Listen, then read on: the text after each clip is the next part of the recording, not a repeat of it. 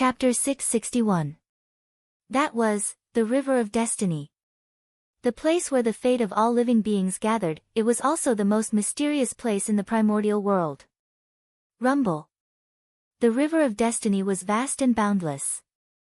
It appeared from the mysterious and unknown void and spanned between heaven and earth.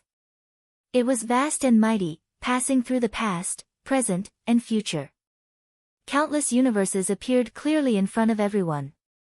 At this moment, all living beings who raised their heads to look at the River of Destiny found a trace of their future trajectory in the vast river. Vaguely, some living beings seemed to have understood something. They grasped a trace of opportunity from the future and had the possibility of confirming their Tao. However, most of them still gained nothing. They looked at the River of Destiny blankly, not knowing what had happened. Boom! Suddenly, an inexplicable vibration shook the entire primordial world and attracted everyone's attention. This is, just as everyone was puzzled, they saw a shocking change in the human race. Terrifying destiny rose and rushed straight to the River of Destiny. It gradually merged with the tributary that represented the destiny of the human race in the River of Destiny. At the same time, in the void, the phantoms of the 5 elements sacred beasts suddenly appeared. They were accompanied by terrifying dragon roars, phoenix cries, chelan roars, tiger roars, and turtle roars that shook the entire primordial world. Rumble. With the appearance of the 5 elements sacred beasts, the River of Destiny changed again. Among the countless tributaries of destiny, 5 of them were countless times larger than the other tributaries. They were like vast rivers that suddenly changed their trajectories and flowed towards the destiny of the human race, converging with it. After that, countless mysterious shadows appeared in the sky above the River of Destiny. Each of them represented a tributary and gathered towards the destiny of the human race. These mysterious shadows were formed from the destiny of the myriad races.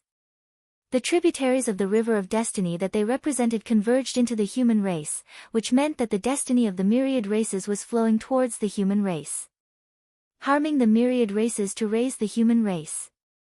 In terms of destiny, the human race could be said to be number 1 in the primordial world. However, if one wanted to become the main character of the world, being number 1 was not enough.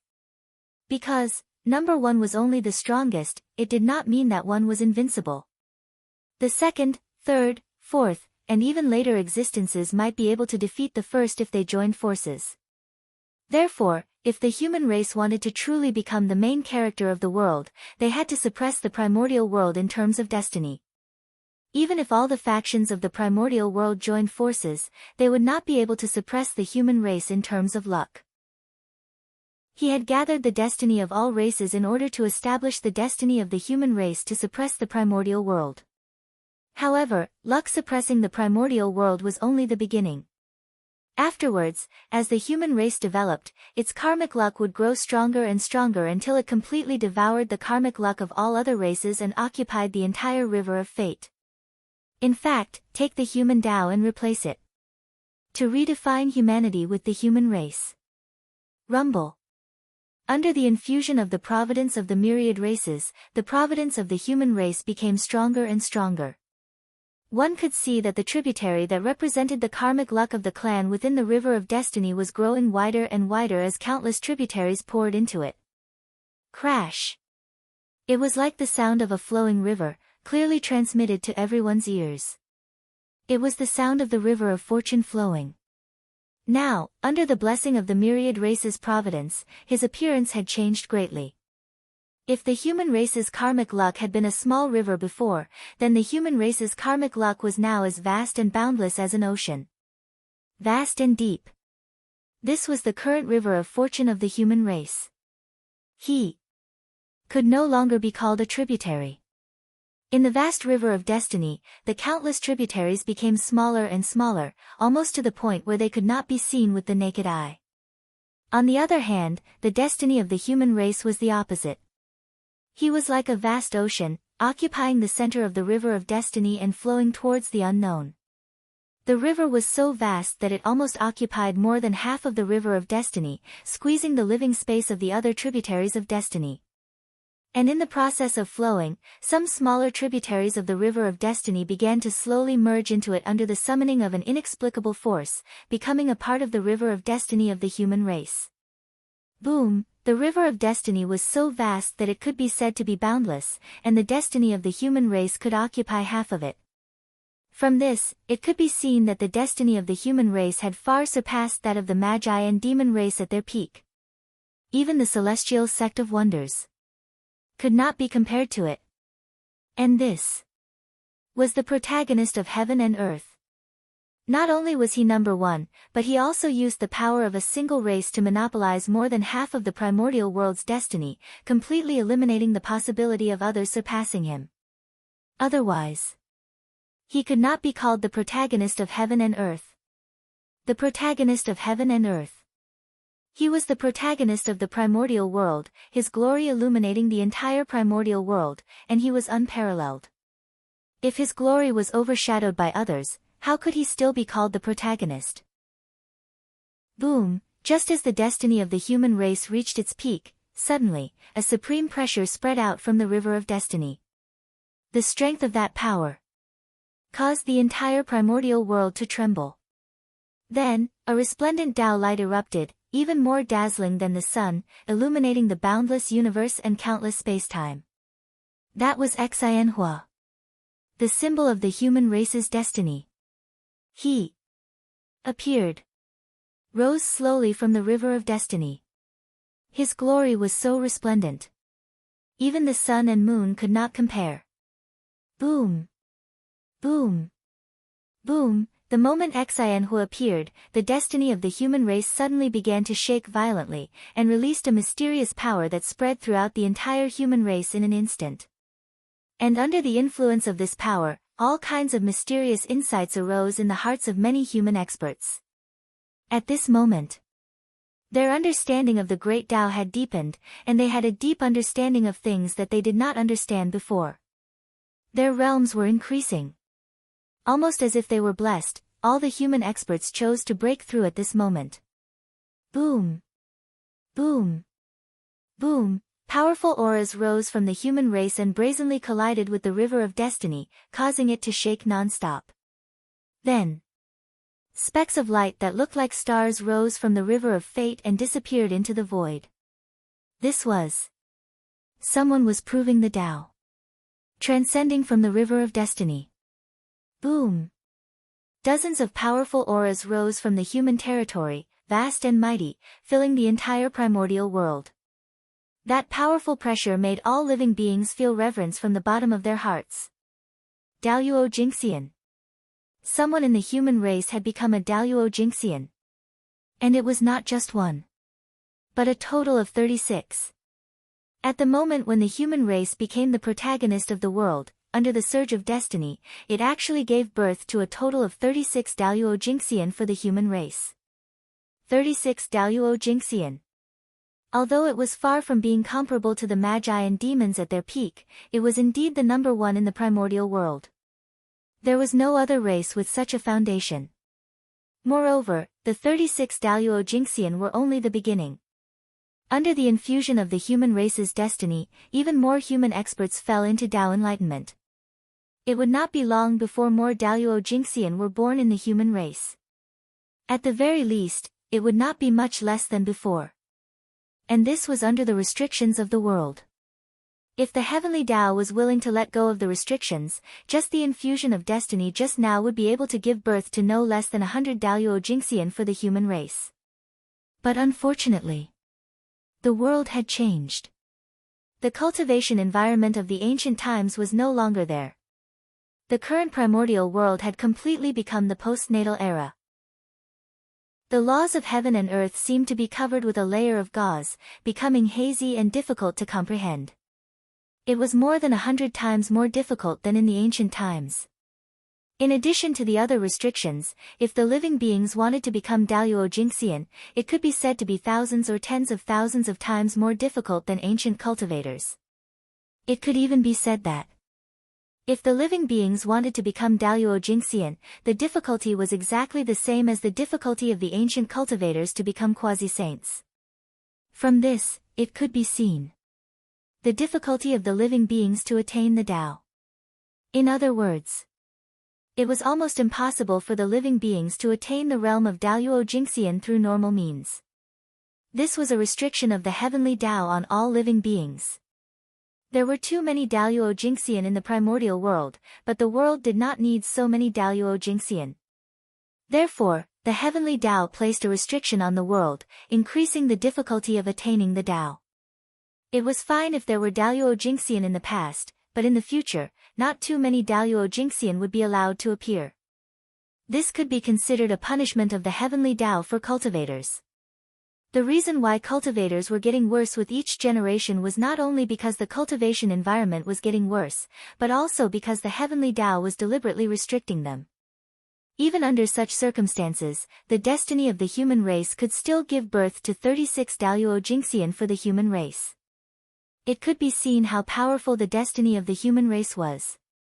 And the strength of the destiny of the human race was not only shown.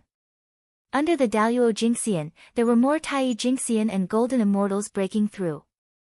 It could be said that as the human race became the main character of the world, the strength of the human race as a whole increased by a large level. With so many experts breaking through, almost all the spiritual energy in the human territory was squeezed dry. Even the heavenly cycle palace, which the human race had the most, was not enough. If the human race's destiny was not strong enough to directly draw innate spiritual energy from the heavenly realm, the spiritual energy in the human territory would not be enough to support the breakthrough of so many experts. After this, the only shortcoming of the human race has been completely fixed. In the heavenly court, the South Pole Emperor quietly watched the changes of the human race, his heart filled with joy. The sudden change really brought him a huge surprise. One had to know that although the human race was strong in the past, it was obviously abnormal. There were many low-level cultivators, and they could be said to be the most powerful in the primordial world.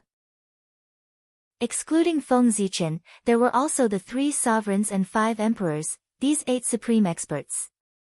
However, there were really too few middle-level and high-level cultivators. Daluo Jingxian was only in his 30s, obviously not worthy of the identity of the main character of the world. However, under the infusion of destiny, the strength of the human race suddenly increased to a level that was enough to match the identity of the main character of the world.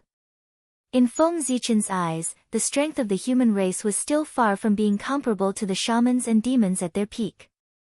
However, in the current primordial world, it was enough. They deserved to be number 1. Even if the 4 great sage orthodoxies attacked together, they were far from being a match for the human race. It could be said that under the infusion of destiny, the changes of the human race in this short period of time were comparable to the changes of the human race's normal development for tens of millions of years. This change. Who would it be? Who would be unhappy? Not to mention Feng Zichen. The human race's destiny skyrocketed, and even the 3 sovereigns and 5 emperors who were cultivating in the Fire Cloud Cave received some benefits, and their strength increased to varying degrees. Even Nuwa, who was far away in the chaos outside the heavens, was also affected, and her strength suddenly increased by a large margin. However, for them, the improvement of their strength was secondary. The main thing was that with the improvement of their destiny, their understanding of the Tao had become deeper. Especially for Fushi, the improvement of his destiny was even more significant. With the blessing of the human race's destiny, he, who already had a deep foundation, truly saw the possibility of attaining the Tao. It was estimated that it would not be long before he could take that crucial step and cultivate into the primordial Daluo Jingxian. This kind of power was not the power brought by the quasi-saint karmic rank, but the power that truly belonged to him. The primordial Daluo Jingxian. The karmic rank only brought him the power comparable to the primordial Daluo Jingxian, but it did not deprive him of the possibility of continuing to improve. The two did not conflict. On the contrary, the two complemented each other. Karmic rank was the authority of the primordial world. Having a karmic rank. It was like the authorities were giving you a cheat. With the blessing of the karmic rank, the cultivation speed would be faster. Similarly, the stronger one was, the more perfect the power brought by the karmic rank could be. It was true that the power of the karmic rank was very strong, but this did not mean that the person with the karmic rank was weak. In other words, even the current 6 sages, even if they had suddenly lost their sage karmic rank, they were still the supreme masters who suppressed the primordial world. This was because they had already cultivated into the realm of the primordial Daluo Jingxian with the blessing of the sage karmic rank. The 6th heaven of the sage was the 6th heaven of the primordial chaos. In terms of the essence of the realm, there was no difference between the two. The only difference was that the former could control the power of the way of heaven, while the latter could not. As the supreme masters of the human race, the 3 sovereigns, 5 emperors, and Nuwa had all benefited. In terms of contribution to the human race, Feng Zichen, who was also the North Star Emperor, would naturally benefit more than them. Boom, on the North Star. An invisible force descended with a loud rumble. It ignored all the restrictions and formations and directly blasted on the light cocoon formed by the North Star Emperor in the North Star Palace. The North Star Emperor, who was at the critical moment of transformation and was only half a step away, directly took the last step with the help of this force and completed the final transformation. Bang! There was a shocking explosion, and the light cocoon formed by the North Star Emperor shattered and turned into light spots that filled the sky and disappeared. At the same time, a supreme pressure swept out in all directions with the North Star as the center. In the blink of an eye, it spread to the entire primordial world. Whoosh! At this moment, the world went silent. In front of this supreme pressure, the world seemed to have frozen. Time and space stopped moving, and the rules also stopped operating. Only on the North Star. A figure that was surrounded by Taoist rhymes and filled with a mysterious aura slowly appeared. That was the North Star Emperor. He had attained the Tao. In a trance, endless light bloomed from his body. It was extremely bright, and the world lost its color. Only the bright light of the Tao filled the air. P.S. Today is the birthday of my book friend, the Sky Guide. I would like to say to him, Happy birthday. I hope he can see it. Chapter 662. However, very soon, the unbelievably bright Tao light began to fade. Like flowing water, the Tao light that shrouded the entire eldritch universe vanished in the blink of an eye and gathered behind the North Star Emperor. After a series of distortions, the bright Tao light gradually dimmed, and endless mysterious runes appeared. Not long after, the Tao light completely disappeared. A long river made of innate runes replaced his position and floated behind the North Star Emperor, bobbing up and down. That was the Great Tao River. It was formed by the North Star Emperor's Great Tao and was more than 3,000 miles long. It represented the North Star Emperor's 3rd heaven of primordial chaos. That's right, it was the 3rd heaven. With the help of the postnatal providence, the North Star Emperor's position, and the human race's providence, the North Star Emperor broke through to the 3rd heaven of primordial chaos. That was the benefit of having a karmic rank. It was fine if he did not break through, but once he did, he would break through to the next realm. Ordinary people could not be envious. Rumble. The Great Tao River was vast and mighty. It was only 3,000 miles long, but it gave people a feeling that it was incomparably huge. It was like a bridge of heaven and earth that pierced through the entire world and emanated endless majesty. Splash! Suddenly, the Great Tao River moved. Endless innate runes flowed like flowing water and made splashing sounds, breaking the peace of heaven and earth. Then, as if something was broken, heaven and earth resumed its flow. Time and space were no longer stagnant, and the laws began to operate again. Everything returned to normal. Rumble. The moment heaven and earth returned to normal, countless great Taos and laws appeared in the sky at the same time and gathered toward the North Star.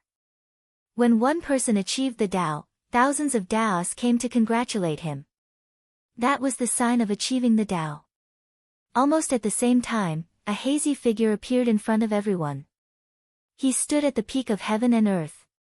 He was only the size of an ordinary person, but he gave people the feeling that he was as vast as heaven and earth. It was as if he was the incarnation of the Tao. No, not the incarnation of the Tao, nor the carrier of the Tao. Instead, he was the Tao. Praise the North Star Upper Palace's Heavenly Emperor, Infinite. Praise the West's Heavenly Emperor of Supreme Polarity, Infinite. Praise the West's Heavenly Emperor of Supreme Polarity, Infinite. Almost involuntarily, the living beings could not help but worship the Gaochen star and praise it. After that, not long after all the living beings bowed, the phenomenon of flowers falling from the sky and golden lotuses surging from the ground suddenly appeared in the heavens and the earth, and boundless auspicious aura suffused the air. It could be said that, following the North Star's attainment of the Tao, a joyous atmosphere pervaded the entire wilderness. This was the heavenly Tao's blessing to the North Star Emperor. The North Star Emperor's attainment of the Tao was celebrated by everyone. This treatment was almost comparable to that of a saint. As the supreme of heaven and earth, the innate sword ancestor, the sage emperor of the human race, the post-celestial Tao ancestor, and the great Taoist priests, great Emperor Gaochen was qualified to do so. If the heavens and earth did not bless him when he attained the Tao, given the vastness of the primordial world, who was qualified to receive the blessings of the world when they attained the Tao? After all, in a sense, the status of the North Star Emperor was even more honorable than that of a sage. Not to mention anything else. The 3 words, great Taoist priests, were enough to make the North Star Emperor stand at the top of the untainted land and be worshipped by all living beings. The North Star Emperor has attained the Tao. The great divine masters who were awakened by the commotion of the human race stared blankly at the North Star Emperor's attainment of the Tao. Even though they had thousands of words in their hearts, they could not say a single word. Even though they knew that the North Star Emperor would attain the Tao at any time, everyone was already mentally prepared. However, when this scene really happened, it still brought great shock to the great divine masters of the primordial world. Even the great Emperor Xue's attainment of the Tao did not bring such a great shock to everyone. Under this kind of shock, because of the North Star Emperor's attainment of the Tao, the bottleneck that restricted them from breaking through the primordial chaos Daluo Jingxian began to loosen. They did not have the time to check. Everything was because the one who attained the Tao was the North Star Emperor. The young man from the human race was from the Zichen clan. He was different from the great Emperor Xue. The great Emperor Xue had a strong background and was almost unparalleled in the primordial world. He was a great god born from the Xue star and was from the same sect as the heavenly Tao. He was known as the god of Pangu and was the purest Pangu. Such a person was destined to attain the Tao. No matter how great his achievements were, it would not surprise anyone. At most, they would sigh and say, the legacy of the Pangu is so terrifying. On the contrary, it would be surprising if such a person could not attain the Tao. Therefore, even if the great Emperor Xue only used less than 10 million years to attain the Tao, no one would be too surprised. Moreover, from the fact that the great Emperor Xue and the North Star Emperor were on good terms, it could be seen that the great Emperor Xue had already existed countless years ago. It was just that he did not show up because of the threat of Dijun. Being born during the great calamity of the world was just a trick to deceive people. Who knew how many years he had hidden in the dark to cultivate? Therefore, using less than 10 million years to reach the Tao was something that could only deceive some ignorant existences. None of the truly powerful existences would believe such a thing. However, the North Star Emperor was different. He was a great existence that had really grown up under their noses. It had only been more than 10 million years since the birth of the human race. As the leader of the 10 generations of the human race, Feng Zichen, from the moment he embarked on the path of cultivation, it had been less than 10 million years. However, in such a short period of time, not only had he surpassed them, but he had also attained the Tao before them. He had left them far behind and even surpassed them by a large margin. Compared to him, they could be said to have lived for hundreds of millions of years in vain. Moreover, the most unacceptable thing for the great divine masters of the primordial world was Feng Zichen's background. If Feng Zichen was the reincarnation of a chaos fiend god or some other creature with a profound background, Then, everyone would be able to accept his current achievements. However, Feng Zichen was a postnatal life form. Even if he was the first postnatal life form in the primordial world, he was still a postnatal life form.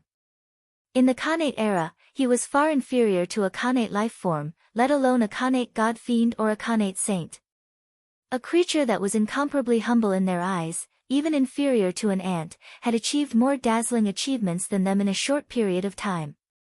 In front of Feng Zichen, the great divine masters, who had always thought that they were not weaker than others, felt that they were inferior to him for the first time. The huge difference made it difficult for the great divine masters, who were used to being high and mighty, to adapt. That sense of unwillingness deeply pierced their self-esteem, making it difficult for them to accept the truth in front of them. However, they had to accept it even if they couldn't. As the North Star Emperor withdrew his aura, the heaven and earth phenomenon also ended. The majesty that suppressed the heavens and the earth also disappeared in an instant. And all of this symbolized that the North Star Emperor had stabilized his realm. Sigh. Don't be conflicted. The North Star Emperor's attainment of the Tao is his own and also his opportunity. There's nothing to be envious of. Moreover, his attainment of the Tao is also a good thing for us. The poor Wei feels that with the North Star Emperor's attainment of the Tao, the boundary between the quasi-sage realm and the primordial chaos Daluo Jingxian realm is becoming more and more blurred. Perhaps it won't be long before we can attain the Tao. After all, they had seen too many storms. After losing their composure for a short while, everyone quickly stabilized their Tao hearts and improved a little, making their hearts to pursue the Tao even more determined. Then, everyone put away their complicated emotions and flew towards the boundless starry sky with a calm attitude to congratulate the North Star Emperor's attainment of the Tao. Just as everyone moved, the North Star Emperor and the South Pole Emperor moved at the same time. The difference was that one was walking towards the boundless starry sky, while the other was heading towards the boundless starry sky. At the same time, in the primordial world, changes occurred again.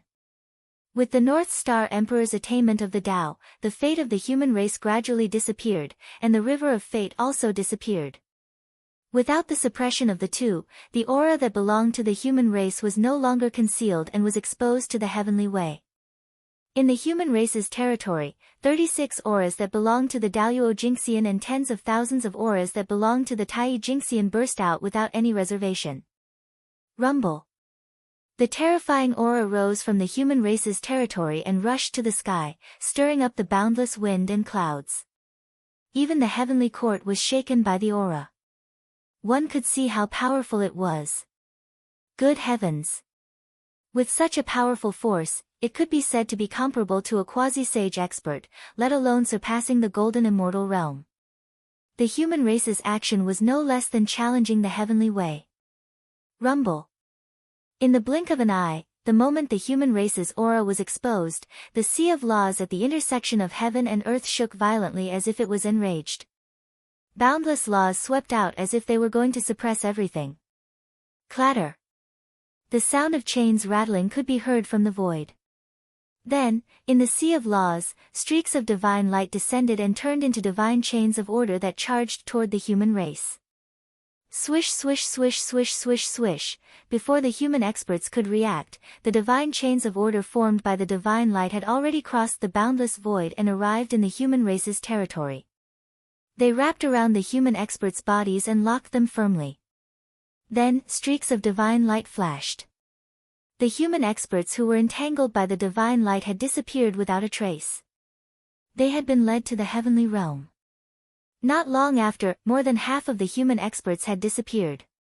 However, while some people were slow to react, there were naturally others who reacted quickly. As soon as the river of fate disappeared, some people realized that something was wrong. Almost instinctively, they rushed into the heavenly palace. Thus, under the protection of the heavenly palace, these human experts were not sensed by the divine light and were spared. Even so, more than 80% of the human experts were still forced to ascend to the heavenly realm. After this incident, the human race's strength in the primordial world could be said to have suffered a great loss. When they were forcefully received by the divine light, their bodies were branded with the heavenly Tao. With this Tao imprint, even if their strength was suppressed, they would not be able to return to the primordial world in a short period of time. This was because with the heavenly Tao imprint on their bodies, they would definitely be rejected by the primordial world.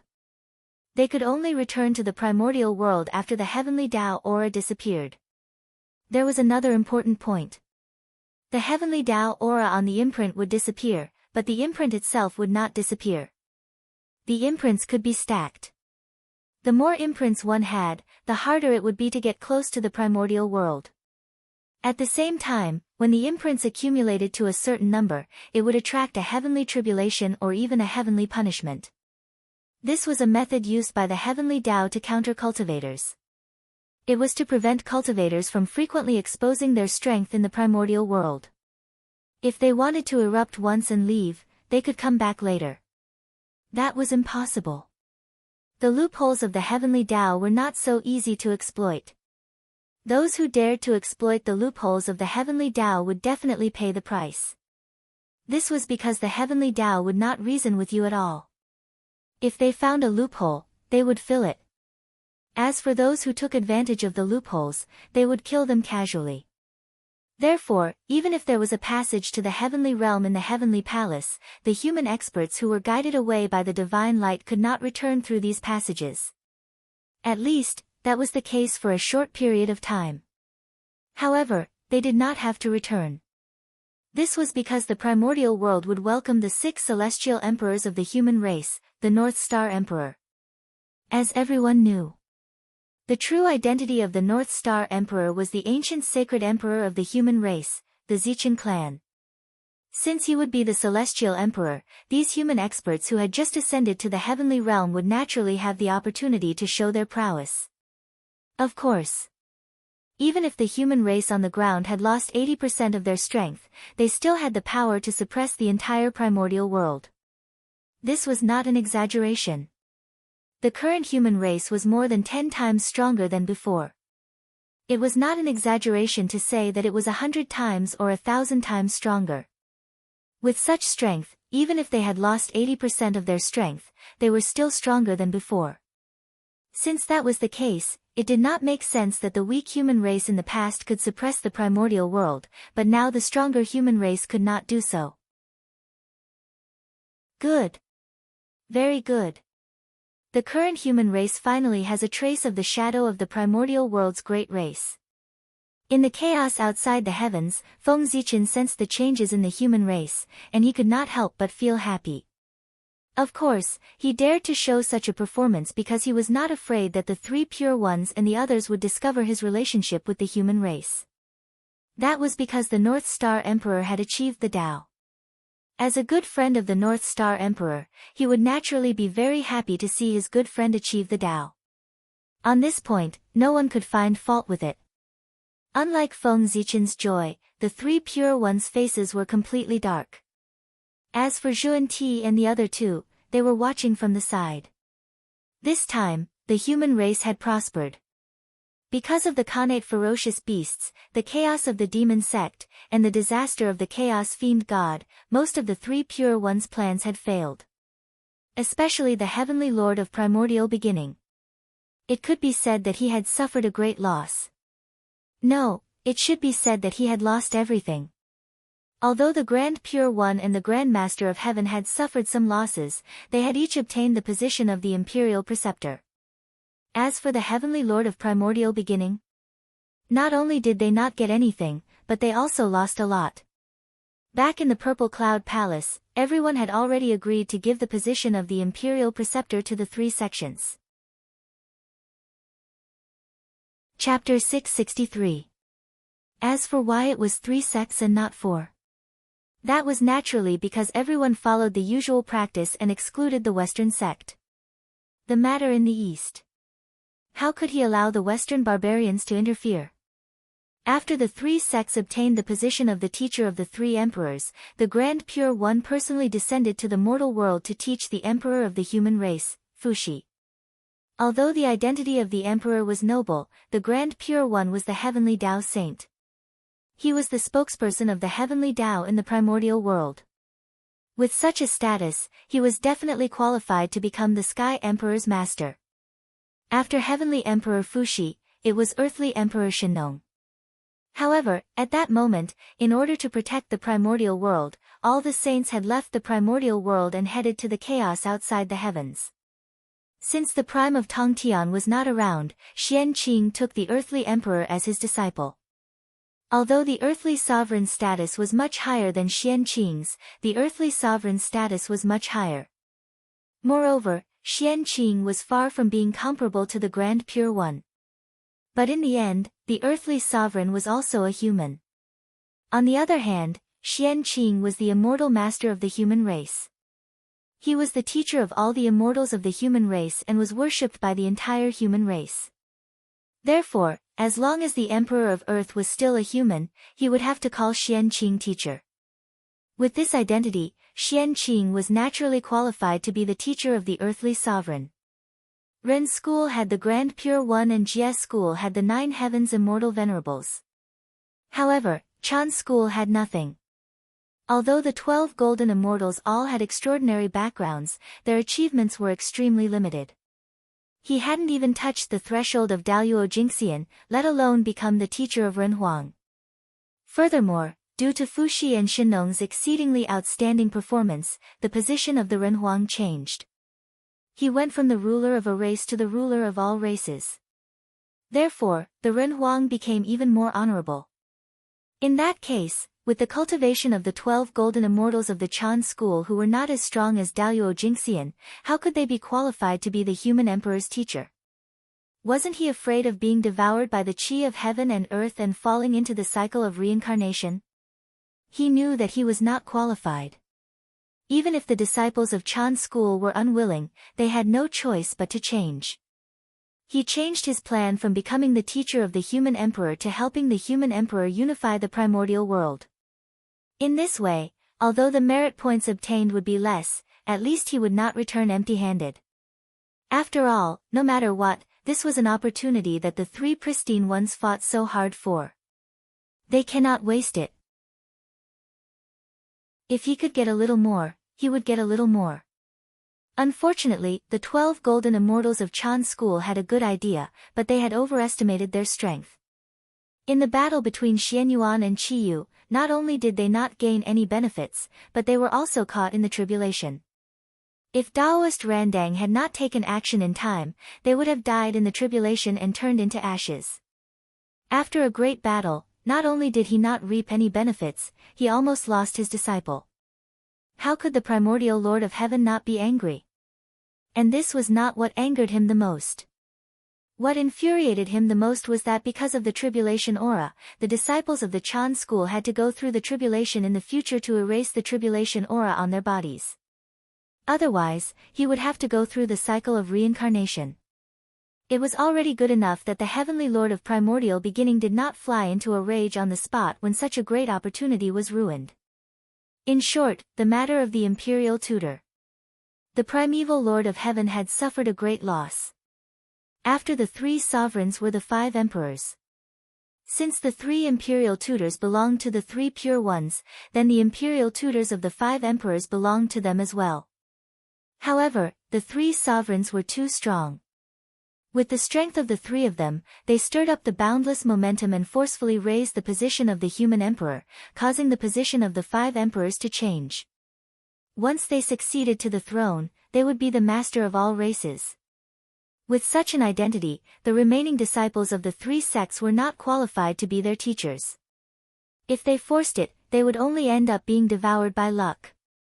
Just like that, the 3 pure ones' plan for the human race was broken in an unexpected way. The failure of the imperial tutor's plan undoubtedly had a huge impact on the 3 pure ones. Because this caused their subsequent plans for the human race to be unable to be carried out. The reason why the 3 pure ones valued the position of the imperial tutor so much was not because of the merit. How much merit was there? How could it move the 3 pure ones, who had the merit of opening the heavens? What really moved them was the destiny of the human race. After grasping the position of the imperial tutor, they could use this as a foundation to slowly erode the destiny of the human race. Without the position of the imperial tutor, the three pure ones would lose a method to erode the destiny of the human race. In this way, how could their faces not turn black? As for receiving Zhuan-Ti, no matter how high the destiny of the human race was, it would have nothing to do with them. No, it was not completely unrelated. After all, there was an irreconcilable blood feud between the two. If the destiny of the human race was too strong, it would not be a good thing for receiving Zhuan-Ti. In the future, he still needed to find an opportunity to weaken the strength of the human race. Otherwise, if the human race was too strong, they would attack the Western sect instead. In the chaos outside the sky, unlike the three pure ones' gloomy expressions, the joy on Yua's face was almost undisguised. She was too happy. No matter how much she fantasized, she would never have thought that the postnatal race that was created to achieve the Tao. Today, she had achieved something that even the magi and demons had not done at their peak and become the main character of the primordial world. That was the main character of the world, a powerful race that controlled half of the destiny of the primordial world. Although the destiny of the human race was not completely controlled by Nuwa, as the creator of the human race, as long as the human race was not destroyed, she would always control a portion of the destiny of the human race. This was a unique benefit of the creator of the human race. Others could not envy it. This portion of destiny was between 10% and 20%. The remaining destiny of the human race was more complicated. Because of the immortal Tao, the celestial sect of wonders controlled 20% to 30% of the destiny of the human race. The immortal Tao was the foundation of the celestial sect of wonders.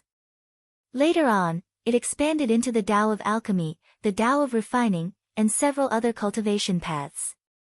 As long as there were people in the human race who cultivated these great Taos, a portion of the destiny of the human race would definitely flow into the celestial sect of wonders. This was something that could not be helped. To be honest, the reason why the celestial sect of wonders could dominate the primordial world was that the immortal Tao had become the mainstream of the primordial world's cultivation. The immortal Tao was the foundation of the celestial sect of wonders. In a sense, anyone who cultivated the immortal Tao was a member of the celestial sect of wonders. The power of the celestial sect of wonders could be seen from this. The destiny of the human race that belonged to the celestial sect of wonders was not unique to the three pure ones, but shared by the disciples of the celestial sect of wonders. However, the three pure ones made up the majority, about 90% of them. After the celestial sect of wonders, the heavenly court also controlled a portion of the human race's destiny, but it was not much. The heavenly court. As the ruler of the primordial world, his destiny was not born out of thin air. When the heavenly court was formed, all existences in the primordial world, regardless of whether it was a person or an object, as long as they were in the primordial world, they had to part a wisp of destiny and gather in the center of the primordial world. And this was the destiny of the heavenly court, and it was also the symbol of the heavenly court's control of the primordial world. As a member of the primordial world, the human race naturally had a wisp of destiny in the heavenly court. If the heavenly court had it, so did the Yin court. After all, countless people died every year in the human race. After deducting the destiny in the hands of outsiders, the destiny that the human race truly controlled was only about 50%. This was already quite a lot. In addition to the destiny in Nua's hands, it was already almost 70%. This 50% of the destiny that belonged to the human race belonged to the human race, and it was not in the hands of a single person. However, although this portion of destiny was shared, it was not something that anyone could use. Without a doubt, Feng Zichen had the highest priority in the use of this portion of providence. After that, it was the 3 sovereigns and 5 emperors. After that, it was those with high authority in the human race. Don't underestimate this 50% of the human race's destiny. One had to know that the destiny of the human race was as much as half of the primordial world's destiny. Its strength had reached an unbelievable level. Even a saint would not dare to say that he could contend with it. Even if it was only 50%, if it could be completely concentrated on a single person, it could create an existence that was comparable to a saint out of thin air. However, it was a pity that unless it was a last resort, the destiny of the human race would not all gather on a single person. After all, the destiny of the human race was not all on a single person. 50% of the destiny is not much, but it is not little either. However, for the human race, it is already the bottom line. It can't be less. If it is less than 50%, the human race will be in danger of losing its dominance. In the chaos outside the sky, Feng Zichen thought to himself. The human race only controlled 50% of the destiny. This was an extremely dangerous signal for him. One had to know that destiny was not unchanging. If someone controlled more than 50% of the destiny of the human race, then if this person wanted to do something to the human race, Feng Zichen would not be able to stop him at all. Therefore, 50% of the destiny was Feng Zichen's bottom line. However, this was far from enough. He still needed more. Only when more of the destiny of the human race was in the hands of the human race could the human race truly control their own destiny and not become someone else's puppet. 50% of the destiny of the human race outside, other than the 10% of the destiny of the Nuwa that could not be changed, the rest of the destiny was Feng Zichen's goal. Destiny was not unchanging. External factors had a great impact on it. If the immortal path's influence in the human race was weak, then correspondingly, the destiny of the human race that it controlled would be reduced. At present, Feng Zichen's primary goal was to suppress the immortal path and weaken the influence of the three pure ones on the human race. And on this point, the North Star Emperor was already planning. Looking from the chaos outside the sky back to the primitive land. At this moment, with Emperor Shun's abdication, everyone elected you as the leader of the human race to rule the primitive land. However, due to the end of the Emperor's destiny of the human race, you was only respected as King Yu, not Emperor Yu. However, even though the Emperor's destiny of the human race had ended, the Emperor's aura of the human race did not weaken at all. It still existed in the form of a nine-clawed divine dragon, hovering above the ancestral land of the human race, emitting endless majesty that deterred all races. Perhaps, with the support of such a strong emperor's aura, it would produce an emperor's purple aura for the human race. It was not impossible for King Yu to take another step forward and become one of the 9 great emperors of the human race. What a strong emperor's aura! Perhaps, this is where Yu's opportunity lies. With this, he can take another step forward and become a great emperor. If this is really the case, the destiny of the human race will definitely be stronger. In the heaven, the North Star Emperor could not help but exclaim when he saw the scene in the ancestral land of the human race. Such a strong emperor's aura could be said to be the foundation of becoming an emperor. As long as the human race could develop steadily in the coming days without any major issues, the matter of you becoming the Motherf * King Human King was basically set in stone. However, things would obviously not go so smoothly. That was because Heaven's Way had decided for the human race to prosper and there were only 8 great emperors, the 3 sovereigns and 5 emperors. The extra one was obviously not within Heaven's Way's plan. This was going against Heaven's Way. There would definitely be countless tribulations accompanying it to cut off the possibility of the 9th great emperor appearing in the human race.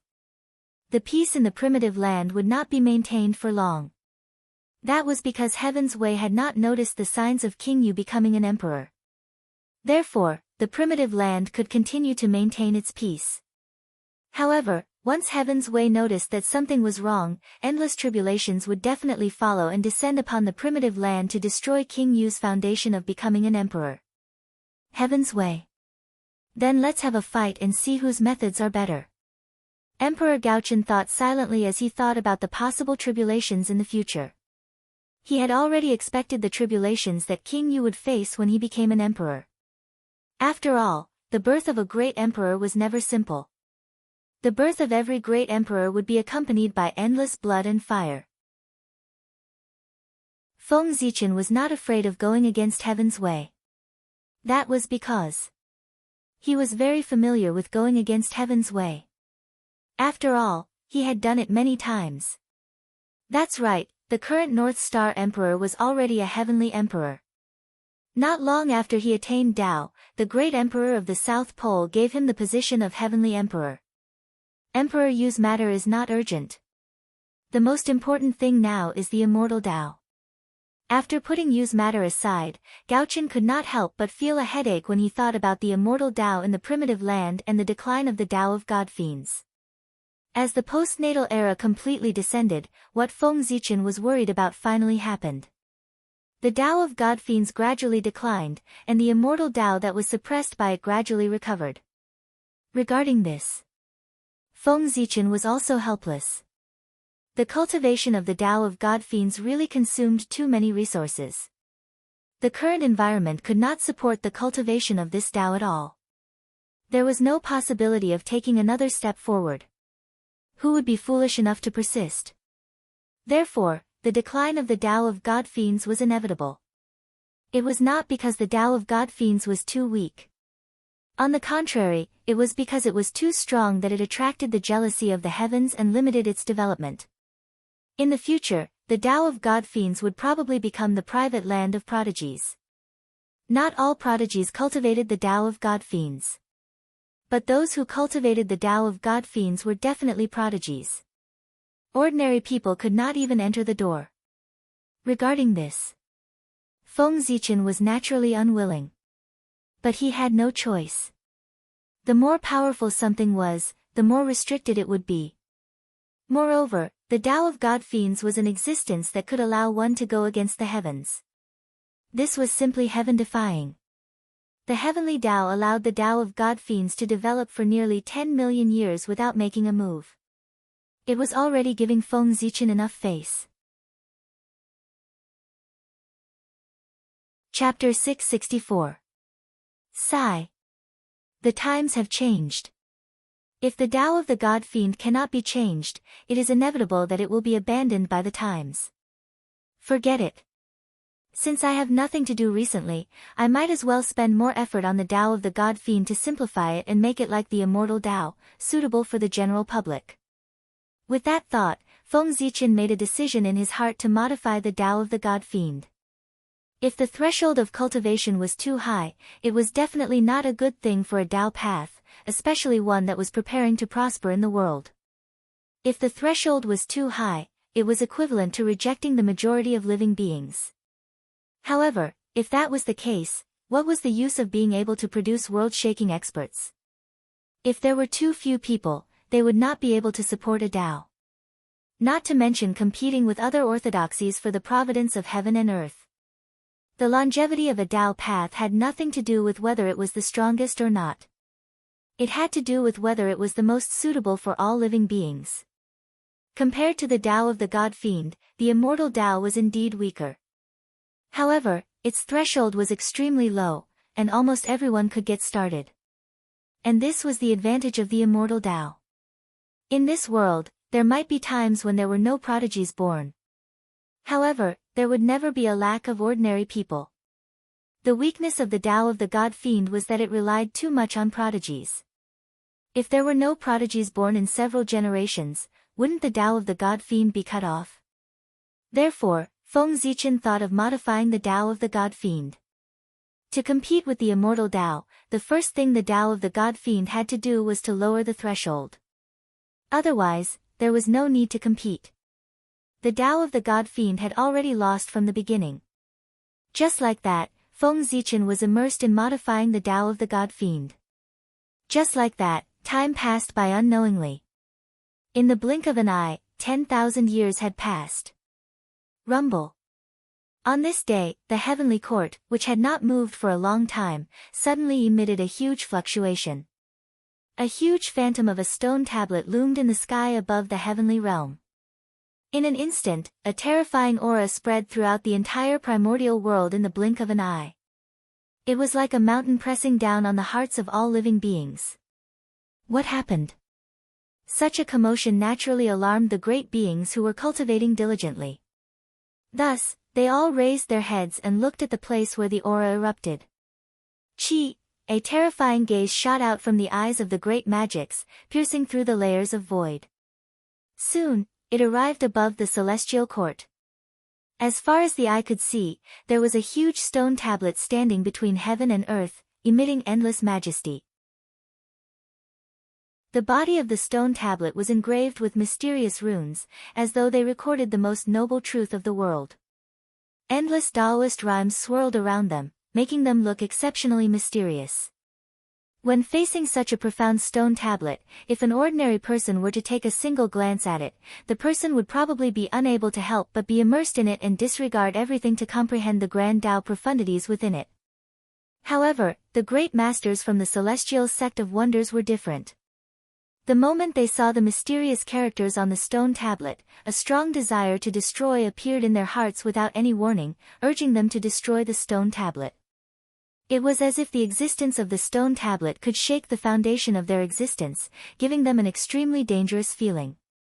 It was this feeling that made them want to destroy the stone tablet, and they couldn't get rid of it.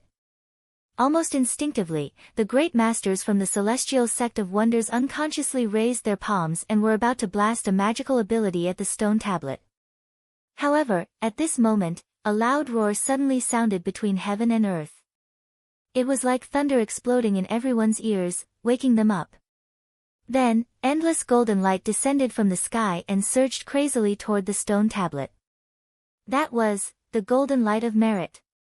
What is the origin of that stone tablet? Why did the poor Wei have the idea of destroying it just by looking at it?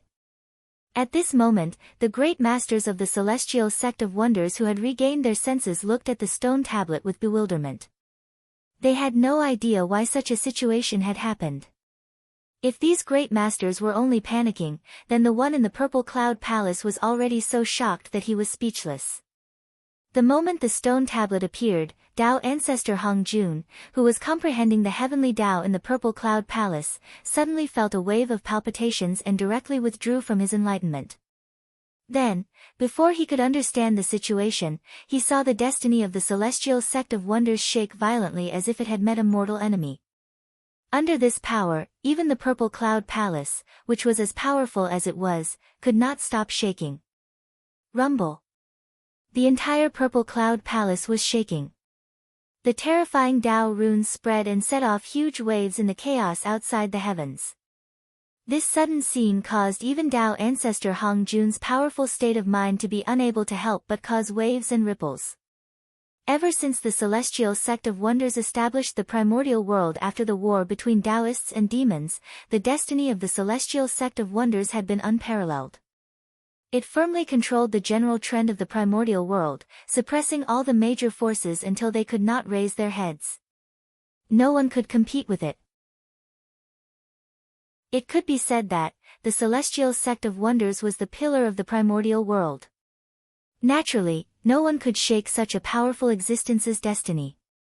But today, the destiny of the celestial sect of wonders was shaking violently out of the ordinary, as if it had met a mortal enemy. How could Tao ancestor Hong Jun not be shocked?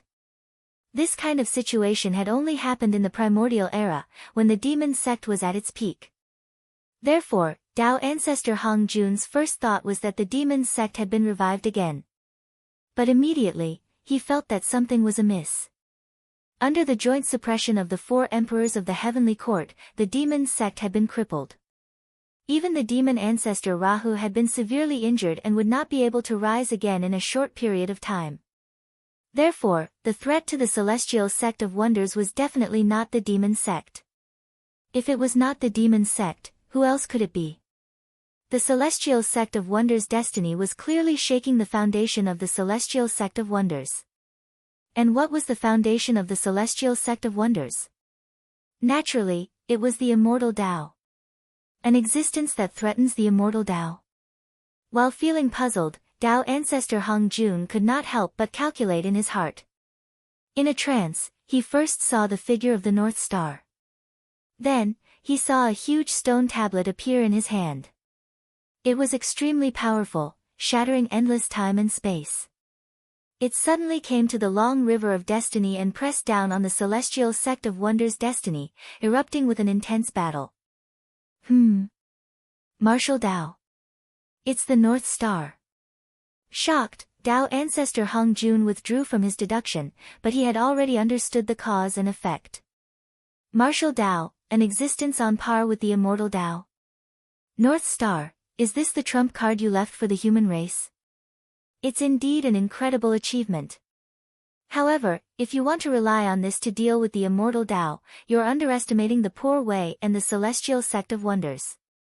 The Celestial Sect of Wonders was able to stand at the peak of the Eldritch world for countless years not only because of the advantage of the immortal Tao, but also because of the accumulation of the immortal Tao cultivators who occupied almost 90% of the Eldritch world's living beings. In the face of such a powerful force, how can a newly born martial Tao compete with the immortal Tao? After understanding everything, Tao ancestor Hung Jun only sneered coldly, and then he once again fell into a state of enlightenment. Even though he knew about the existence of martial Tao, he had no intention of doing anything to it.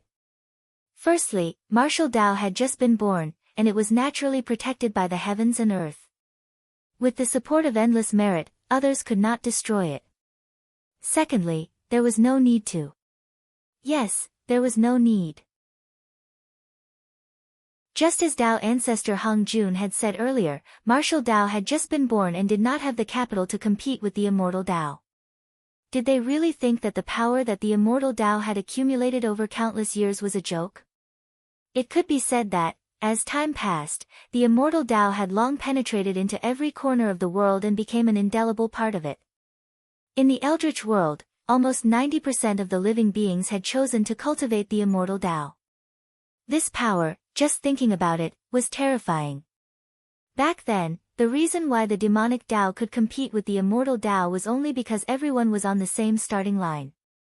And now, the Celestial Sect of Wonders had long reached the end, but the martial Tao had just started from the beginning. With such a huge gap, how could the two compete? There was no comparison at all. If the immortal Tao was surpassed by the martial Tao under such circumstances, then it could only be said that the experts of the Celestial Sect of Wonders were worse than pigs. They might as well all die of stupidity. In short, regarding the competition with the martial Tao, Tao ancestor Hung Jun could not be considered to have interfered. He had already merged the Tao and become a part of the heavenly Tao.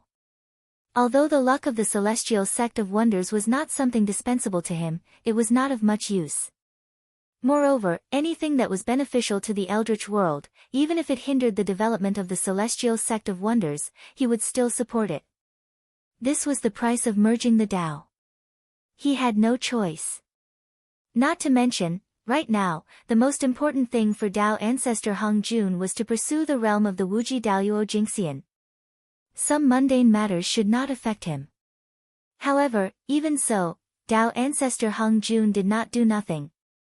Just as he was cultivating in seclusion again, information about the martial Tao naturally appeared in the sea of consciousness of the second-generation disciples of the Celestial Sect of Wonders. After all, it was the great Tao that he had created himself. Tao ancestor Hung Jun had some selfish motives. Ha! Very good. In a hall somewhere in the heavenly court, Feng Zichen looked at the stone tablet floating in the air in front of him and could not help but nod his head in satisfaction. This stone tablet was called the Heavenly Tablet of Martial Tao. The mysterious runes recorded on the tablet were the general outline of Martial Tao. And without a doubt, the so-called Martial Tao was a simplified version of the Path of Gods and Demons. Compared to the Path of Gods and Demons, the Martial Tao was undoubtedly much weaker. Not only was its combat strength far inferior, but even its ability to go against the innate heavens was also removed. This formed the martial Tao in front of him. However, although the martial Tao was weak, its threshold had dropped too much. It was even lower than the immortal Tao. Basically, anyone could enter the martial Tao. There was no aptitude requirement at all. There was just one thing that was not good. That was. It was easy to enter the martial Tao, but difficult to achieve great success. If one wanted to achieve great success in the martial Tao, it was much more difficult than achieving great success in the immortal Tao. However, it did not matter. The martial Tao was not prepared for those with good talent. The meaning of the martial Tao was to facilitate those with insufficient aptitude to step onto the path of cultivation. Those with good talent did not need to cultivate the martial Tao. At the end of the martial Tao, there was still the path of gods and demons waiting for them. The end of the martial Tao was the beginning of the divine Tao. The end of the martial Tao here did not refer to the Tao. It was when the martial Tao foundation establishment reached an extremely perfect realm. There was no way to advance. In this way, one could break the shackles of the martial Tao and step into the domain of the path of gods and demons. It could be said that the martial Tao was the foundation of the path of gods and demons. The meaning of its existence, other than helping those with poor talent to step onto the path of cultivation, there was another purpose. That was to select talents for the path of gods and demons. Only those with the most outstanding performance when the martial Tao foundation establishment could step onto the path of gods and demons. Although the path of gods and demons and the martial Tao were two different great Taos, in fact, they were the same great Tao. The difference was, one walked the elite path, the other walked the popular path. The path of gods and demons was Feng Zichen's painstaking effort. How could he give up so easily? Naturally, he had to think of a way to preserve it completely. Even if there was the martial Tao, he could not cut off the inheritance of the path of gods and demons. Therefore, he had just thought of this way to have the best of both worlds. Not only did he preserve the path of gods and demons, but he also derived a martial Tao that was more suitable for the human race. The heavenly steel of martial Tao, go. In the heavenly court, Feng Zichen raised his arms slightly and pointed out. Immediately, the heavenly steel of martial Tao shook. A wave of martial Tao true will soared into the sky and pierced through the 33 heavens. Then, the heavenly steel of martial Tao broke through the void of the heavenly realm and directly passed through the sea of laws. With an incomparable aura, it crashed into the human race's ancestral temple. Rumble. At this moment, the destiny of the human race shook. Almost at the same time, the cultivation method of the martial path appeared in the minds of all the human race cultivators. In just an instant, martial Tao spread throughout the entire human race. The heavenly steel of martial Tao. It could be said that it was Feng Zichen's proud work. It was an object that preached the Tao, a divine ability, and a magic treasure. It was said that it was an object that preached the Tao because it recorded the truth of the martial Tao. It was said that it was a divine ability because in order to carry the truth of the martial Tao, Feng Zichen had changed the supreme divine ability that he had created from comprehending Mount Buzhou, the Mount Buzhou seal, and used its immortal divine power to transform into the main body of the heavenly steel of martial Tao. It could be said that, a heavenly steel of martial Tao, it was equivalent to a small Mount Buzhou. And it was Mount Buzhou that carried the true will of martial Tao. Its power could be imagined. As for calling it a magic treasure, it was because at the moment of the birth of the martial Tao, boundless merit fell from the heavens and all fell into the heavenly steel of martial Tao. Even Feng Zichen's portion was injected into it. For this, with the help of merit, the heavenly steel of martial Tao was able to turn into reality. It became a top-notch postnatal merit supreme treasure. Moreover, the limit of the heavenly steel of martial Tao was not limited to this. As an object that preached the Tao, the heavenly steel of martial Tao carried the martial Tao. For this reason, it would definitely be worshipped by the human race in the future. In this way, the heavenly steel of martial Tao would not lack incense and willpower in the future. Unlike humans, magic treasures did not have spiritual intelligence, so they did not have to worry about the hidden dangers in the incense and willpower. Therefore, with the support of the incense and willpower, even if the heavenly steel of martial Tao could not transform into a primordial treasure. However, its power would also become stronger and stronger. Sooner or later, it would reach the level of a primordial treasure. In that case, the human race would have another primordial treasure. And these would be the human race's capital to fight against the celestial sect of wonders in the future. After the birth of martial Tao, the luck of the human race has increased a lot. However, none of this is important. What's important is that with the birth of martial Tao, the human race will have the capital to fight against the immortal path. We won't become the puppets of the celestial sect of wonders. Looking at the changes in the human race, Feng Zichen's face revealed an unfathomable expression.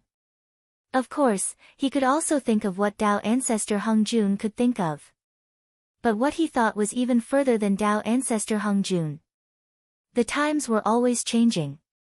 Therefore, in the primordial world, there was no cultivation path that could guarantee that they could always adapt to the times and not be abandoned by the times because they were backward. Therefore, even if it was as strong as the immortal path, there would be a day when it would be abandoned by the times. And at that time, it would be the opportunity for the martial Tao. Chapter 665. If Feng Zichen remembered correctly, in the near future, due to the further deterioration of the world's environment, the immortal path that everyone could cultivate would gradually become unsuitable for everyone. There would always be a portion of people who could not enter because of their poor aptitude. And this group of people would increase as time passed. This kind of situation was inevitable in the development of the era. Even the powerful immortal path could not avoid it. But martial arts would not. The extremely low threshold made it almost impossible for martial arts to be affected by the external environment. Unless the world completely entered an era of no return. Otherwise, even in the age of chaos, martial arts would still have room to survive. And this was an advantage that the immortal path did not have, and also the hope of martial arts surpassing the immortal path. Martial arts had a lot of potential. Of course. All of this was Feng Zichen's imagination. The changes in the future were just a possibility for martial arts to surpass the immortal path, but whether or not it could really achieve this would depend on Feng Zichen's methods. After all, the Xian sect was not to be trifled with. They would not watch martial arts surpass the immortal path. Moreover, the world's environment could not continue to be bad. This was because with the formation of the god Pangu, the primeval world had the possibility of taking a step closer. In theory, the innate spirit qi should be getting denser and denser. The current situation in the primeval world was the result of the deliberate suppression of the heavenly Tao. However, there was a limit to everything. Even the powerful heavenly Tao could not always suppress the primeval world. When it reached the limit, the harder it was suppressed now, the stronger it would rebound in the future. Perhaps, it would return to the ancient primeval age in one fell swoop, or even surpass it. However, that was another story, the story of the recovery of spirit qi. To be honest, Feng Zichen was looking forward to the day of the recovery of spirit qi. Because that was the most suitable era for the path of gods and demons. After the recovery of spirit qi, the ancient bloodline that had been suppressed by the environment for countless years began to slowly recover in the bodies of all living beings. If at this time, all living beings with awakened bloodlines cultivated the path of gods and demons, combined with their ability to go against the innate heavens, wouldn't they have the potential to soar into the sky? This was an advantage that the other grand Daos did not have. It could be said that this environment was tailor-made for the Tao of fiend gods. With the momentum in his body, his god-fiend Tao soared, suppressing all other great Daos. Therefore, Feng Zichen was looking forward to that day. Of course, this was all in the future. It was also a backup plan that Feng Zichen had deliberately left behind. If in the future, martial arts really lost to the immortal path, then the rise of the Tao of gods and demons would be Feng Zichen's last resort to deal with the immortal path. However, according to his original intention, he still did not think that the martial path would lose to the immortal path. Martial arts? A future enemy of the immortal Tao. Seeing the message that suddenly appeared in their minds, the people of the celestial sect of wonders were puzzled at first. Then, they suddenly became alert. There were also many people whose eyes were emitting shocking killing intent. According to their thoughts, anything that could threaten the immortal path should not exist. The immortal Tao was too important to them. It could be said that their achievements today were not only due to their own efforts, but also the help of the immortal Tao. Without the immortal Tao, they would not have been able to step into the realm of sage to be so quickly.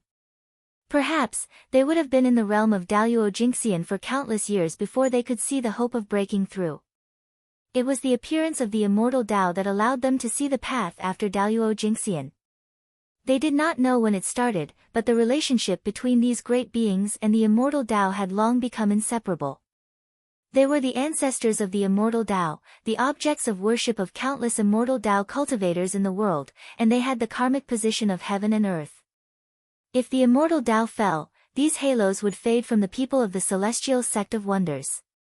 The various blessings that came with it would also disappear. In this case, how could they tolerate it? Emperor Gaochen, is it? I didn't expect that in a moment of carelessness, this person would become a great threat to the immortal Tao. After learning the news of martial arts, for a moment, everyone was extremely disgusted with Feng Zichen, the creator of martial arts. It was this person. He had shaken their interests. He really deserved to die. Thinking of this, everyone could not help but have the intention to kill Feng Zichen in their hearts. Whoosh, with the ability of the great beings, once their intention to kill was raised, heaven and earth would immediately respond. Endless blood clouds appeared, as if covering the sky and the sun, shrouding the entire vault of heaven. At the same time, a murderous aura suddenly came from heaven and earth. It was cold and penetrating, and the temperature of the entire eldritch land could not help but drop a few degrees. Even the living beings of heaven and earth could not help but inexplicably shiver under this murderous aura, and great fear grew in their hearts. At this moment, an angry roar suddenly came from heaven and earth, carrying with it an unparalleled force, dispelling the haze that shrouded the hearts of all living beings. Impudent, an impudent voice came from above the celestial court, containing the fury of thunder, like the roar of the Tao, exploded in the eldritch land, and in one fell swoop, extinguishing the murderous aura of the great beings of the celestial sect of wonders. This was Feng Zichen's voice. The murderous aura of the great beings of the celestial sect of wonders could be felt by all living beings of heaven and earth, let alone Feng Zichen. It could be said that the crowd did not hide their murderous aura at all, and with an extremely arrogant attitude, they went straight to the celestial court. This was simply a provocation, and it showed that the crowd did not put Feng Zichen in their eyes at all. How could Feng Zichen tolerate such an arrogant attitude of the other party? Not to mention, he had just reached the realm of the primordial chaos Daluo Jingxian, and was looking for an opportunity to establish his power, but now someone had taken the initiative to come to his door. Almost without hesitation, he directly roared, with the unparalleled power of the primordial chaos, wanting to teach everyone a lesson. Humph! After the roar, everyone only felt that the dragon's roar was endless in their ears, oppressing their minds, and could not help but let out a muffled groan. Ha! You want to kill me with such ability? It's simply an ant trying to shake a tree, overestimating your own strength. In the celestial court, Feng Zichen seemed to have noticed everyone's performance and could not help but mock them. This was a ruthless slap to the other party's face. As for keeping the peace, that was impossible. Ever since the birth of martial arts, no matter what kind of relationship he had with the celestial sect of wonders, he had now become a great enemy that would not rest until one of them was dead. The celestial sect of wonders. They absolutely could not tolerate him. Since that was the case, why should they show mercy?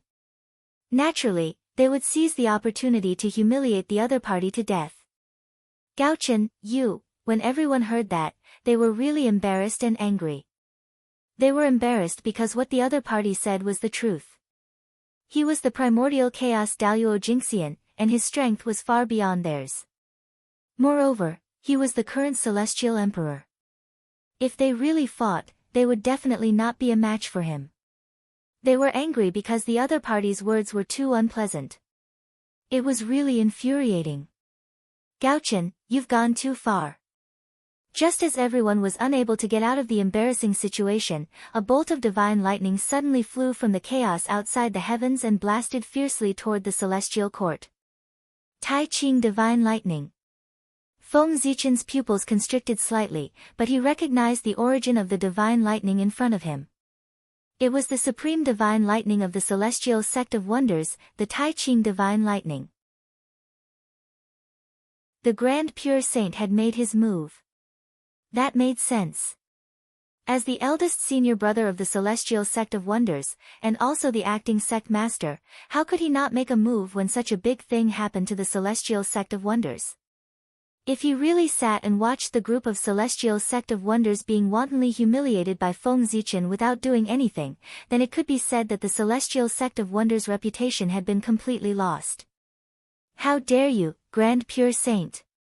How dare you attack the Celestial Court? Even if you're a saint, you'll have to pay the price. The moment he saw the Tai Ching divine lightning, Feng Zichen's heart did not feel any fear.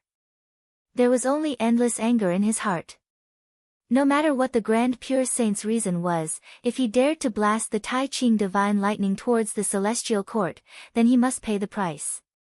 Because, what was trampled on was not only Feng Zichen's dignity, but also the dignity of the entire Celestial Court. There was no dignity. How could the Celestial Court command the Eldritch world? If Feng Zichen retreated at this moment, then the Celestial Court would have to bow down to the saints from now on. Absolutely not. The Celestial Court was the orthodox of the Eldritch world, and also the most powerful force in the Eldritch world. Kill. Divine steel of martial arts, suppress it for me. Furious, Feng Zichen activated the Mount Buzhou mark in his body. Combining the power of martial arts, it transformed into a gigantic steel that crashed towards the Tai Ching divine lightning. Martial arts supreme skill, divine steel of martial arts. In an instant, the image of an ancient steel appeared from the void, exuding an enormous aura that could suppress all things, holding the Tai Ching divine lightning in place. The true meaning of martial arts in the divine steel of martial arts came from Mount Buzhou. If the Tai Ching divine lightning was in its peak state, it might be able to resist a little. However, crossing the endless chaos had already consumed too much of the Tai Ching divine lightning's power. As such, the current Tai Ching divine lightning was no match for the divine steel of martial arts. Boom! The divine steel of martial arts shook, and the image of Mount Buzhou appeared vaguely, exuding a monstrous aura that suppressed the surrounding space. One could see that the Tai Ching divine lightning was unable to resist this power as it kept shrinking. In the blink of an eye, it turned into a lightning pearl and fell into the Celestial Court. Boom! After that attack, the remaining power of the divine steel of martial arts did not dissipate. It broke through the endless void and charged towards the chaos beyond the heavens. Humph. Daoist Tai Ching, when you return from the chaos beyond the heavens, we will settle this karma. The North Star Emperor put away the lightning pearl formed by the Tai Ching divine lightning and snorted coldly. He did not charge towards the chaos beyond the heavens. At this critical moment for the human race, it was not appropriate for him to leave the Eldritch world. Otherwise, he would not let today's matter go so easily. However, the Grand Pure One's attack this time had formed a huge karma with the Celestial Court. Whether it was the four heavenly deities or Haotian, they would have to fight with him in the future to settle this karma. The two of them were not fighting to determine the victor, but to express their attitude. Therefore, after that attack, the two of them stopped. This farce ended, and the Eldritch world returned to peace. However, the Eldritch world was calm, but the chaos beyond the heavens stirred again. With a boom, the chaos shattered, and a huge stone tablet suddenly appeared and blasted towards the Grand Pure One. How dare you! With a roar, the Grand Pure One waved the horsetail whisk in his hand and brushed it towards the divine steel of martial arts. Immediately, endless Grand Pure immortal light erupted, drowning and devouring the divine steel of martial arts. Old Grand Pure One, how dare you bully me like this? The moment the divine steel of martial arts shattered, Feng Zichen casually threw out 1,000 elephant divine lightning at the defenseless Grand Pure One. At the same time, his body swayed, and a huge Panga Dao body appeared, charging towards the Grand Pure One. As one of the four heavenly deities, how could Feng Zichen, the great emperor of Ziwei, not react when he saw the Grand Pure One attack the Celestial Court? Rumble. Pangu's Dao body appeared. It was hundreds of millions of feet tall and was accompanied by boundless Dao runes. With every move he made, an unparalleled power erupted, shattering the surrounding primal chaos. This was called the extreme of strength. What? How can your physical body be so strong? I'm afraid even if Di Jiang comes back to life, he won't be so powerful. The appearance of Pangu's Dao body, Feng Zichen version, for the first time brought a huge impact to the Grand Pure One. The vast and violent aura made his eyelids twitch, and he felt a sense of oppression. Oh no! This beast is too powerful. I can't fight it.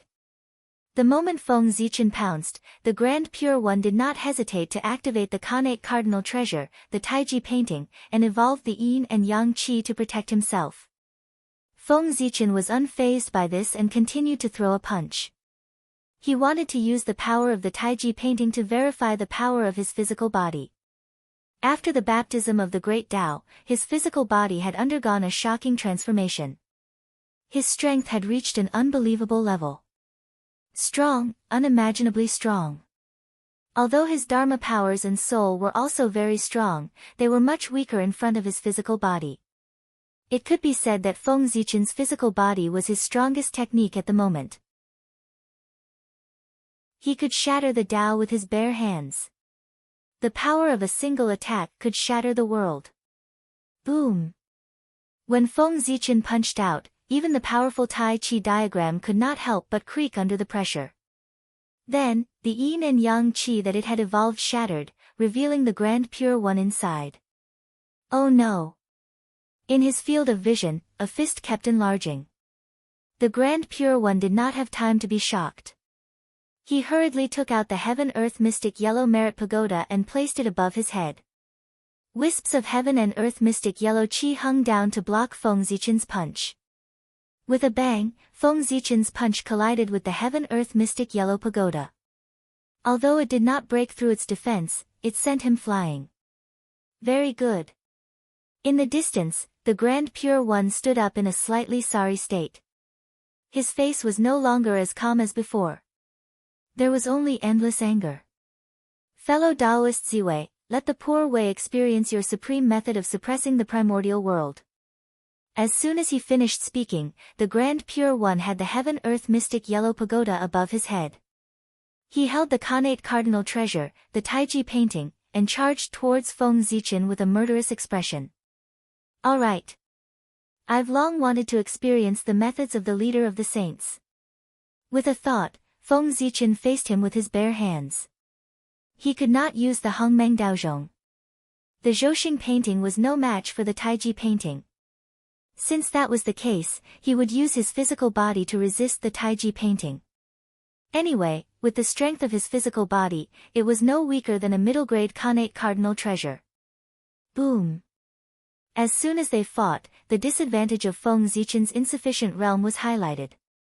He was almost suppressed by the Grand Pure One. However, the Grand Pure One could not hurt him. Chapter 666. Feng Zichen's physical body was too strong. No matter what mysterious techniques the Grand Pure One used or what shocking mystical abilities he had. However, when it landed on Feng Zichen's body, it did not even cause a ripple. It had no effect at all. That was to say, the Tai Chi diagram, as the ultimate treasure of creation, was so powerful that it could block Feng Zichen's increasingly crazy attacks and even cause him harm. However, how astonishing was the recovery ability of Pangu's Dao body. Feng Zichen had just been injured by the Taiji painting, but in the blink of an eye, his injuries would recover at an extremely fast speed as the qi and blood in his body flowed crazily. It was because of the amazing recovery ability of Pangu's Dao body that Feng Zichen could fight with the Grand Pure One, who was at the 6th heaven of primordial chaos, with the power of the 3rd heaven of primordial chaos.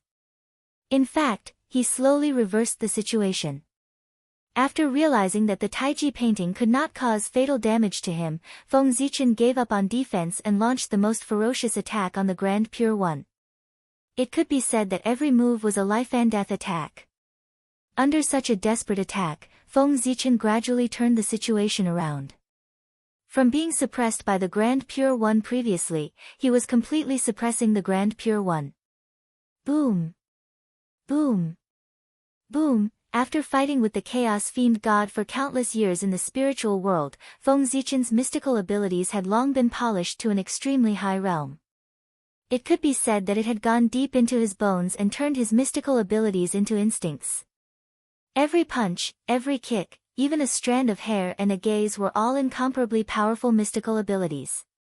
With a thought, it was an explosion of energy waves that could destroy the world.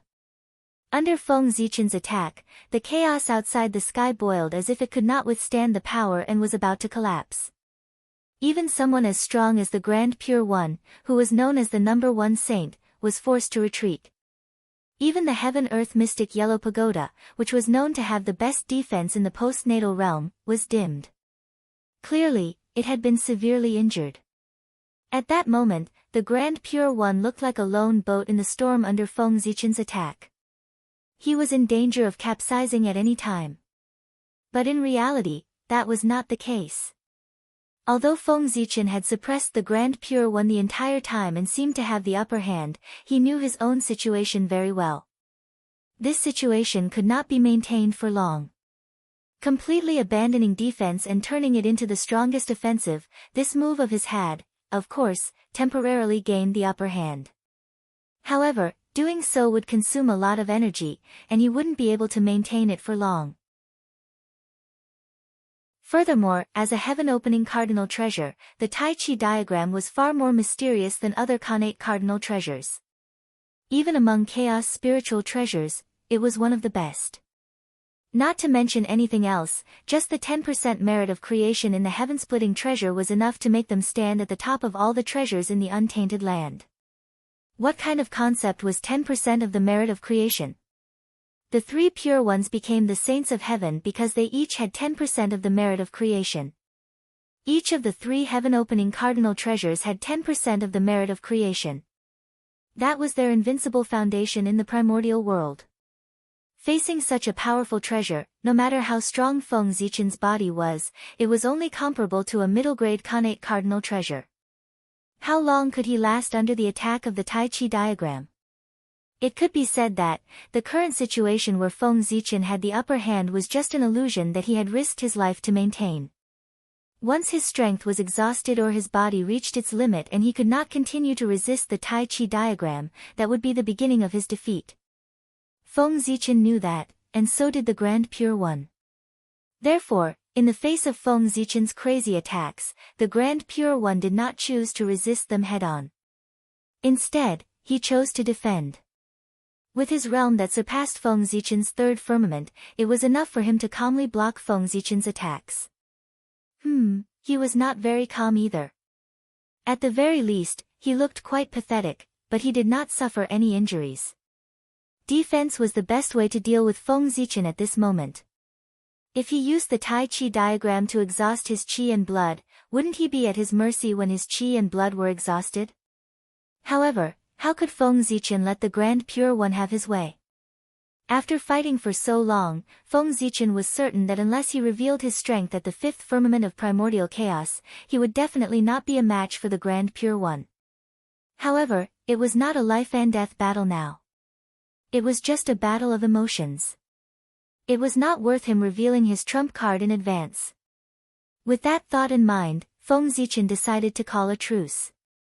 He was not playing anymore. The moment he thought of it, Feng Zichen retreated and distanced himself from the Grand Pure One. Is this the strength of the leader of the saints? I've finally experienced it today. It's a little disappointing. After dispersing Pangu's Dao body, Feng Zichen said to the Grand Pure One in an extremely disappointed tone. That expression, that posture, it was as if the words, "That's all there is to it," were plastered on his face. Hearing that, even with the Grand Pure One's mental state, he could not help but be furious. What did he mean by so? He was clearly not his match, but he still acted as if he had taken advantage of him. That attitude was really infuriating. If you're really strong enough, why don't you continue fighting? Didn't you see that the situation was not good and retreat in time? If they continued fighting, the Grand Pure One was definitely confident that he could suppress Feng Zichen. Unfortunately, at the critical moment, Feng Zichen retreated. That made the Grand Pure One very angry. Moreover, Feng Zichen had grasped the timing of his retreat very well. It happened to be the moment when he was exhausted and the Grand Pure One was about to counterattack. He was filled with anger and was about to counterattack so that he could vent his anger. However, at that moment, the other party retreated. He retreated. Faced with such a situation, the Grand Pure One felt that there was nowhere to vent his anger. He could not help but feel aggrieved. Especially, once Feng Zichen left, to create a false impression for others. When the Grand Pure One faced Great Emperor Ziwei, he could not resist at all. He could only be beaten passively. Thinking of that, the Grand Pure One felt even more aggrieved. The Grand Pure One was furious. It had been a long time since he had the intention to kill Feng Zichen. Humph. You can fight whenever you want and stop whenever you want. How can there be such a good thing in the world? Fellow Taoist Ziwei, the poor Wei has yet to enjoy the battle just now. Why don't we have another battle? Although he said that, the Grand Pure One did not give Feng Zichen any room to refuse. As he spoke, he had already raised the Taiji painting and attacked Feng Zichen. Rumble. The Grand Pure One attacked with hatred and almost used all his strength. In his hands, the power of the Taiji painting was completely restored. The yin and yang qi was vast and mighty, splitting heaven and earth and creating the two elements. Then, a resplendent golden bridge appeared. It was incomparably huge, like the Tao mark in the middle of the Taiji painting. It spanned across heaven and earth, separating the two elements, drawing yin and yang, and fixing the earth, fire, water, and wind. In an instant, a power that could suppress heaven and earth spread out from the golden bridge. Immediately, Feng Zichen felt that the space around him had solidified, and a boundless pressure was generated, trying to crush him. The Taiji painting was used by Pangu to suppress the riot in the primordial world when he was opening the sky. Thinking about it, the Taiji painting at its peak could even suppress the primordial world, let alone Feng Zichen. However, the same Dharma treasure in the hands of different people would have different power. In Pangu's hands, the Taiji painting could suppress the primordial world. However, in the hands of the Grand Pure One, the Taiji painting did not have such power.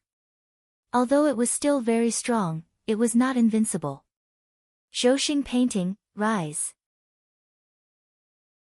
With a thought, Feng Zichen raised the Zhouxing painting and developed a resplendent galaxy to resist the pressure brought by the Taiji painting.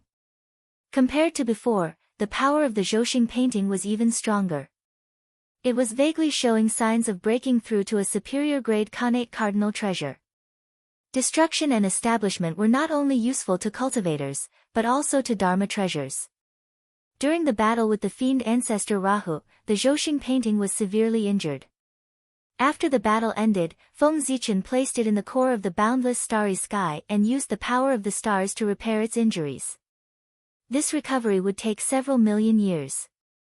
When Feng Zichen took it out of the core of the boundless starry sky, not only did the Zhouxing painting recover completely, but its power also increased greatly.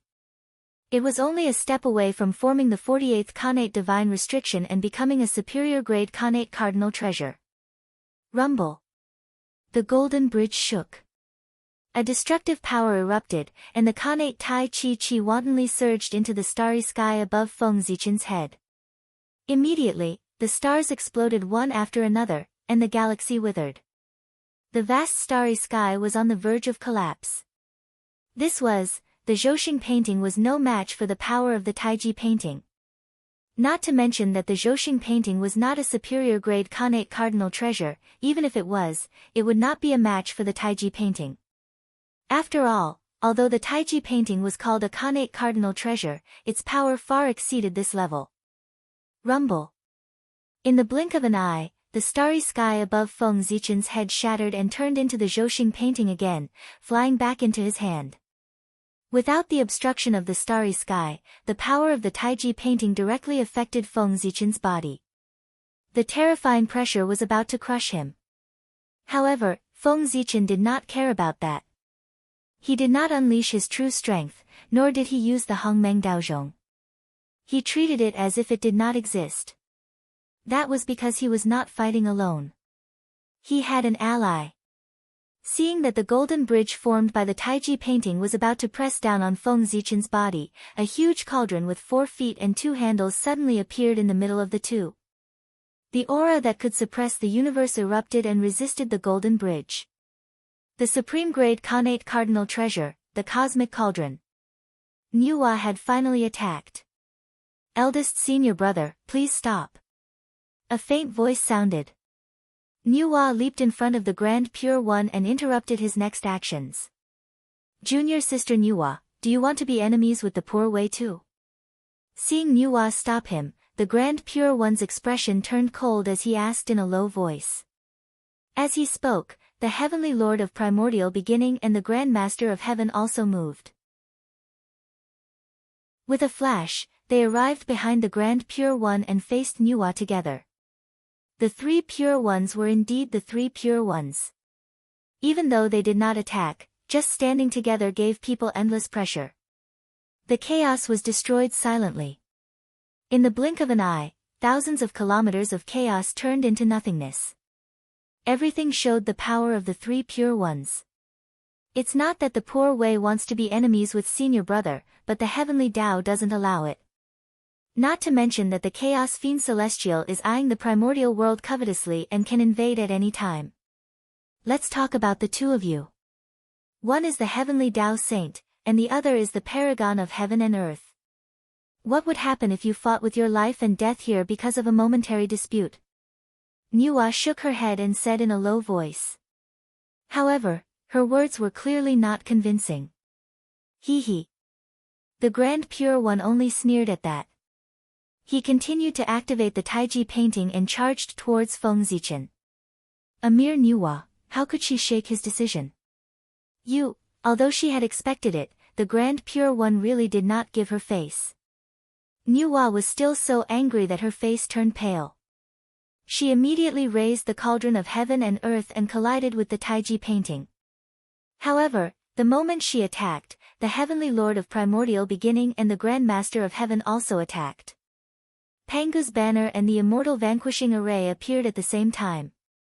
They tore through the chaos and collided with the cauldron of heaven and earth, sending it flying far away. Being surrounded by the two of them, Nuwa was shocked and furious. She did not waste any time and directly revealed the Dharma idol of the human-headed snake god and charged towards the two of them. With Nuwa's strength, she was no match for one of them, let alone two of them. However, the two of them did not dare to attack her. In order to make up for the lack of heaven, Nuwa had destroyed her Tao body, causing her strength to regress. In order to compensate her, the Heavenly Tao used the Qi of heaven and earth to reconstruct her Tao body. Although the body of heaven and earth merit was not as powerful as her previous Tao body, it was clearly more mysterious. At the very least, no one dared to hurt her. If anyone dared to damage the Tao body refined by the heaven and earth merit, they would definitely attract negative karma. Although the saints were not afraid of negative karma, their disciples were. If the negative karma could not hurt the saints, it would descend on their disciples. It could be said that if the Heavenly Lord of Primordial Beginning and the Grand Master of Heaven dared to attack Nuwa, they would not only lose their mystical abilities, but also the future of their disciples. Was it worth it to use the future of their disciples in exchange for Nuwa's injury? It was definitely not worth it. Nuwa was immortal and indestructible. If she was injured, it would be a loss of face. However, if the future of their disciples was gone, it would really be gone. The Grand Master of Heaven and the Heavenly Lord of Primordial Beginning were both smart people. Naturally, they knew how to choose. Therefore, after seeing Nuwa rush over, the two of them did not dare to make a move. They only used their methods to trap Nuwa so that she could not save Feng Zichen. Senior brothers, do you really want to make things difficult for the poor Wei? Trapped by the two of them, Nuwa said unhappily. Junior sister Nuwa, it's not that the poor Wei wants to be your enemy. It's that you're determined to be my enemy and the entire celestial sect of wonders. Your disciple, the Zichen clan, has created their own martial arts and shaken the foundation of our celestial sect of wonders. Instead of cleaning up the sect, you're protecting his good friend. What are your intentions? Do you still have the celestial sect of wonders in your eyes? The heavenly lord of primordial beginning smiled coldly. Not only did he not take Nua's threat seriously, but he also questioned her. Feng Zichen was from the human race. He was a disciple that the Nua had personally admitted. Moreover, he had the capital to show off to everyone back then. Now, he had created his own martial arts and shaken the foundation of the celestial sect of wonders. He had become the greatest sinner of the immortal Tao. As his backer, it was natural for Nua to be angered by the people of the celestial sect of wonders. He. The martial arts created by Brother Gaochen can pose a threat to the immortal Tao. Doesn't that prove his excellence? The disciple is more outstanding than the teacher. Doesn't that mean that the Empress has taught well? Since that's the case, why is the Empress Nua angry? Could it be that I have to be like you, the heavenly lord of primordial beginning? All of your disciples are useless. After tens of millions of years, none of them have succeeded in proving their Tao. Is that how you're considered outstanding? Before Nua could reply, Feng Zichen, who was fighting the Grand Pure One, took the time to mock the heavenly lord of primordial beginning. His disciple's cultivation was not good enough. That was the pain in the heavenly lord of primordial beginning's heart. That was because his disciple could not prove his Tao. It was not that he was not outstanding enough, but that he had implicated him. Therefore, the heavenly lord of primordial beginning had always felt guilty towards his disciple. It was precisely because of that he had become abnormally protective. He wanted to use such a method to compensate his disciple. But now, Feng Zichen used that to mock him. How could the heavenly lord of primordial beginning tolerate that? He exploded on the spot. Bastard, you're courting death. Grabbing the Panga banner, the heavenly lord of primordial beginning slashed fiercely at Feng Zichen. Rumble. Streaks of chaotic sword chi burst out, carrying traces of the heavenly god's murderous aura. They shattered the chaos and emitted a mighty force that could split the world. Back then, when the Panga axe shattered, Panga used the Panga banner to shatter the chaos and continue to split the world. Although the three heaven-splitting treasures were all the strongest Dharma treasures of the primordial world, their focus was different. The Taiji painting was a suppression treasure, the Panga axe was a killing treasure, and the Chaos Bell combined the advantages of the two. It could attack and withdraw. For this reason, among the three heaven-splitting treasures, the Panga banner had the strongest killing power. It could even be said that in the primordial world, the Panga banner was the #1 killing treasure. In front of him was the Taiji painting, and behind him was the Panga banner. Facing the #1 suppression treasure and the #1 killing treasure of the primordial world at the same time, no matter how confident Feng Zichen was, he did not dare to say that he could block the attacks of the two. But he still did not panic. Because he still had a trump card. Seeing the Taiji painting and the Panga banner charging over, Feng Zichen actually put away the Zhouxing painting, as if he had given up resisting. Just when everyone was puzzled, Feng Zichen shouted calmly, "Don't worry. Tao Ancestor, are you still not going to make a move?" As soon as he finished speaking, the world fell silent in an instant. Then, a sigh was heard. Then, an unparalleled force erupted and brushed past everyone's bodies. Next, the world spun. When Feng Zichen came back to his senses, he found that he was no longer in the chaos outside the heavens, but in the Purple Cloud Palace. Turning his head to look, he saw that the 6 sages had all appeared here.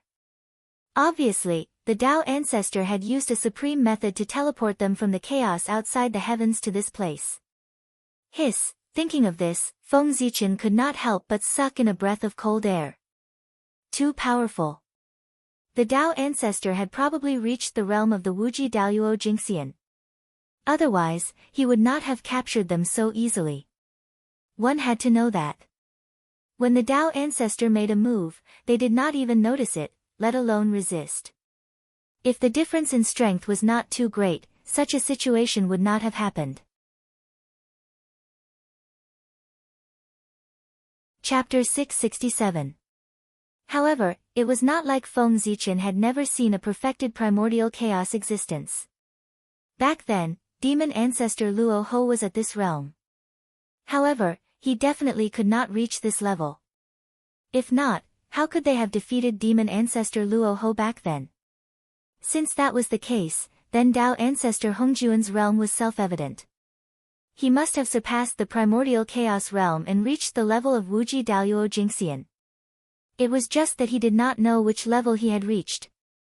However, even if it was the lowest level, the power it possessed was far from what the current Feng Zichen could contend with.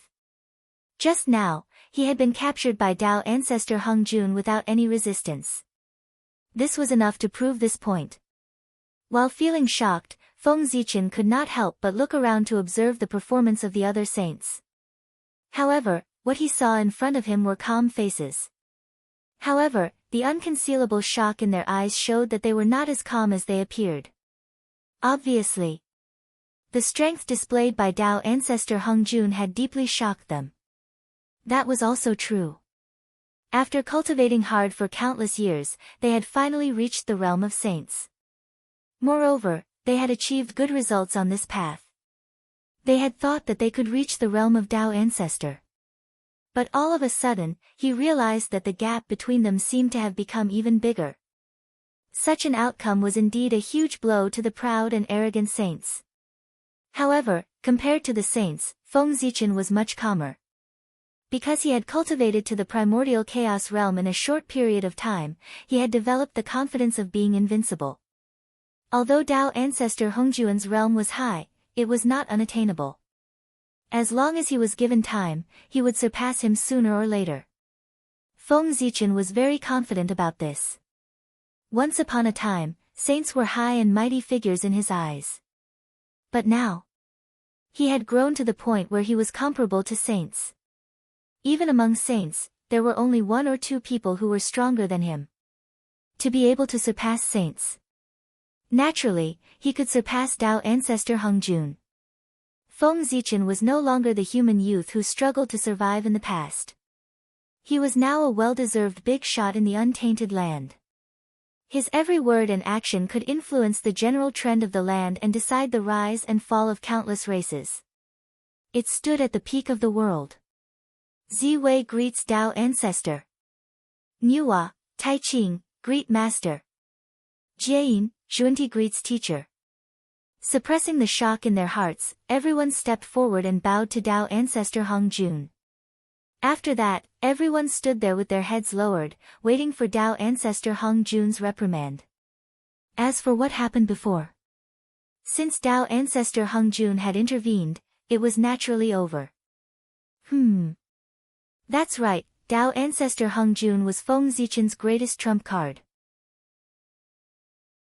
Despite knowing that the three Pure Ones were present, he still dared to provoke the Grand Pure One. The reason was that Feng Zichen knew that Dao ancestor Hongjun would not sit back and watch him get into trouble. To be more precise, the heavenly axiom would not allow anything to happen to him. In the boundless starry sky, it was Feng Zichen's greatest protection. The heavenly axiom needed Feng Zichen to repair the boundless starry sky and even strengthen the origin of the boundless starry sky to promote the advancement of the primordial world. For this, as long as Feng Zichen could not destroy the world, the heavenly axiom would always protect him. And this protection time would be as long as the lifespan of the world. He would truly be with the world. It could be said that, as long as the world still needed the boundless starry sky, Feng Zichen would not really encounter any fatal danger.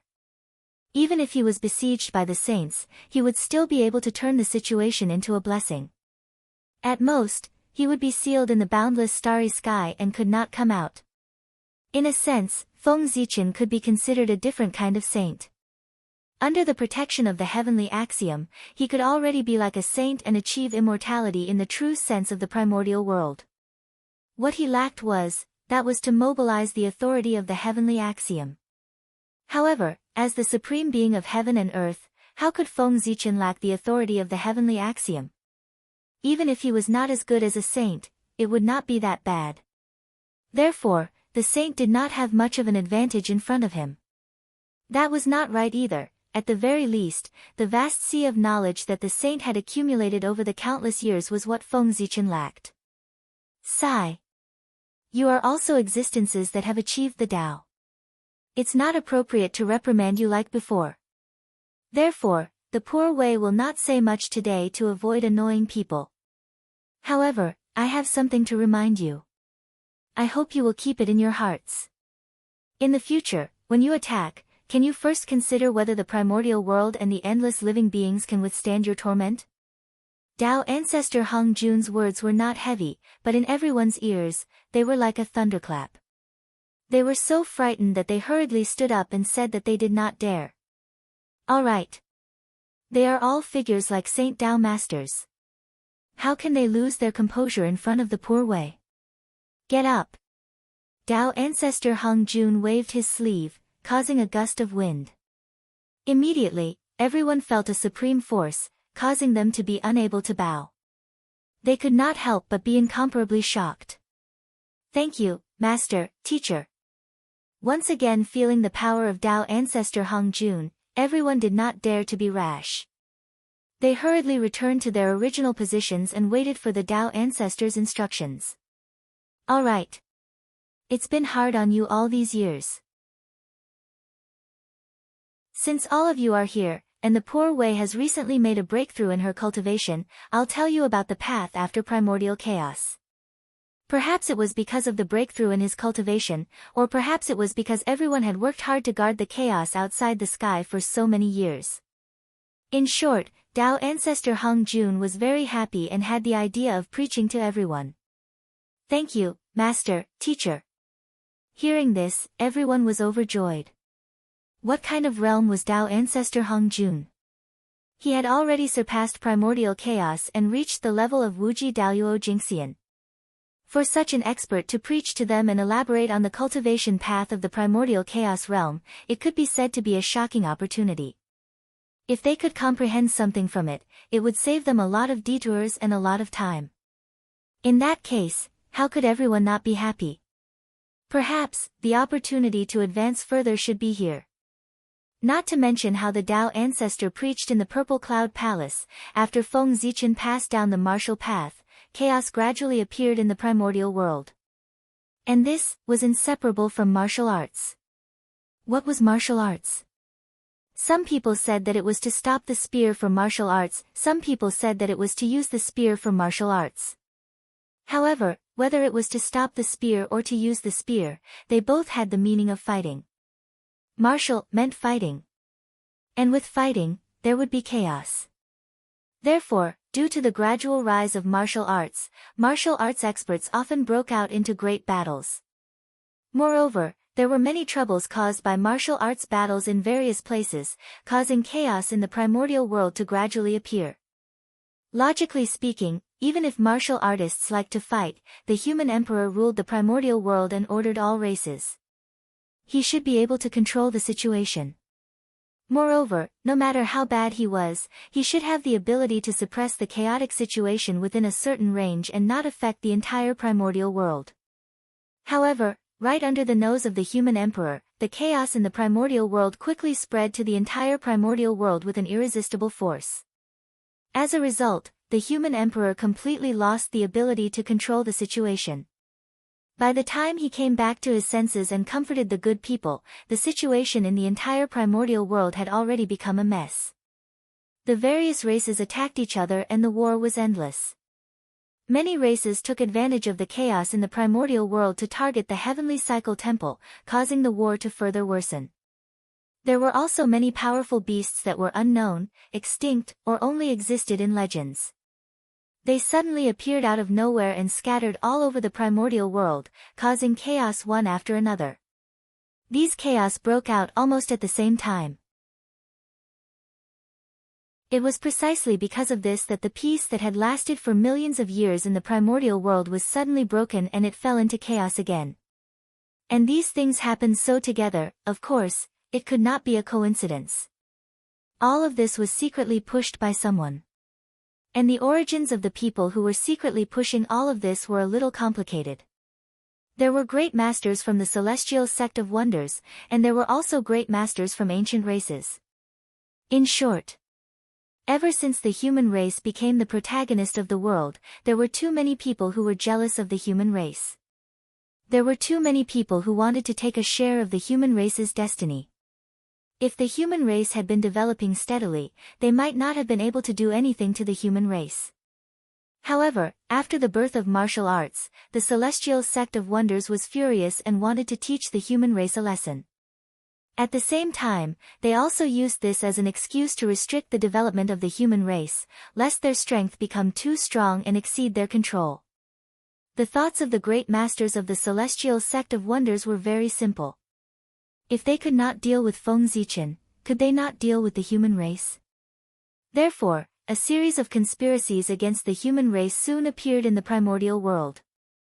And the great masters hiding in the dark saw that the celestial sect of wonders had taken action, they also took action. However, their goal was not to target the human race, but to create chaos so that they could fish in troubled waters. These great masters hiding in the dark knew one thing very well, and that was, with the celestial sect of wonders around, it was very difficult for them to obtain benefits from the human race. Therefore, they simply did not target the human race, but focused on creating chaos. When the primordial world was completely chaotic, the human race and the celestial sect of wonders would have no time to take care of themselves. That would be their opportunity. Muddy water. It was easy to fish. Therefore, with this thought, these great masters hiding in the dark secretly unlocked the ancient seal and released the primordial mutants inside. Of course, there were also some great masters who released the exotic beasts that they had raised in the past from the secret realm and let them wreak havoc in the primordial world. This was the origin of the exotic beasts that had wreaked havoc in the primordial world. Countless years had passed since the creation of the world. The wild heaven and earth mutants had long been wiped out. Only a few of them were kept in the hands of those with great magical powers. Now, taking advantage of the chaos in the primordial world, they had released all of them. The impact on the primordial world could be imagined. One had to know. Those that could be called primordial mutants were either extremely powerful or had extremely strange abilities. Otherwise, why would they be called such? It was precisely because of these strange abilities that these exotic beasts were extremely difficult to deal with. Moreover, the shackles that limited the strength of cultivators had now become the protection of these exotic beasts. If the primordial world did not have the ability to isolate heaven and earth, allowing Daluo Jingxian and above to take action, what was there to be afraid of these exotic beasts that wreaked havoc in the primordial world? No matter how many came, they could be killed with a flick of their fingers. However, it was precisely because of the ability to isolate heaven and earth that all existences above the gold immortal realm could not take action. The primordial exotic beasts might not be strong, but their innate magical abilities were absolutely strange.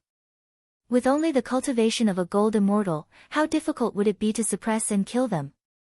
If one was not careful, one might even be killed by them instead.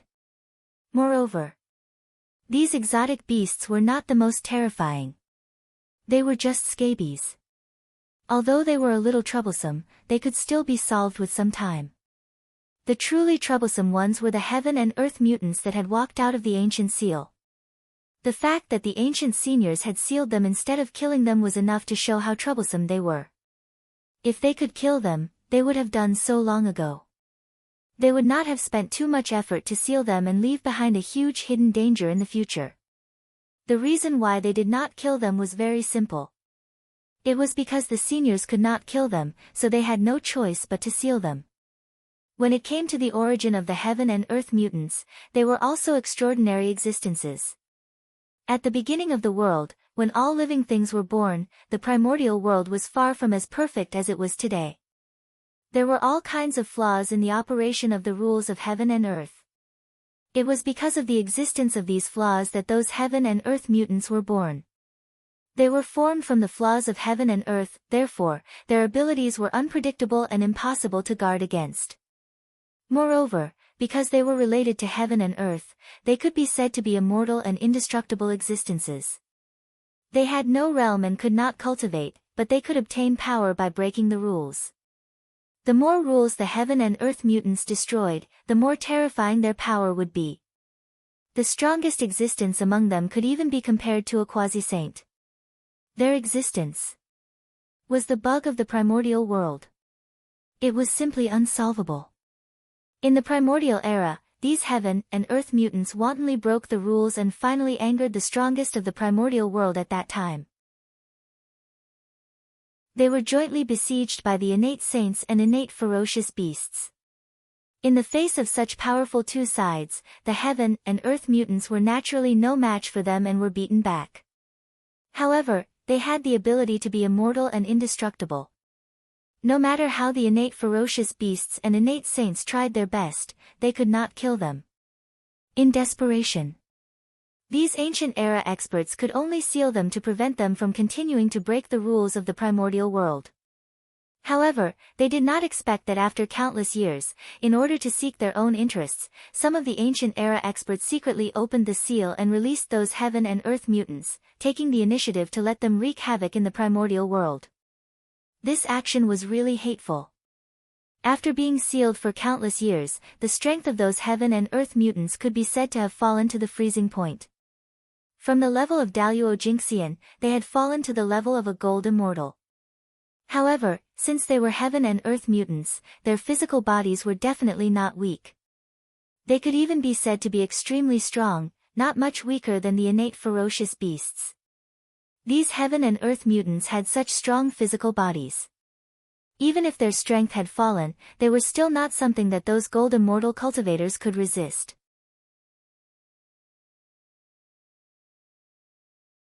Chapter 668. Not to mention, the Xenogeneics also had those strange and unpredictable talents and abilities.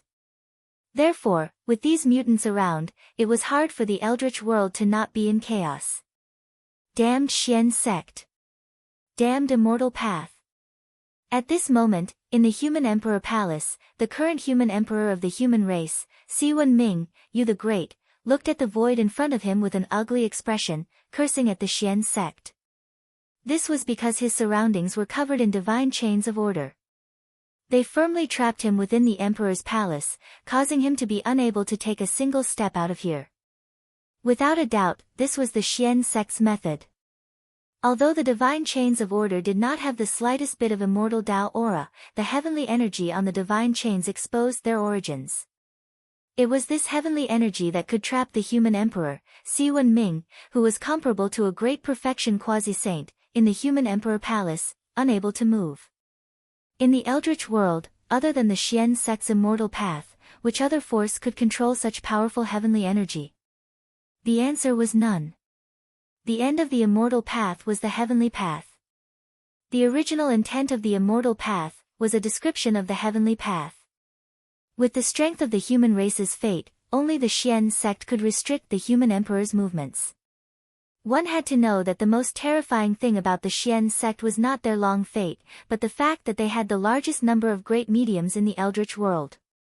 It could even be said that the Xian sect alone could represent all the forces in the Eldritch world.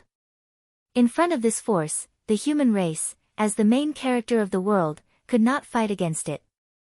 Therefore, once the Xian sect took action, the human race fell into a passive position. Restricting the human emperor's freedom was the first step of the Xian sect against the human race. With the support of the human race's fate, the human emperor could unleash strength comparable to a great perfection quasi-saint in the Eldritch world. A great perfection quasi-saint was the top existence even in the heaven realm and Daluo sky, where experts were everywhere. Needless to say, a great perfection golden immortal was the pinnacle of the Eldritch world. Without a doubt, the human emperor with the strength of a great perfection quasi-saint was an invincible existence in the Eldritch world. Absolutely invincible. As long as the human emperor's presence, any schemes against the human race, no matter how perfect they were, would be useless. That was because, in the face of absolute power, all schemes and tricks were unable to withstand a single blow. The strength of the human emperor was enough to sweep away everything in the untainted land. Therefore, the great masters of the Celestial Sect of Wonders, who were well aware of this, used the fortune of the Celestial Sect of Wonders to restrict the freedom of the human emperor as soon as they decided to deal with the human race. This was the only way. Only then could they deal with the humans with ease. Otherwise, they were afraid that as soon as they made a move, the human emperor on the other side would use his absolute power to defeat all their means. Furthermore, after restraining Wan Renhuang, these great mediums from the Celestial Sect of Wonders were worried that it would not be safe.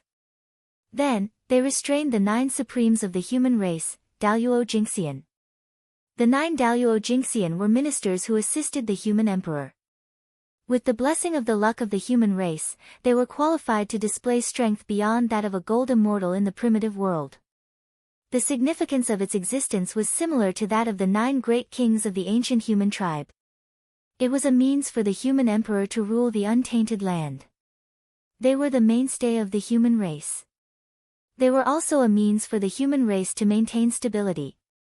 Their greatest role was to maintain the stability of the human race when the human emperor was not around. A long time ago, the human race had once imagined what the human race's situation would be like when the human emperor was not around. Therefore, they imitated the ancient 9-king system and set up 9 leaders for the human race. Their purpose was to deal with today's situation. But who would have thought that? The Celestial Sect of Wonders would not make a move. Once they made a move, it would be earth-shattering. After trapping the human emperor, they also made a move to lock up the 9 Daluo Jingxian.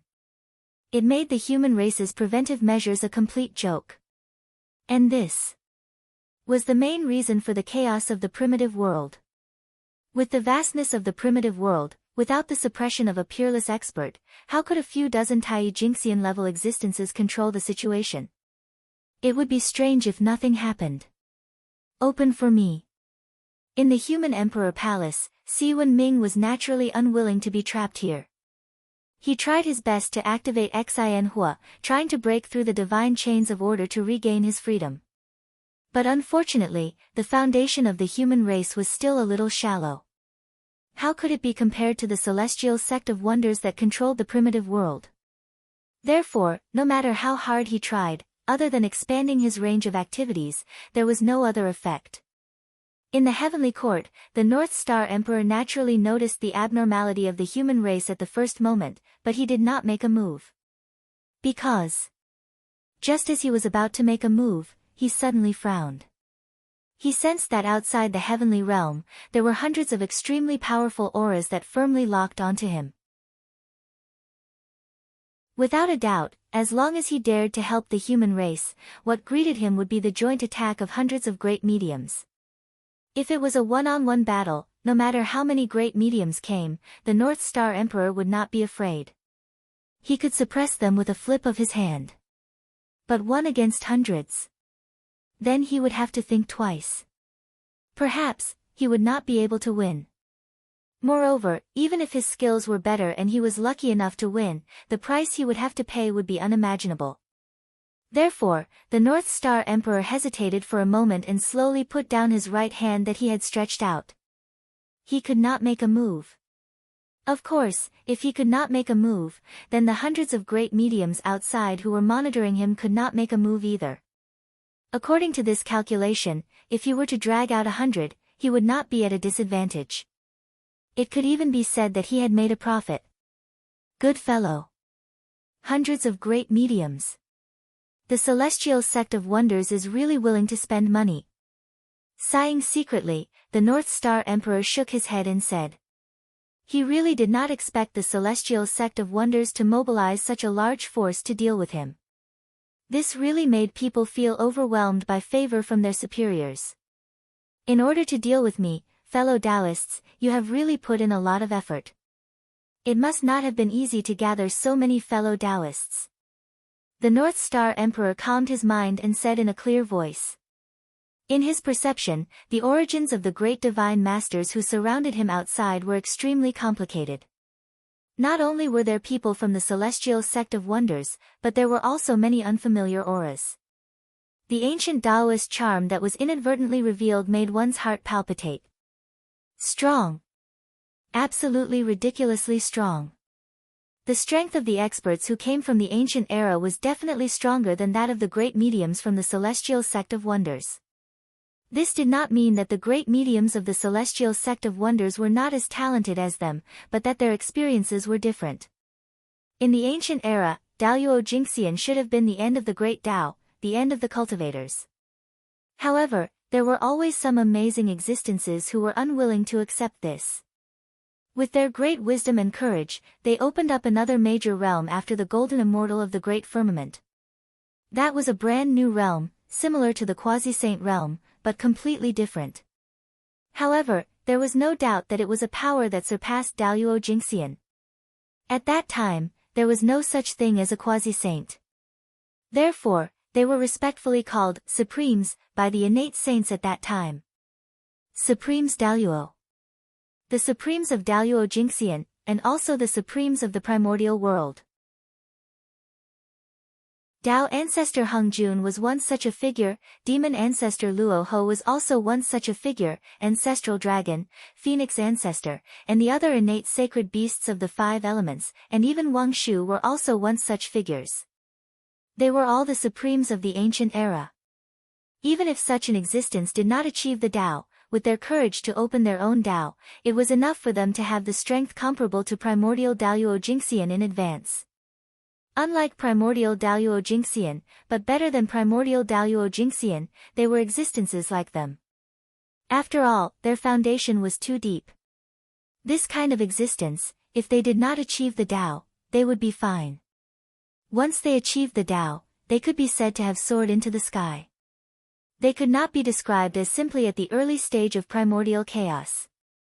Of course, it was precisely because their foundation was too deep that their path to achieving the Tao became extremely difficult.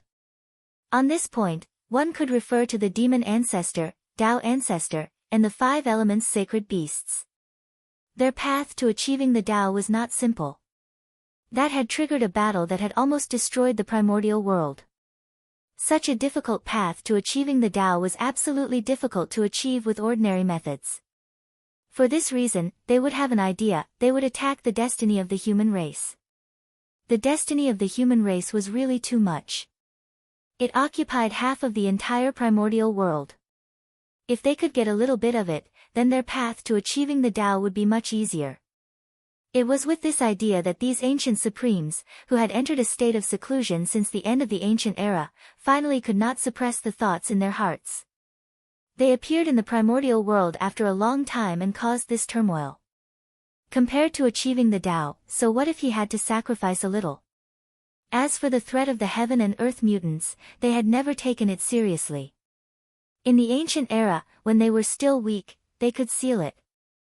Not to mention, they were now much more powerful than they were back then. A mere heaven and earth mutant could be destroyed with a flick of a finger. The North Star Emperor understood the thoughts of the supreme beings of the ancient past. After all, after the human race became the protagonist of the world, it had attracted the attention of many people. Greedy gazes. The current human race was like a huge piece of fat meat that everyone wanted to take a bite of. If they wanted to solve this problem, it was simple. That was to fight. Beat them ruthlessly. Only by beating those who dared to reach out their hands until they hurt and beat them ruthlessly, they would remember this lesson. Only then did they know that the human race was not to be trifled with. As for whether the human race could do this, Gauchen thought that it was still possible. Although the human race was in a mess now, that was because the human race had not reacted yet. When the human race came back to their senses and organized their strength, they could counterattack at any time and easily extinguish the chaos in the primordial world. The human race had dominated the primordial world for millions of years. The foundation that they had accumulated was not a joke. Even if it could not be compared to the shaman and demon race, it was far from what the current primordial world races could compare to. If a mere heaven and earth mutant wanted to defeat the human race, they would be underestimating the human race too much. If the human race was really so weak, it would be impossible for them to escape from the seal of the demon race. And the key to turning the situation around was the human emperor, Si Wenming. If he could appear in time, the situation of the human race would quickly stabilize, and they would be able to condense enough strength to suppress the chaos in various places. Perhaps this was the test of the world for Si Wenming. After passing, he would be the 9th great emperor of the human race. If he could not pass, then he could only be the king of the human race. The reason why Gaochen did not save Si Wenming was because of this consideration. As the human emperor, if he could not even solve such a small problem, what qualifications did he have to become the great emperor of the human race? Therefore, Emperor Gaochen made up his mind to completely let go of this matter and leave it all to Si Wenming to handle.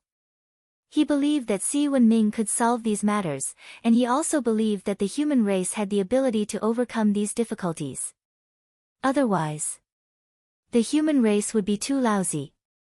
If a mere disaster could make the human race unable to take care of themselves, then it would be better not to be the main character of this world. It would also save him from embarrassing himself there. After making up his mind, Gaochen seemed to have put down some burden and suddenly relaxed. He was also in the mood to communicate with those powerful beings in the dark. Fellow Taoists, reply. Divine senses spread out from Gaochen's body and echoed between heaven and earth. Unfortunately, even though he released his divine senses so frequently, no one paid attention to him. Everyone's attention was now on the primordial land. They wished that they could directly divide the destiny of the human race. How could they have the time to pay attention to Gaochen? Moreover, Gaochen's mouth was so vicious. If they easily talked to him, they might be ridiculed by him. Therefore, everyone pretended to be deaf and mute, pretending that they did not hear Gaochen's words. At this moment, his gaze turned back to the human race. In the human emperor palace, Si Wenming, who had used all his methods but still could not break the divine chains of order, could not help but reveal a hint of ruthlessness in his eyes. The human race must not be in chaos. Therefore, he had to go out. Even if he had to pay a price, he had to rush out. With this realization in his heart, Si Wenming did not hesitate to burn his origin to obtain a huge amount of power. Break for me. Unparalleled power surged out from Si Wenming's body. However, his target was not the divine chains of order in front of him, but the soul in his body. Boom! With a deafening boom, Si Wenming's body was blasted apart. At the same time, the destiny of the human race was also shaking non-stop. Waves of violent power surged out and entangled with the divine chains of order in the human emperor palace. Under this violent power, the divine chains of order that Si Wenming could not do anything about finally showed signs of collapsing. Bang bang bang, amidst the shocking explosion, the divine chains of order that trapped Si Wenming broke one after another. However, at that moment, as if sensing the changes in the human emperor's palace, an extremely mysterious power surged out from the void and supported the divine chains of order. Suppress, it was a light word, but it carried an unparalleled power. The instant that voice rang out, the divine sequence chains that were originally in a state of collapse suddenly recovered their original state. Furthermore, they became even more powerful. Whoosh! As the divine chains of order swayed, an unparalleled power surged and suppressed the violent destiny of the human race once again. Si Wenming. He was also trapped again. However, unlike before, Si Wenming, who was suppressed again, had extremely empty eyes without the slightest bit of spirit.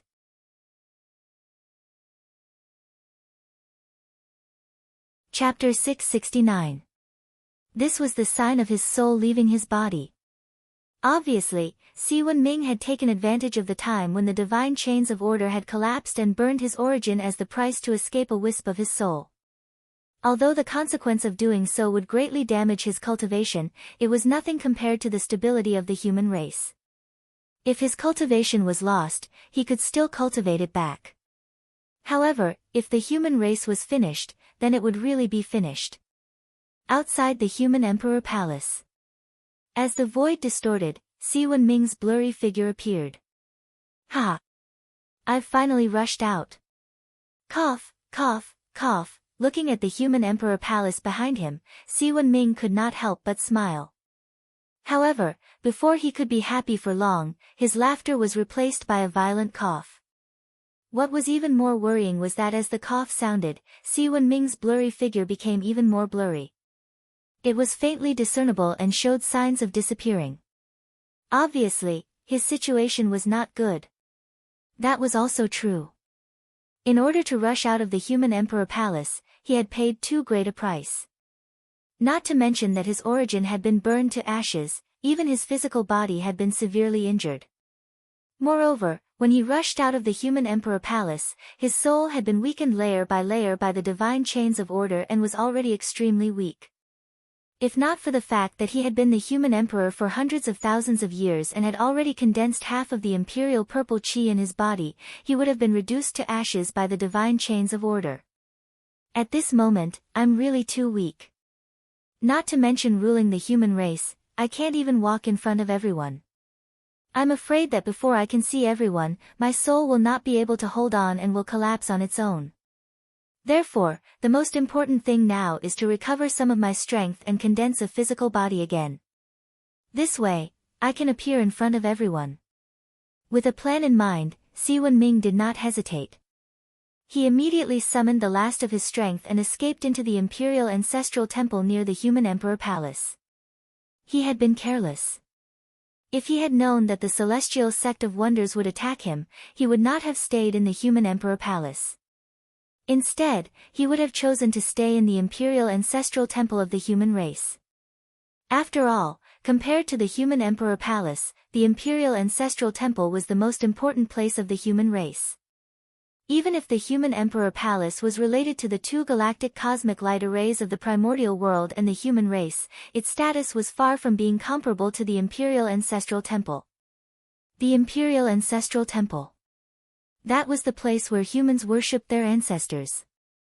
All the martyrs of the humankind since the birth of the humankind were enshrined in it. This was where the faith of the human race lay, and where their legacies lay. It contained the indestructible spirit of the human race, the spirit of man conquering nature. The fire was extinguished continuously. As long as the human race was not exterminated. Then the imperial ancestral temple will exist forever. The great powers from the celestial sect of wonders could seal the human emperor's palace, but they definitely could not seal the human race's ancestral temple. After countless years of worship by the human race, the imperial ancestral temple no longer carried the power of the human race, but also the power of the human race. The spirit of the human race was that man could conquer the heavens. Without a doubt, this was looking down on the heaven Tao. How could man win against the heavens? It was only right that divine abilities were no match for the heavens. Any existence that dared to defy the heavens had completely disappeared from the world. All of this had been proven by history. But even so, the human race still dared to shout the slogan, "Man can conquer the heavens." Of course, this was not because the human race was stubborn, but because the human race had something to rely on. This reliance was the human Tao. As a postnatal race created by Nuwa to make up for the lack of the human Tao, the human race had an advantage that the other races did not, and that was that they were closer to the human Tao. It was precisely because of this advantage that some of the activities of the human race could repeatedly resonate with the human Tao. It was also because of this that the human race could stand out from the encirclement of the connate lifeforms as postnatal lifeforms. It was undeniable that postnatal lifeforms were inferior to connate lifeforms in every aspect. After all, they were favored by the heavens. If the human race did not have any outstanding advantages, how could they defeat the connate lifeforms? Being close to the human Tao. This was the human race's greatest advantage. With the support of the human Tao, the human race obtained unparalleled creativity, and from then on, they stood out from the primordial world and became the main characters of the world. The spirit of the human Tao had long been imprinted in the human race's bones, and was passed down through the bloodline from generation to generation. As such, it was no wonder that the human race would shout the slogan, "Man can conquer the heavens." It was a spirit that was engraved in the bones, an instinct that could not be erased or forgotten. Even the heavens and the earth would be moved by it. The human race was born with the human Tao, and they practiced the spirit of the human Tao in the primordial world, spreading the glory of the human Tao. What could the heavenly Tao do? That was not defying the heavens, it was following the human Tao. The word human Tao had exhausted all things, exhausted all things. With the human Tao as their backing, the heavenly Tao could not do anything to the human race. It could only allow that person's spirit to conquer the heavens to be passed down through the generations of the human race. Think about it, even the heavenly Tao could not do anything to the imperial ancestral temple. What ability did the celestial sect of wonders have to touch the imperial ancestral temple? Not to mention, Nuwa, Feng Zichen, and the statues of the 3 sovereigns and 5 emperors were also enjoying the offerings of the human race in the imperial ancestral temple. It was likely that as soon as the celestial sect of wonders made a move, Nuwa and Feng Zichen would immediately sense it and stop all of this from happening. Therefore, the imperial ancestral temple was the safest place for the human race. If Si Wenming hid in the imperial ancestral temple, then unless Tao ancestor Hong Jun personally took action or the 3 pure ones personally descended, the celestial sect of wonders would not be able to touch him in the slightest. However, the human emperor living in the imperial ancestral temple was just talk. Of course, it was impossible to really do it. In the end, the imperial ancestral temple was also a place to worship the ancestors. It was fine for a short period of time, but if the human emperor lived here all the time, what would it be like? Time was like flowing water. In the blink of an eye, 1,000 years had passed. The situation in the untainted land had become even worse. However, at this moment, the human emperor Si Wenming finally walked out of the imperial ancestral temple. Sigh. In the end, the time is too short. My strength has only recovered a little, and my physical body has not been able to revert to the body of an innate god fiend. However, time does not wait for me now.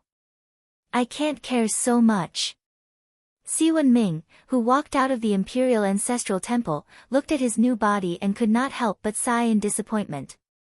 However, in 1,000 years, even if he did his best, how much cultivation could he recover? Originally, with the support of the human race's destiny, although Si Wenming's cultivation was only half a step away from Daluo Jingxian, his strength was comparable to that of a great perfection sage to be. However, as he forced his way out of the human emperor's palace, his divine soul escaped, but the human race's destiny was still locked in the human emperor's palace. This meant that Si Wenming, who had lost the human race's destiny, had returned to his original state. He was only half a step away from Daluo Jingxian. If that was the case, it was fine. Although a half-step golden immortal was not strong enough, he could be regarded as an overlord in the current untainted land, though he might not be invincible in the present age. However, because of the burning of his origin, Si Wenming's realm fell. He fell from half a step away from Daluo Jingxian to the level of a golden immortal. Moreover, his physical body, which was comparable to an innate god fiend, could not be brought out of the human emperor's palace. The physical body that he had now was just a recondensed one that he had spent 1,000 years to refine. It had just reached the level of an innate life form. Weak, too weak. Although the golden immortal realm was the limit of combat strength in the untainted land, innate lifeforms in the golden immortal realm could be found everywhere in the untainted land. He could not be considered an expert. Si Wenming was the only one who knew the difference between an invincible warrior of the untainted land and an ordinary expert. However, it did not matter if his cultivation level was low or his strength was weak. Si Wenming still had half of the imperial purple qi and the innate treasure, the human emperor's seal. Although these 2 treasures were not enough to let him continue to be invincible in the untainted land, they were enough to ensure his safety and prevent him from being killed. As soon as he came out of the imperial ancestral temple, Si Wenming did not have time to sigh about his luck. He immediately used the human emperor's seal to issue several orders to announce his existence. After the human emperor appeared, the human race's people were relieved. What happened after that was much simpler. Si Wenming did not care about the situation in the untainted land. He immediately gathered all his strength to help the elders and leaders of the human race stabilize the situation of the human race. Only when the human race was stable would they have enough strength to calm the chaos in the untainted land. You're out so soon. You didn't disappoint me. It's just a little tragic. The physical body is broken, the origin is scattered, and the soul is weak. These injuries are more serious than the last. It's not easy to recover. In the heavenly court, after seeing that the situation of the human race was gradually stabilizing, the North Star Emperor already knew that Si Wenming had broken out of the seal. He could not help but smile. However, different from his happy mood, the faces of the Almighties who were hiding in the dark all turned ugly when they heard the news that Si Wenming had broken out of the seal. What a variable! Si Wenming's appearance had brought too much uncertainty to their plans. It would even cause their plans to completely collapse. Therefore, Si Wenming could not be left alive. Moreover, if they could kill the human emperor of the human race, it would undoubtedly be a huge blow to the morale of the human race. It might even cause the human race to fall apart. With this thought in mind, these great divinities hiding in the dark could not help but have the intention to kill Si Wenming. However, although they had the intention to kill, they did not choose to take action immediately. Because they had concerns in their hearts. After all, he was the human emperor. His status was incomparably noble. He had the karmic position of heaven and earth. If they killed him for no reason, they would inevitably attract karmic power. Normally, they might not care about these karmic powers. But now, everyone was on the verge of attaining the Tao. If they rashly attacked and killed the human emperor, they would probably never be able to attain the Tao. For this reason, no one was willing to make a move. It was not impossible to make a move, but who would bear the responsibility? No one could bear the responsibility. No one was willing to give up the opportunity to attain the Tao to kill the human emperor. Therefore, everyone seemed to be very hesitant. However, their hesitation did not last long. Because Si Wenming's next action made them make up their minds. They had to get rid of the human emperor.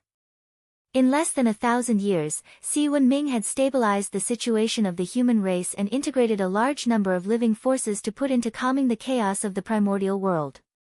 At this moment, the dignity that the human race had accumulated for millions of years was undoubtedly displayed. As soon as the human race made a move, the 10,000 races that were shouting and killing each other immediately became obedient. Not only did they stop fighting each other, but they also took the initiative to send troops to cooperate with the human race to calm the chaos of the primordial world. With the help of the 10,000 races, the human race's pace of calming the chaos was undoubtedly much faster. Soon, a large number of primordial mutants were either captured or killed. Even the immortal heaven and earth mutants could not stop the human race's footsteps. That's right. The heaven and earth mutants were very strong and brought a lot of trouble to the human race. However, no matter how big the trouble was, it was not difficult for the human race. If one person was not a match for the heaven and earth mutants, then 10 people, 100 people, 1,000 people, 10,000 people. Even ants could bite an elephant to death. Not to mention people. The thing that the human race did not lack the most was people. Quantitative change was enough to trigger qualitative change. Hundreds of golden immortals joined forces to set up a large array. The power that erupted could not kill the heaven and earth mutants, but it could also seal them. Even if it was only a temporary seal, as long as the primordial world was stabilized and Si Wenming's power returned, he would be able to suppress them with a flip of his hand. In this chaos of the primordial world, the human race no longer hid their strength. They swept across the entire primordial world with absolute strength, wanting to calm the chaos in one fell swoop. In fact, there was no need for the human race to hide their strength. They had already been forced to this extent. If the human race still showed that they could not withstand a single blow, it would only encourage the arrogance of the person behind them. At the same time, it would also attract more prying eyes. It was a disaster for a child to cause trouble with gold. The destiny of the human race was gold, and the people hiding in the dark were spying on the existence of gold. If the human race didn't show how strong they would definitely be eaten up by the others, including their skin and bones. Only by showing unparalleled strength could they intimidate the eyes that were secretly spying on the human race. The stronger the human race was, the more those who were spying on the human race had to consider whether it was worth risking their lives for a little destiny. The more people feared, the safer the human race would be. Hiding their strength during the development period was to shock the world. They had already reached the peak. If they continued to hide their strength, they would be inviting trouble. The protagonist of heaven and earth. Who would not spy on them? One had to know. If one pretended to be a pig for too long, one would really become a pig. It was also time for the human race to reveal their claws and fangs. When the human race moved, that tyrannical foundation of his was clearly displayed. The heaven and earth mutants that had previously stirred up the primordial world were quickly suppressed. It did not take long for the chaos that had affected more than half of the primordial world to show signs of being completely calmed. It was precisely when they saw this scene. Only then would the great divines who were hiding in the dark make up their minds. They were in a hurry. If the chaos of the primordial world was quelled by the human race, what else could they play? All their plans could be declared a failure. Not only did they not get any benefits, but they also got into trouble and offended the North Star Emperor to death. This deal was undoubtedly a huge loss. P.S. I beg for more monthly votes. In addition, there will be no limit tomorrow. There will definitely be a burst of updates. As for whether there will be a burst of updates in the future, it depends on the results. The better the results, the more updates. If it can be a high-quality product, I can update it every day. I can even get rid of the bad habit of playing games.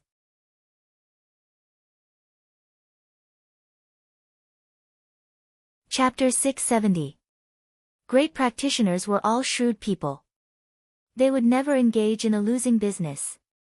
Now, they were about to lose money, and they had to pay a price that was enough to hurt them. Say, would they allow this to happen? Of course not. In order to target the human race, they had already invested too much. Once they failed, the loss would definitely be unimaginable. In fact, the price they had to pay would exceed the limit they could bear. Therefore, the great divines hiding in the dark would never allow this plan to fail. If the human emperor hindered their plan, then they would make the human emperor disappear. As soon as this thought came to mind, everyone had the intention to kill. Therefore, they tacitly looked around. Of course, it was impossible for one person to do such a big thing as killing the human emperor. The best thing was for everyone to do it together. In this way, even if the karma came, with everyone sharing it, their pressure would be reduced a lot. Perhaps, after everyone shared the pressure, the consequences of killing the human emperor would not be a big deal. The consequences of killing the human emperor would be great, but they had the advantage in numbers. Each of them would bear a share of the responsibility. Perhaps this matter would be fooled. After all, if they joined forces, they would be able to control the general trend of heaven and earth. They might be able to erase the impact of killing the human emperor. Thinking of this, the worry in everyone's hearts lessened a lot. Fellow Taoists, we can't delay any longer. If we delay any longer, the chaos of the primordial world might be quelled by the human emperor. Therefore, we can't hesitate any longer. The poor way knows that you are unwilling to bear the karma of killing the human emperor. This is normal. After all, it is the supreme karma of heaven and earth. It is ominous to kill. But we don't have to kill him. Just like before, we can find an opportunity to continue sealing the human emperor. Of course, we have to pay a price to forcefully seal the human emperor, but if everyone here works together, that price is nothing. Just as everyone was secretly plotting, a sudden voice echoed in everyone's ears, breaking the long silence. Who is it? Everyone could not help but be shocked. They hurriedly released their divine senses to scan the surroundings. However, no matter how they searched every corner of the void, they could not find the source of the sound. Obviously, the person who spoke did not want to reveal his identity. In such a situation, even if the human race was angry, it would not be good for them to find trouble with everyone present. That would be too exaggerated and impossible. However, if the human race was determined to target a few of them, there would be no problem. Who would the human race target then? Without a doubt, the human race would target whoever performed the best in this plan against the human race. The person who spoke dared to collude with everyone to seal the human sovereign. There was no doubt that he was the primary target of the human clan. Once his identity was exposed, no matter who he would be hunted down endlessly by the human clan until he died. This was related to the dignity of the human race. It was useless for anyone to plead for mercy. Therefore, everyone understood that person's unwillingness to reveal his identity. At that moment, he did not investigate the identity of that person. He just nodded secretly to show that he agreed with his suggestion. There was nothing he could do even if he didn't agree. Because this was the best choice at the moment. There was no other way. Great. Since everyone agrees with the poor way's suggestion, we'll take action together to seal the human sovereign in one breath's time. Seeing that everyone nodded, the person spoke again. At that moment, no one responded. However, their attitude of secretly accumulating power had already revealed everything. Very soon, one breath's time passed and it was time for everyone to take action. Take action. A voice was heard. Almost at the same time, everyone mobilized their magic power and was about to attack the human sovereign. However, just as they took action, an extremely dazzling sword light flew out from the heavenly court. It cut through the layers of void and swept toward them. Quick, dodge. It's the North Star Emperor. Knowing who the person was, everyone did not have the heart to fight against him. They did not have the time to deal with the human sovereign. The moment before the sword light exploded, they all rushed out as fast as they could so that they could escape from the range of the sword light. However, Great Emperor Gaochun's attack was too fast. Before he attacked, there was no sign at all. Therefore, even though the great magicians who were hiding in the dark were extremely fast, there were still some who were unable to escape from the range of the sword light. Rumble, boundless sword light exploded as though it was splitting the heaven and earth apart. It was clear and turbid, yin and yang. It stirred up the earth, fire, water, and wind and destroyed the void that everyone was hiding in. Ah! A few screams were heard. The few people who fell behind were sucked into the sword light. In an instant, they were torn into pieces by the terrifying sword light together with their physical bodies and primordial spirits. Very soon, they disappeared completely. After everything calmed down, a few Khanate spiritual treasures with a few broken Khanate true spirits could be seen rushing out from the void that was destroyed by the sword light. Obviously, they were the great divines who did not manage to escape in time and were severely injured by the sword light of the North Star Emperor. Their physical bodies were shattered, their primordial spirits were shattered, and even their Khanate undying true spirits were broken. Wasn't that a serious injury? It could be seen that the North Star Emperor was ruthless. Swoosh, a few powerful great mediums saw the innate spiritual treasures dashing out and protected them without hesitation. They wanted to prevent the North Star Emperor from continuing to attack and killing them. No matter what, they were in an alliance to fight against the North Star Emperor. If they were to allow the severely injured people to be killed by the North Star Emperor, everyone would be in danger. The alliance that was not considered reliable to begin with would only exist in name. Before the enemy was dealt with, the alliance would only exist in name. Then, when the North Star Emperor came, how were they going to defend against him? Therefore, no matter what, they had to protect the alliance. Even if it was just for show, they had to maintain the stability of the alliance to prevent the North Star Emperor from finding an opportunity to destroy them one by one.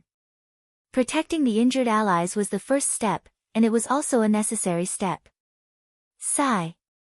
In the heavenly court, the North Star Emperor who saw the scene couldn't help but sigh. He took back the thought of continuing to attack. Everyone reacted quickly and did not give him a second chance to attack. Otherwise, he might have the chance to kill a few great divines. However, the chances of that happening were not high. Those who could reach this stage would have some trump cards in their hands. How could they die so easily? One had to know that this was the primordial world with an incomparably deep foundation. If it was another world, primordial chaos experts could naturally do it. However, the primordial world could not. There was no other reason.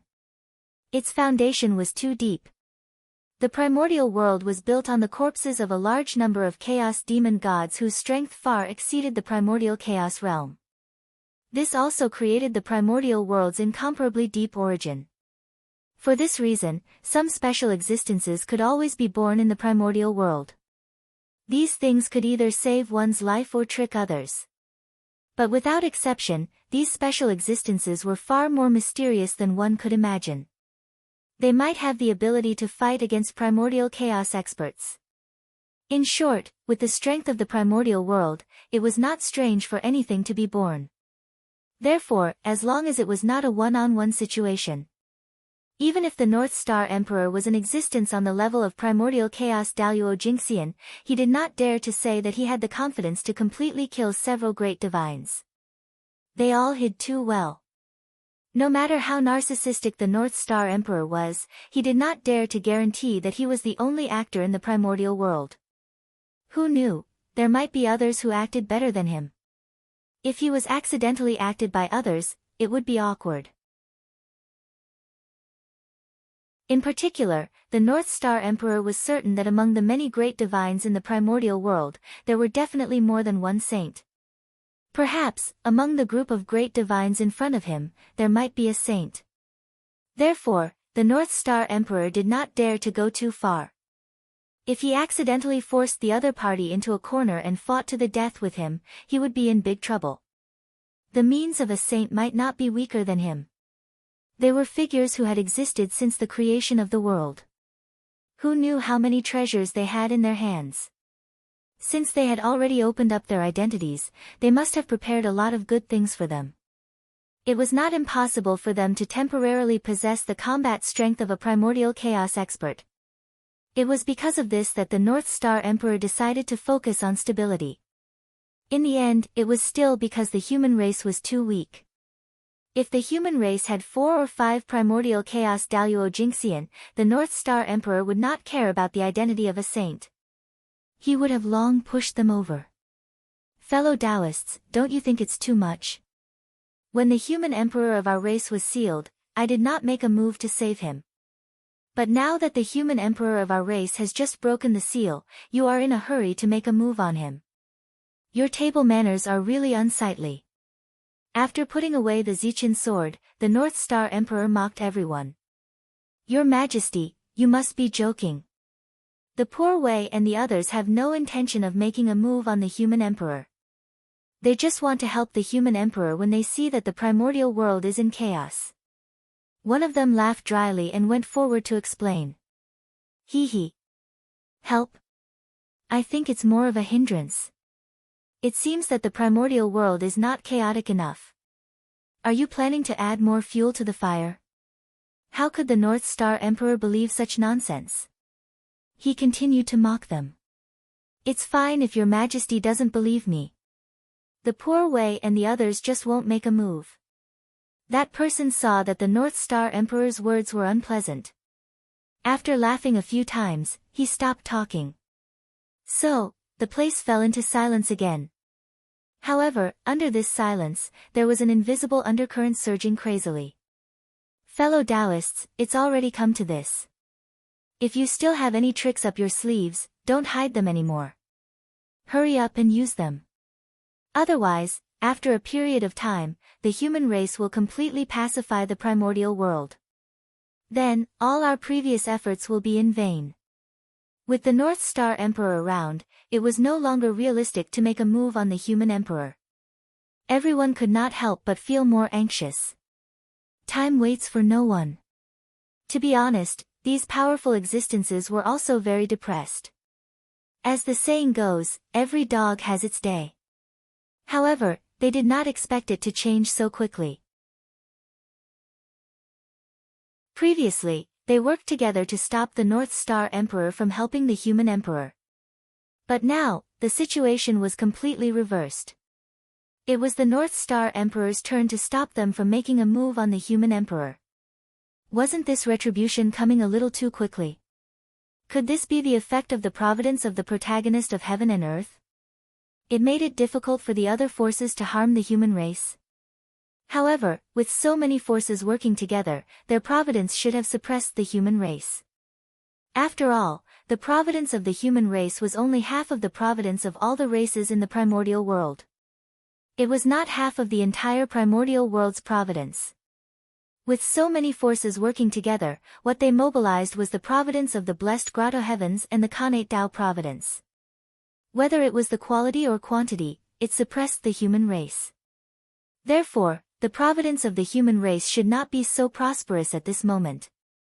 However, although they were confused, their actions were not slow. They all used their trump cards.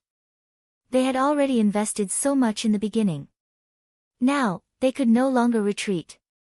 Anyway, if they retreated this time, they would not be able to obtain the forgiveness of the human race. Then, they would go all the way. What if they won? The benefits they would obtain would undoubtedly be shocking. Alright. We have to admit. These great divination masters were gambling. However, wasn't life a huge gamble? If they won the gamble, their future would be bright. If they lost the gamble, there was nothing to lose. Since that was the case, why not block it? There was no way for them to turn back. Rumble. The moment these powerful existences' backup plans were activated, orders were sent out from the various blessed grotto heavens. Immediately, dozens of Khanate races that had submitted to the human race rebelled. In the name of the human race being tyrannical, they led ice to attack the human race. At the same time, hundreds of Khanate races that had long submitted to the powerful existences rushed out from the dojos of those powerful existences and charged towards the human race. For a moment, the human race became the target of everyone in the primordial world. Even the excuse was ready-made. The human race was tyrannical, so much so that they were sinned by the heavens. They sent down the mutants of heaven and earth to cause chaos in the primordial world, disturbing the foundation of the human race's rule. For this, these Khanate races obeyed the mandate of the heavens and mobilized troops. They thought that the heavens and earth would get rid of this thief and overthrow the rule of the human race. The human race, who was suppressing the mutants of heaven and earth, was suddenly stabbed in the back by the Khanate races. They were flustered. However, the human race was strong after all. The rebellion of a few dozen Khanate races did not cause much of an impact. They could be suppressed very quickly. On the other hand, the Khanate races that walked out of the dojos of the powerful existences were somewhat difficult to deal with. Unlike the Khanate races that were still in the primordial world, the Khanate races that were in the dojos of the powerful existences were not affected by the change of the world at all. Their bloodlines did not degenerate and still maintained the purity of their Khanate bloodlines. Because of that, they were extremely powerful. Moreover, there was also an irreconcilable blood feud between these Khanate races and the human race. They would rather leave the primordial world than live under the same sky as the human race. This had already explained everything. These Khanate races were all the main forces in the Khanate alliance back then.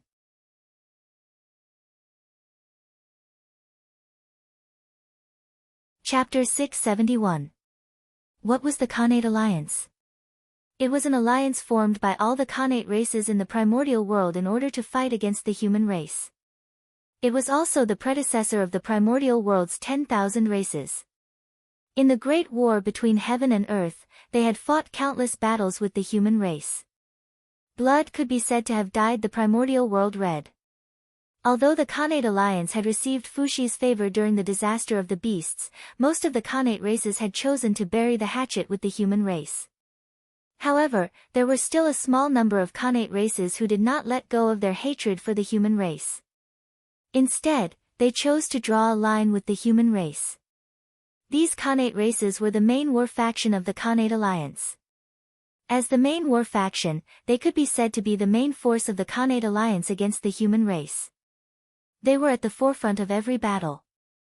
After countless battles, countless of their clansmen had died at the hands of the human race. These blood feuds had accumulated, causing them to form an irreconcilable enmity with the human race. Thus, how could they submit to the human race? Therefore, after the Khanate Alliance collapsed, the other Khanate races joined the human race. These Khanate races who had a death grudge with the human race joined forces to deal with the Khanate beasts. From then on, they had a new name, the Khanate Vestigial Race. The race left behind from the Khanate era. Without a doubt, since these Khanate Vestigial Race dared to become enemies with the human race, their strength must be extremely powerful. Although they could not fight against Khanate beasts, they could still survive. Under the protection of each other, the Khanate Vestigial Race survived the tribulation of Khanate beasts with difficulty. But then, before they could take revenge on the human race, they suddenly realized that the human race was already a colossus that they could not shake. At that time, Fuxi suppressed the primordial world. No one in the 10,000 races could contend against him. Helpless, these Khanate Vestigial Race temporarily gave up the idea of revenge and focused on developing to wait for the future. Unfortunately, although their strength increased quickly, the human race undoubtedly developed faster. As time passed, the gap between them and the human race did not decrease. Instead, it became bigger and bigger. Their hope of revenge was getting slimmer and slimmer. Then, the Khanate Vestigial Race had been waiting for heaven and earth isolation. After heaven and earth isolation, they could not stay in the primordial world any longer. Therefore, they sought refuge with the great divine ability. They hoped that one day, a peerless figure would be born in their race and completely destroy the human race. In the blink of an eye, the world had changed. In the blink of an eye, millions of years had passed. At this time, the pre-celestial descendants who were practicing in the Taoist field of the Great Medium suddenly received an order from the Taoist priests to go to the untainted land to attack the human tribe. It was this order that awakened the hatred in the hearts of the Xiantian vestigial races towards the human race. Almost without hesitation, they walked out of the Great Master's dojos and brazenly charged at the humans. Things were different now. In the past, they weren't a match for the human race, not because they weren't strong enough, but because the human race had the support of a great divine ability. But now, the situation had completely reversed. The human race had somehow angered the Celestial Sect of Wonders, causing the Celestial Sect of Wonders to turn around and support them against the human race. In this way, the human race would no longer have any advantages. How could they withstand their attacks? One must know that. In the primordial world, the will of the Celestial Sect of Wonders was the will of the Heavenly Tao. Since the human race dared to make an enemy out of the Celestial Sect of Wonders, their fate was already sealed. They were bound to fail. The human race was finished. Just as the battle between the human race and the pre-celestial vestigial race was in full swing, in the depths of the void, where countless worlds and secret realms were located, an inexplicable change suddenly occurred. One after another, cracks in the void appeared, opening up a passage that led to the untainted land. You've been here for nearly 10 million years. It's time to let the untainted land know of your existence. So, go.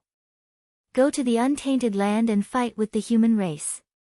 Let the world know that the creatures I created may not be inferior to the Nuwa. In the dark, a dignified voice echoed between heaven and earth, breaking the silence of this place. Yes, Patriarch. Suddenly, a respectful voice came from the countless worlds and secret realms. Then, countless figures walked out of the unknown world. They were densely packed and innumerable. They crossed the void cracks and headed towards the untainted land.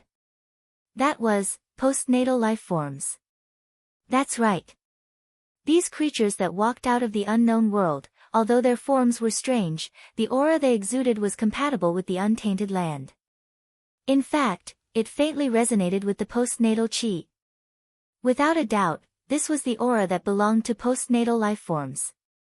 The countless creatures that walked out of the unknown world were all postnatal lifeforms. Variables, what a shocking change. As the only postnatal race in the untainted land, the human race could enjoy the postnatal luck alone. However, with the appearance of these races, the luck of the human race would definitely be affected. Although it wouldn't shake their foundation, it wouldn't be too good either. The human race was in trouble. Perhaps, these postnatal lifeforms wouldn't be very strong, but they were definitely disgusting enough. For the human race, once they started a war with these postnatal lifeforms, even if they won, they wouldn't get anything. At most, they would stabilize their postnatal luck. However, once they lost, the losses would undoubtedly be huge.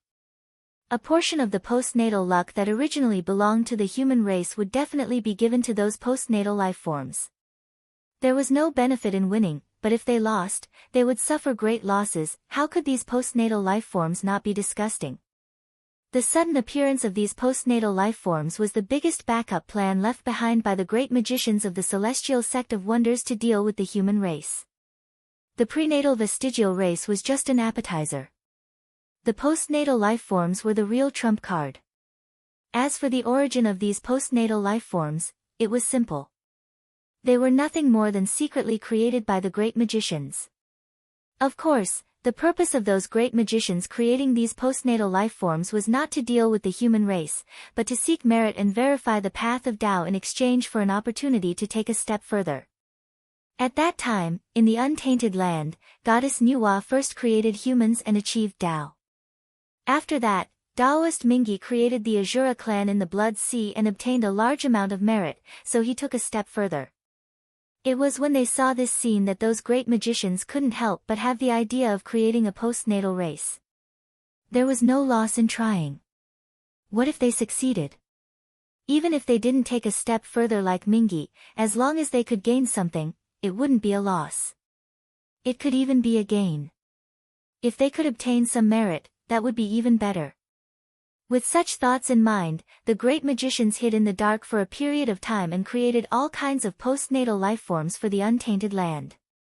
As for why these postnatal lifeforms had never appeared in the untainted land for so many years, the answer was much simpler. It was nothing more than that the great magicians were afraid that after these postnatal lifeforms appeared, they would have a dispute with the shaman and demon race, which would implicate them. For this reason, they restrained these postnatal lifeforms in the many worlds in the depths of the void, allowing them to develop in a low-key manner. In this way, they didn't have to worry about them getting involved in the disputes of the untainted land, and it also saved them a lot of trouble. However, they didn't expect that the changes in the world were often unexpected. Who would have known that as time passed, the Khanate era gradually became the past, and the postnatal era ushered in a period of rapid development. The postnatal lifeforms that were almost forgotten by the great magicians gradually became the favorites of the era. At the same time, they also became the sharp weapons of the great magicians to deal with the human race. Rumble.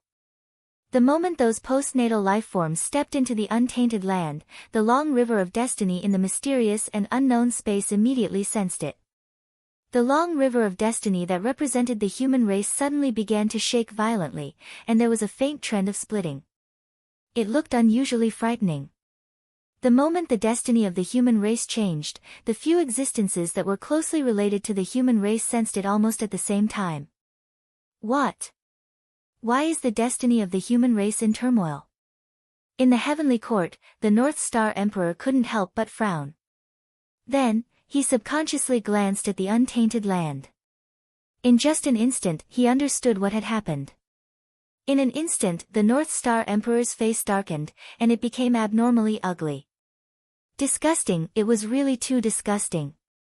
If it were any other time, even if these postnatal lifeforms swarmed up, they wouldn't be enough to fight against the human race. They would be easily suppressed. But now, the human race was facing enemies from both sides. If they fought with these postnatal lifeforms again, they would seem a little inferior. The reason for this was not because these postnatal lifeforms were too strong, but because in the battle with the postnatal lifeforms, the human race could not lose a single battle, and they could not have a tug-of-war with them. Let's put it this way, if the human race could not completely kill these postnatal lifeforms before they could gain a foothold in the untainted land, then the human race would have already lost the battle with these postnatal lifeforms. And the longer the war lasted, the greater the losses of the human race. The reason was because once these postnatal lifeforms gained a foothold in the untainted land, a portion of the postnatal destiny would be separated from the human race's destiny and flow to these postnatal lifeforms. Moreover, this providence was not fixed. The greater the advantage of these postnatal lifeforms, the greater the destiny that would flow from the human race's destiny to them. The meaning of their existence was to drink the blood of the human race. Fellow Taoists, what a good method! I have underestimated you. However, if you want to overthrow the human race with just these postnatal lifeforms, you are thinking too much. Glancing coldly at everyone, the North Star Emperor said coldly. However, no one responded to his words. In this, the North Star Emperor was not surprised. Instead, he secretly thought of a countermeasure. The appearance of the postnatal lifeforms was indeed beyond his expectations, but this was not a big deal. The human race had a deep foundation. Even when the myriad races were at their peak, they were not afraid, let alone now. Although the human race's current situation was extremely dangerous, that was all on the surface. It was only because accidents happened one after another that the human race was caught off guard, resulting in the current situation. However, as long as they could survive the current period, all the turmoil would be quelled one by one. The human race was not as weak as they had imagined. The Seven Stars continent had not made a move yet, and the allies of the human race had not made a move either.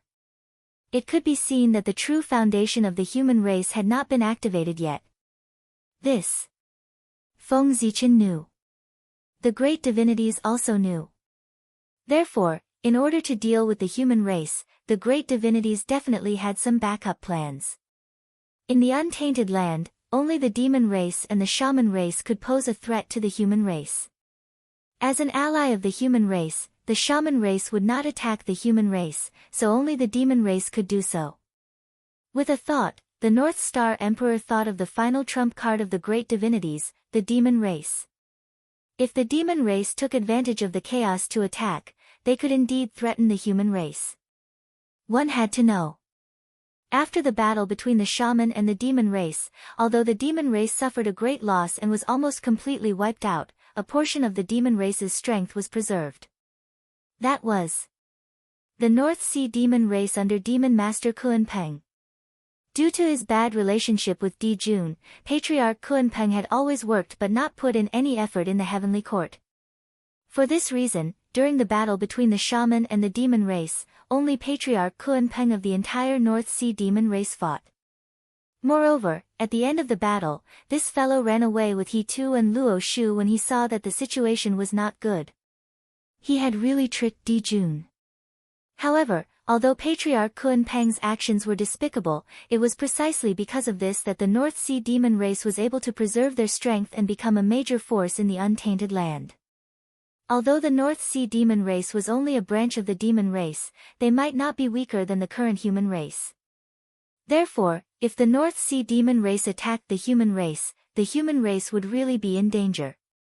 Thinking of this, Emperor Gaochen couldn't help but lower his gaze and look at the North Sea to observe the current situation of the North Sea demon race. However, before he could look at the North Sea, a loud explosion suddenly came from the heavenly realm. Bang! The moment he heard the loud explosion, Emperor Gaochen's heart skipped a beat, and he had an ominous premonition. When he looked over and saw the source of the explosion, his heart couldn't help but sink. But the heavenly river had burst its banks. Someone had blasted a huge hole in the heavenly dike. The explosion just now was the sound of the heavenly dike breaking. What a bastard! Even though he knew that in order to deal with the human race, those powerful beings had no scruples, when Gauchen saw the scene of the heavenly river bursting its banks, he couldn't help but exclaim at their audacity. They really didn't care about anything. They even dared to have designs on the heavenly river. Didn't they know that once the water of the heavenly river fell into the human world, what kind of disaster would it bring to the human world? That monstrous negative karma, weren't they afraid at all? Walala. Following the gap in the heavenly dike, the Ruo River flowed towards the untainted land. It was as if the Milky Way was falling from the ninth heaven. Its momentum was so great that it was completely unstoppable. It seemed that this scene had also happened when the heavenly realm was shattered. However, at that time, the untainted land was still in the Khanate era. The Khanate Chi was everywhere in the world, so there was no need to be afraid of polluting the Ruo River. P.S. What a mess. There's one more chapter. It's about 11:30. It should also be 4,000 words.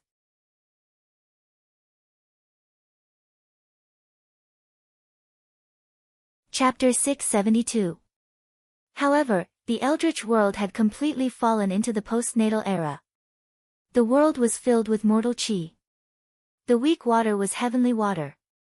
It belonged to the Khanate realm. Once it was tainted by the postnatal chi, it would definitely become extremely heavy. Moreover, the Khanate realm and the postnatal realm were two different concepts. In ancient times, everyone had Khanate physiques and did not dare to touch the weak water.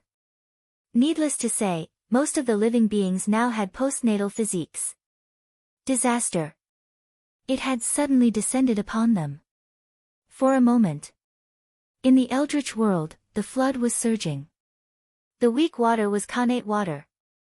In addition, it was illuminated by the starlight day and night. It had undergone a huge change and contained a huge amount of energy. As soon as it landed on the Eldritch world, it was affected by the laws of heaven and earth and began to transform from Khanate to postnatal realm. If a drop of Khanate water completely transformed into postnatal water, it would probably be as much as a river. One could imagine what kind of disaster it would be for the people when the heavenly river flowed into the Eldritch world. Damn it! Seeing that the heavenly river was flowing into the Eldritch world, Gauchen did not care about the great divines anymore.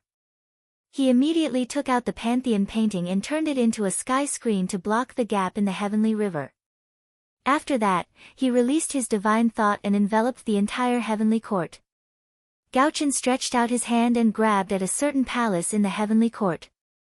How dare you continue to stay in the heavenly court after destroying the heavenly dike? Do you really think I don't dare to kill you? Rumble. As Gauchen pressed down with his palm, the shadows of the 5 emperors vaguely appeared. They released endless emperor aura, causing the spacetime in that area to completely freeze. 5 emperors' great handprint. In the next moment, the 5 emperors' great handprint exploded with terrifying power and tore the palace into pieces.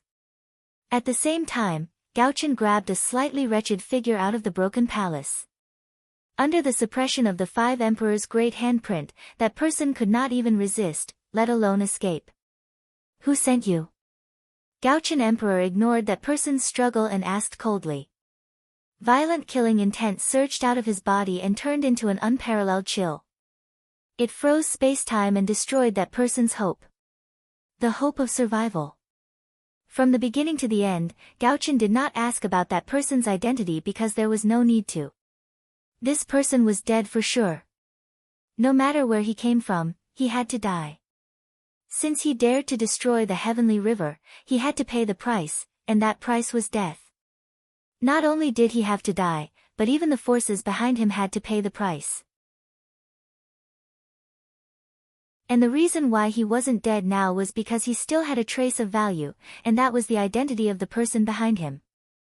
How could a mere Daluo Jinxian have the guts to destroy the heavenly river? It was nothing more than the support of someone even more powerful. That's right, the person who dared to destroy the heavenly river was a Daluo Jinxian. Ha, what a joke.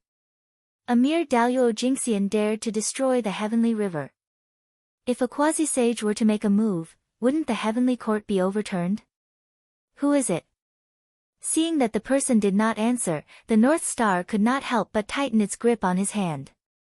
Suddenly, the person let out a shrill scream as his entire body and primordial spirit shattered together. Only a trace of the innate undying true spirit was left as it struggled desperately in the North Star's hand. Speak. Without giving the person a chance to breathe, the North Star Emperor continued to ask. Boom. As he spoke, the unique aura of the Celestial Emperor erupted from his body and crushed toward the person.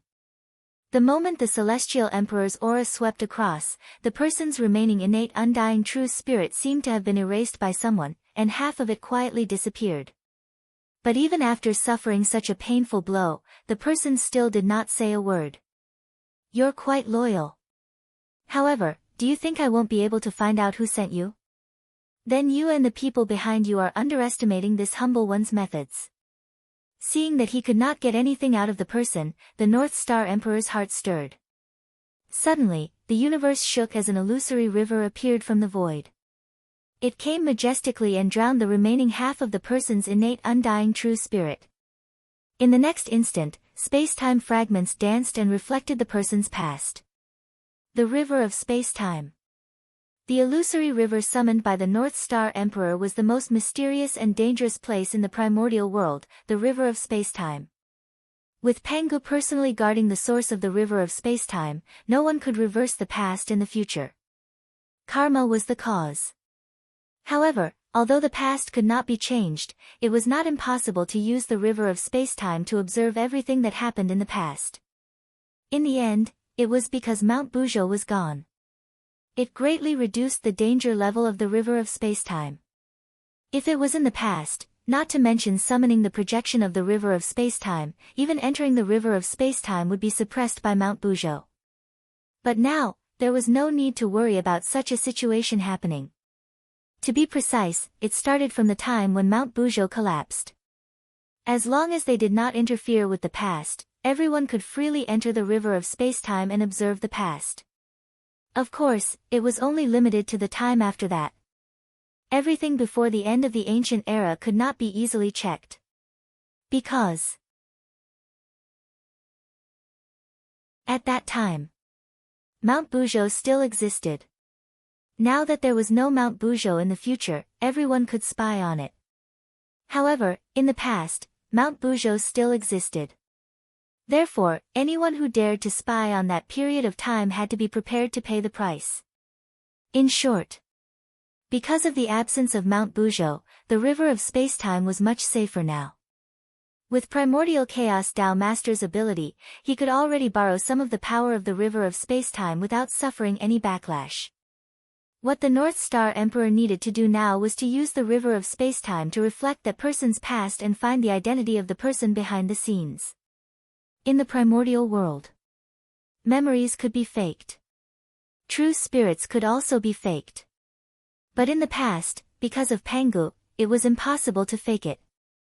Therefore, no matter how deeply the person behind the scenes hid or how many faces he changed, he could not escape the reflection of the river of space-time. Spying on that person's memories might not be able to find out the identity of the person behind the scenes. Because no one could guarantee that the person behind the scenes would show his true face. However, the river of space-time could lock onto the true identity of the person behind the scenes. Because the river of space-time recorded everything in the primordial world. As long as one's cultivation had not reached the realm of primordial chaos Daluo Jinxian, they would definitely leave traces in the river of space-time. Whether it was in the past, present, or future, as long as they left traces, it was enough for the North Star Emperor to lock onto the identity of the person behind the scenes. Rumble. The river of space-time was vast and mighty, reflecting that person's past one by one. Soon, the North Star Emperor locked onto his target. It was a strange scene. In the scene, the person who destroyed the heavenly river was talking to someone, but there was nothing in front of him. It wasn't that there was no one in front of him, but that the person who was talking to him was too powerful and had already cut off the past. Therefore, he couldn't see his figure in the past. Cut off the past. Not bad, but I don't believe that you've also cut off the present and the future. With a thought, the North Star Emperor froze the scene and used the void as a basis to push the river of spacetime back to the future. Hiss, is this what a Taoist master can do? Shaking the universe with a raise of his hand and playing with the river of spacetime. How terrifying! At the side, the powerful beings who were monitoring the North Star Emperor were so shocked that they were speechless when they saw him playing with the river of spacetime. Such means and such a realm were what they dreamed of. At this time, they didn't dare to disturb the North Star Emperor. That was because everyone could tell that the North Star Emperor was in a fit of anger. If they interfered with him now, would they really want to die? Moreover, the North Star Emperor was currently investigating the real culprit behind the Heavenly River's breach. If anyone interfered at this time, wouldn't it be equivalent to admitting that they were the culprit? The Heavenly River's breach caused a flood in the Eldritch world, and countless people suffered. The karma involved was no less than killing the human emperor. Who would be willing to take the blame?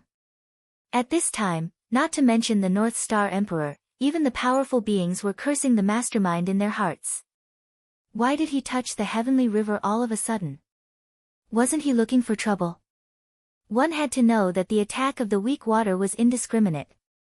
Any existence in the Eldritch world would be affected. In other words, their subordinates were also within the attack range of the weak water. However, the only consolation was that the human race was the most powerful, so they were affected more than others. That could be considered a blessing in disguise. After finding out the identity of the mastermind from the future, the North Star Emperor didn't hold back. He directly used the future to deduce the mastermind's location. Die. After taking a few glances, the North Star Emperor realized that he didn't know who the mastermind was. He couldn't be bothered to pursue the mastermind's purpose. He directly took out the Zichin sword, broke through the void, and slashed at the mastermind. At the same time, in order to prevent the mastermind from escaping, he even mobilized the power of the North Star to forcefully seal the void where the mastermind was.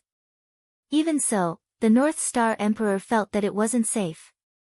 He then used the Buzhou Dao seal, a supreme spacetime technique to assist the North Star in sealing the spacetime. Swoosh, the Zichin sword slashed out, carrying the power of the innate sword Dao. It was like the incarnation of Dao, and it directly injured the mastermind who was caught off guard. Without a sound, the physical body of the person behind the scenes was turned into dust under the sword light. Buzz! Just as the body of the mastermind was shattered, a clear light escaped from it and flew towards the distance. That clear light. It was the innate undying true spirit of the mastermind. Although he didn't know how he was exposed, he didn't have time to think about what was happening. It was more important for him to escape. However, before his innate undying true spirit could escape far, he saw a star's shadow that emitted a terrifying heavenly aura. The unparalleled divine aura froze him on the spot. Then, before he could react, he saw the shadow of an immortal sacred mountain appear one after another.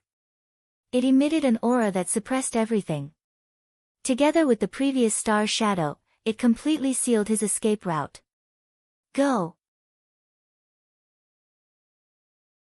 Above the heavenly court, after seeing that the mastermind was completely suppressed, Emperor Gaochen waved his hand and summoned the million-sword illustration to bring him over.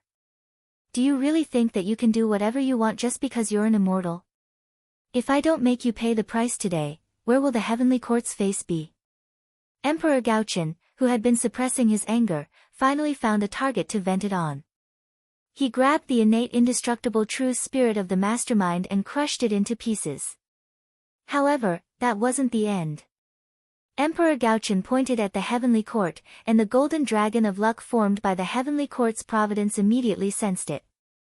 It roared to the sky and swallowed the fragments of the mastermind's true spirit into its stomach. Today, I'll use the providence of the heavenly court to suppress your true spirit. You'll never be able to reincarnate. After doing all that, Emperor Gaochen's majestic voice resounded throughout the heavenly court. SSS. On the other side, the immortal sacred mountain who witnessed all that was happening was terrified by Emperor Gaochen's means. That immortal sacred mountain was completely done for. Although the immortal sacred mountain was an immortal, it didn't mean that they couldn't be suppressed. Gaochen used the providence of the heavenly court to suppress that person's true spirit and completely cut off all hope of resurrection. From then on, as long as the heavenly court wasn't destroyed, that immortal sacred mountain would never be able to regain his freedom. Such means. It was truly ruthless. It also shocked the immortal sacred mountain present. They truly felt the terror of a primordial chaos powerhouse. A powerhouse that wasn't inferior to them was completely suppressed in a few breaths' time. This simply smashed their pride into smithereens. The bloody truth told them that primordial chaos Daluo Jingxian was really not on the same level as them. The difference was extremely huge. Almost subconsciously, everyone unconsciously moved closer. It was as if only by doing so could they bring a sense of security.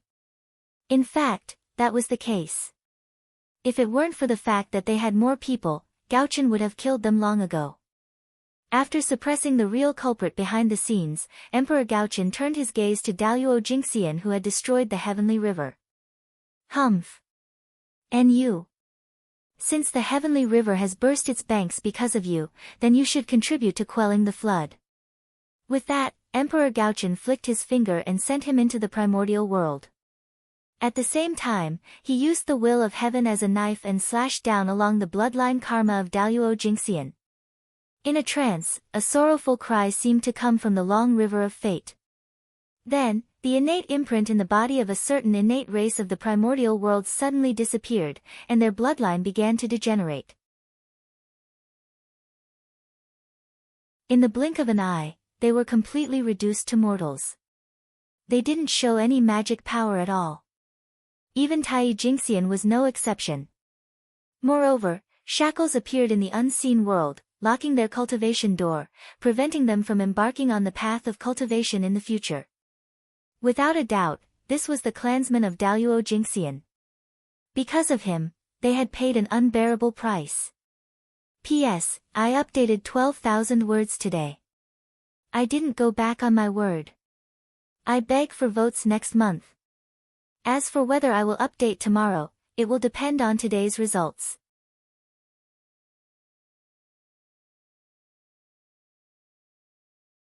Chapter 673. Those who bring disaster to the world deserve such an ending. After doing all this, the North Star Emperor's cold voice reverberated between heaven and earth. The murderous intent in his voice was so strong that it made everyone feel as if they were facing a mountain of corpses and a sea of blood. For a moment, the deities trembled. Even the great mediums felt a chill from the bottom of their hearts when they saw how ruthless the North Star Emperor was.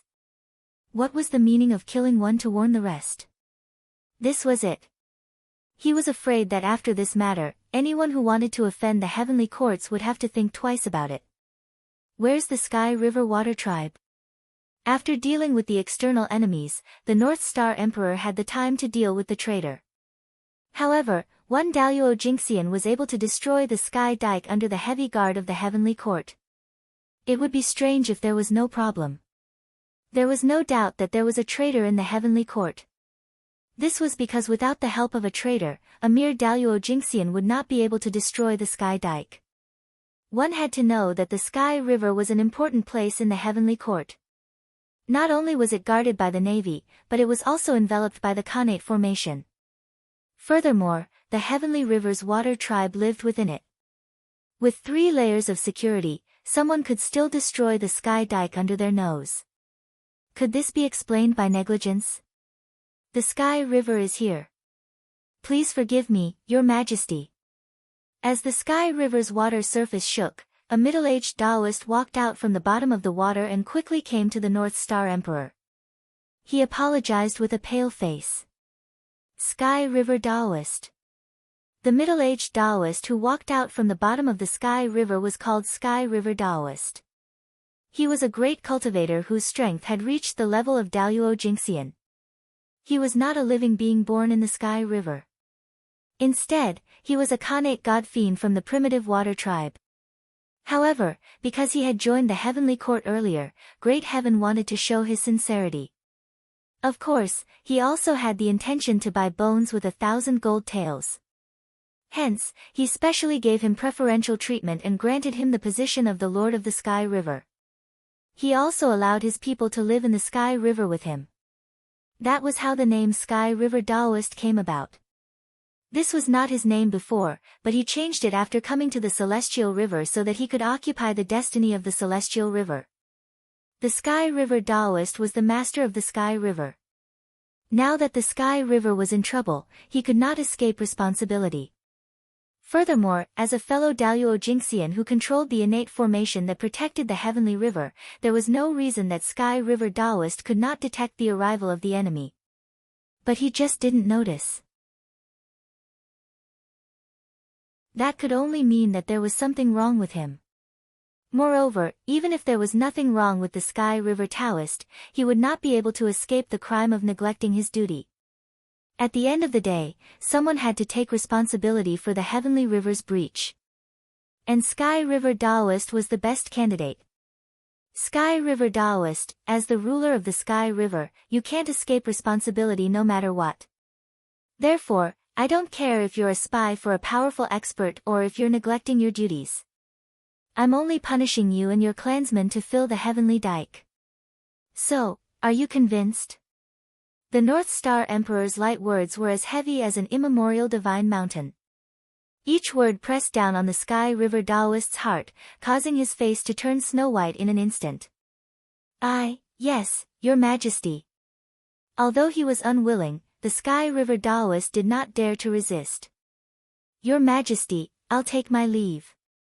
Finally, the Sky River Taoist bowed respectfully to the North Star Emperor and led his clansmen toward the gap in the Heavenly River. Rumble. The Heavenly Dike shook and swallowed the Sky River Taoist and his clansmen. In an instant, divine light bloomed and laws filled the air. It was so dazzling that people could not open their eyes. After everything calmed down, the Heavenly River had returned to its original state. As for the Sky River aquatic race, they had disappeared. They would not be able to appear in the Eldritch world for a few more eons. The North Star Emperor had suppressed the chaos in the Heavenly Court with lightning speed. The power of the North Star Emperor had shocked everyone. The world has really changed. Now, any Tom, Dick, and Harry dares to cause trouble in the Heavenly Court. The North Star Emperor glanced at the great divinities and said casually. It was just that his words seemed to be directed at the great divines. As a result, the expressions of those great mediums turned ugly when they heard his words. However, before they could get angry, the North Star Emperor suddenly stood up from the Emperor's throne in the Heavenly Court and walked out. For a moment, everyone could not be bothered to get angry. They went forward to block the North Star Emperor to prevent him from leaving the Heavenly Court. Your Majesty, where are you going? Outside the southern Heavenly Gate, a great divinity asked the North Star Emperor with a smile. Now that the outcome of the battle had not been decided, how could they allow the North Star Emperor to leave the Heavenly Court? What's wrong? Do I need your permission to go anywhere? Fellow Taoists, don't you think you're meddling too much? Gauchen said with displeasure as he faced the crowd alone. Hearing that, everyone fell silent. They indeed had no reason to stop the North Star Emperor. However, in this world, there was no need for so many reasons. As long as they wanted to, it was enough. Therefore, the North Star Emperor must not leave the Heavenly Court. Thud, in the silence, the North Star Emperor suddenly took a step forward. At the same time, he was closer to the great divinities, almost face to face. However, none of the great divinities backed down. The atmosphere, suddenly, he became nervous. Fellow Taoists, now that the Eldritch Wilderness is flooded, countless living beings are suffering. As the Heavenly Emperor, of course, I can't stay out of this. Now, I'm going to the Eldritch Wilderness to find a solution to the flood. Even so, you still want to stop me? Suddenly, the North Star Emperor spoke. For the first time, he explained the reason for this trip to the Heavenly Court. This, for a moment, everyone could not help but be stunned. They did not know what to do. The North Star Emperor left the heavenly court for the sake of solving the flood. If they continued to stop him, it would be disregarding the lives of the people in the world. It would be unrighteous and they would bear a huge burden of karma. Although, with their current actions, it had nothing to do with righteousness. However, this was how things were. They could do it but not say it. For this, the great divinities were in a dilemma. If they let the North Star Emperor leave the heavenly court just like that, wouldn't their previous efforts be in vain? Naturally, they were extremely unwilling to accept this. However, if they did not let the North Star Emperor leave, the karma that would result was not something that they could easily bear. Enough. Fellow Taoists, you are not children anymore. Why can't you tell what's important and what's urgent? Previously, I allowed you to fool around because I gave face to the Tao ancestor and didn't argue with you. However, this is not the right for you to be arrogant. If you continue to fool around like this, then don't blame me for not showing mercy. I'll drag you all to the Purple Cloud Palace and let the Tao ancestor take a good look at his disciples. Seeing that everyone was still not giving way, the North Star Emperor's expression changed and he scolded them loudly. A great divinity was compared to an ignorant child in his mouth. What kind of humiliation was this? To be honest, the damage that the North Star Emperor's words caused to them was even worse than killing them directly. After the North Star Emperor finished speaking, the eyes of those great divinities turned red. If they did not know that the gap between them was too huge, they would have long swarmed forward and torn the North Star Emperor into pieces. However, even so, the violent killing intent still surged out of their bodies and stabbed towards the North Star Emperor without any concealment. TSK. The North Star Emperor only smiled contemptuously and did not take it to heart at all. A group of losers, they were not worth his attention. Those who lost to me will never be my opponents. I'll give you time to catch up until you can't see me anymore. This was what the protagonist of a novel that Feng Zichen liked very much in his previous life had said. It was also the true portrayal of his current state of mind. These people had already been left far behind by him. As time passed, this gap would become bigger and bigger. They were no longer existences on the same level. They were not a match for the North Star Emperor now, and they would not be a match for him in the future. Since that was the case, why would they need to save face for these great divinities? Moreover, compared to death, it was obvious that humiliation would bring more harm to them. The great divinities who had lived for countless years were not afraid of death. On the contrary, death might bring them relief. The long years had worn away too many of their emotions, including the fear of death. Perhaps, the only thing that could not be wiped away by time was their firm hearts towards the Tao. Death was not worth their fear, and the only thing that could move them was probably that face. The primordial world was a place that valued face very much. For this reason, the harm brought by humiliation was even more unacceptable than killing them directly. It was with such thoughts that the North Star Emperor did his best to humiliate them. This was revenge that left a deeper impression on them than killing. Get out of the way. Ignoring the killing intent on everyone, the North Star Emperor scolded again. You, secretly clenching their fists, everyone suppressed the killing intent in their hearts and slowly opened up a path for the North Star Emperor to pass through. The reason why these great divinities made way was not because they were afraid of the North Star Emperor, but because they were afraid of Tao ancestor Hongjun. They were frightened by the words of the North Star Emperor that he wanted to bring them to the Purple Cloud Palace to seek justice from the Tao ancestor. If this matter did not reach the Tao ancestor would turn a blind eye to it. However, once the North Star Emperor made a fuss about this matter, the Tao ancestor would be embarrassed, and it would not be easy for him to seek revenge. Then, with their recent actions, after the Tao ancestor found out, he would definitely not let them off easily. Therefore, these great divinities could only give in. Ha! Just like that, the North Star Emperor swaggered out of the heavenly court. However, he did not go to the human race. Instead, he went directly to the North Sea and taught the Kunpeng Patriarch a lesson in the name of the Tao discussion. For this, the North Sea demon race, who were previously restless and had the intention to dominate the primordial world, instantly wilted. Not to mention the North Star Emperor, just the primordial world, because of the flood, caused all the deployments of the human race to be in vain. Similarly, the innate vestigial race and the postnatal lifeforms were not having a good time either. At this time, no one was in the mood to attack each other. They all stopped fighting and organized their own forces to quell the flood.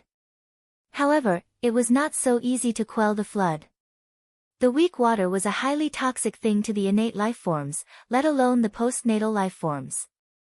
Basically, once a mortal came into contact with the weak water, they would be turned into white bones in less than an hour. Even a celestial immortal cultivator would have to shed a layer of skin if they fell into it.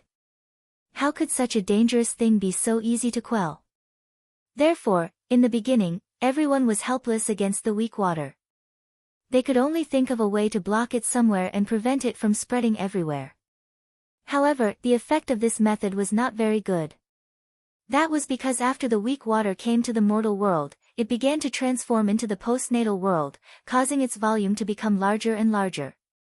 It could not be blocked at all. For this, in less than 100 years, the weak water overflowed in the primordial world. Of course, it was not completely without good news. At the very least, after the weak water changed from the innate to the postnatal, the degree of danger was undoubtedly greatly reduced. Above the innate stage, one could basically not be affected by the weak water. At this time, in the human territory, as the weak water became more and more overflowing, Si Wenming could not help but feel that blocking it was not a solution at all. Why not lead it to the East Sea? It was at this moment that Si Wenming had a flash of inspiration and thought of a way to completely solve the weak water. That was to lead it to the East Sea. This idea could not be said to be not bold. Because before this, the primordial waters were independent and not connected to the sea. Si Wenming's idea was to open up the connection between the primordial waters and the sea so that the weak water could flow from the ground to the sea. If this was done, it would be an earth-shaking change for the primordial waters. This might set off a battle between the sea gods and the sea gods. Because, once the two were connected, then they would both be water element luck. The sea area luck and the water area luck would definitely merge into one. In this way, although it would strengthen the water element luck, it would also bury a huge hidden danger. The sea had always been the territory of the dragon race, but the primordial waters were not. Although it was not as vast as the four seas, it had also given birth to many innate godfiends. Therefore, if the sea area and the water area were connected, a complete water system would be born. Then, in order to compete for the ruling rights of this complete water system, there would definitely be a world-shaking battle. They were all bosses, who would be willing to have another person controlling them? Moreover, after the sea area and the water area luck merged, how huge would the luck be? If he could obtain it, it would not be inferior to obtaining a world-shaking fortune. Who would be willing to give it up? Not to mention, if he could control the new water system, it would be equivalent to controlling the entire water vein of the primordial world, and he could become the master of the water vein of the primordial world in one fell swoop. With so many fortunes added together, how could there not be a great war? However, with the current situation of the primordial world, Si Wenming could not care so much.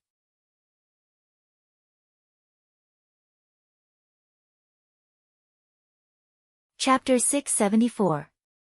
Opening the connection between the sea and the water would cause a civil war in the water veins.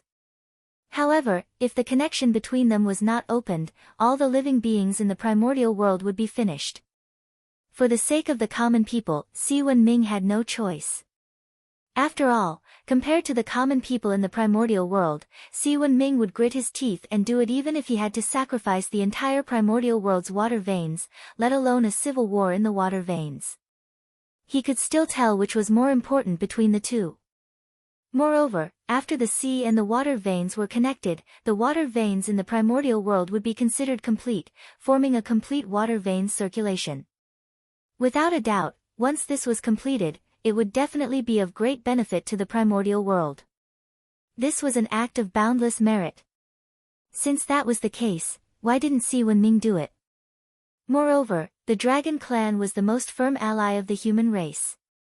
If the Dragon Clan could control all the water veins in the primordial world, it would undoubtedly be a great thing for the human race. At that time, the human race could completely help the Dragon Clan. One could suppress the earth, and the other could suppress the water veins. Together, they could maintain the stability of the primordial world. Therefore, in summary, no matter from which perspective, opening the connection between the sea and the water veins would be of great benefit to the human race. In this way, Si Wenming really could not find a reason to refuse this matter. Then, he did it. With a thought. Si Wenming already had an answer in his heart. For the human race. For all living beings in the primordial world. The passage between the sea and the water veins had to be opened so that the weak water could be channeled into the sea to relieve the pressure on the primordial world. After making up his mind, Si Wenming did not hesitate at all. He directly took out the topographic map of the primordial world from the human race's treasure vault, intending to find the most perfect flood passage.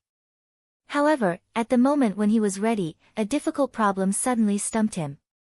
That was, he did not have the ability to shake the earth veins. One had to know that if he wanted to open the connection between the water veins and the sea, he had to open a passage between the two. And this. He had to dig deep into the mountains and change the river channels. If it was in the past, moving mountains and filling the sea was naturally extremely simple for an existence at Si Wenming's level. But now, with the establishment of the Heavenly Palace, the power of the primordial world's earth veins had been condensed into one and became extremely difficult to shake. This also made it very difficult for external forces to destroy the existing terrain of the Eldritch world.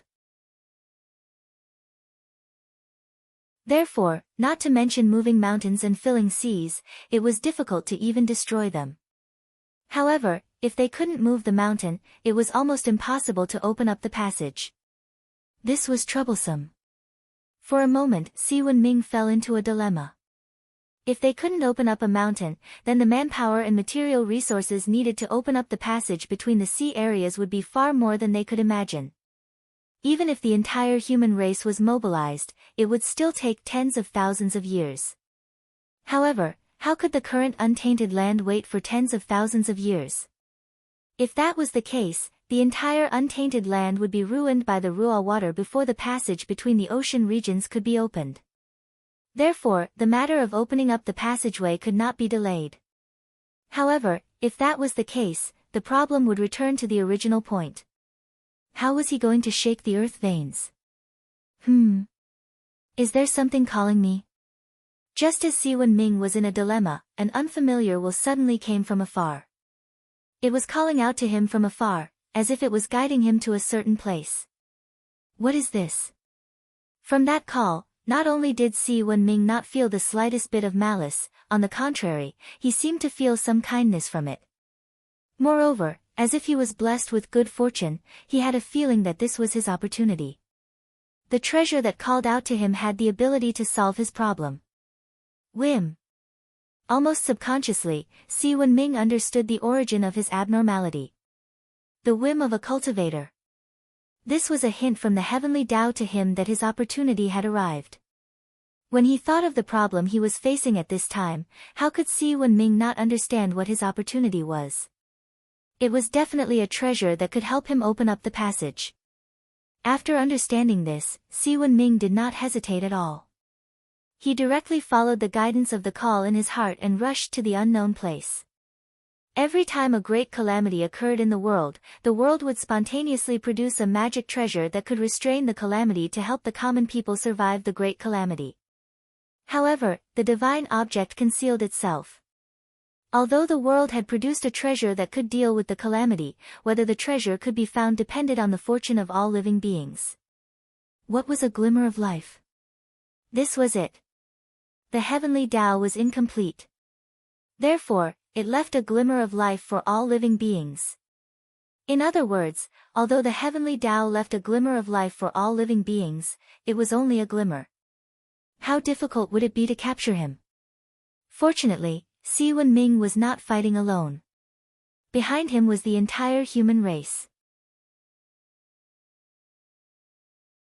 Therefore, under Feng Zichen's plan, Si Wenming successfully caught the glimmer of life left by the world for all living beings and formed a connection with the treasure that the world had produced to survive the calamity. In this world, there was no love for no reason, nor was there a good thing that fell from the sky. If it were not for Feng Zichen's plan in the dark, how could such a coincidental thing happen? Si Wenming just lacked something here, and the world on the other side sent it to him.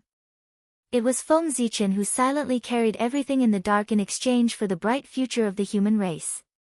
Following the guidance of the call in his heart, Si Wenming hurriedly ran for several months on the primitive land before arriving at his destination. A canyon with stagnant earth qi. What dense earth vein qi!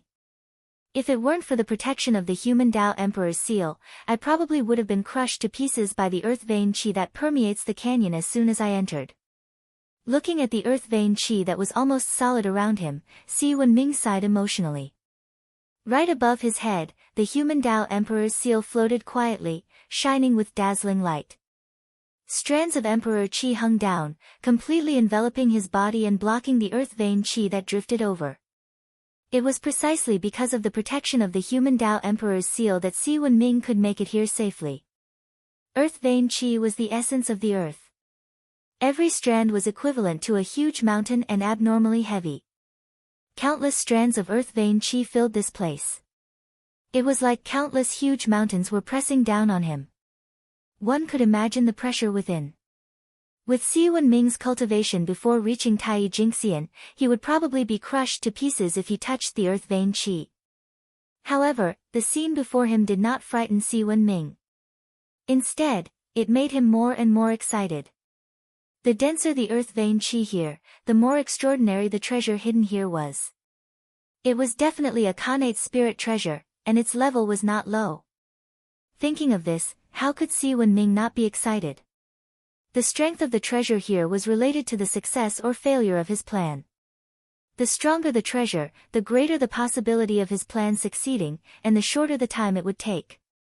As he continued to go deeper, Si Wenming could not help but discover that the earth vein qi around him was even denser. For a moment, he was even more excited about the treasure hidden here. Soon, Si Wenming arrived at the end of the canyon. At this time, the earth vein qi here had completely solidified. It was frighteningly dense, and it was a mysterious yellow color, floating in midair. Mysterious yellow mother qi, the origin qi of heaven and earth. At the end of the canyon, what appeared in front of Si Wenming was a majestic cloud of mysterious yellow mother qi. It floated quietly in the air, emitting an astonishing creation qi around it. What a great creation! Just this cloud of mysterious yellow mother qi alone could refine a supreme-grade creation attribute postnatal spirit treasure. Not to mention, in the center of the mysterious yellow mother qi, there was also a powerful innate spirit treasure that was being nurtured.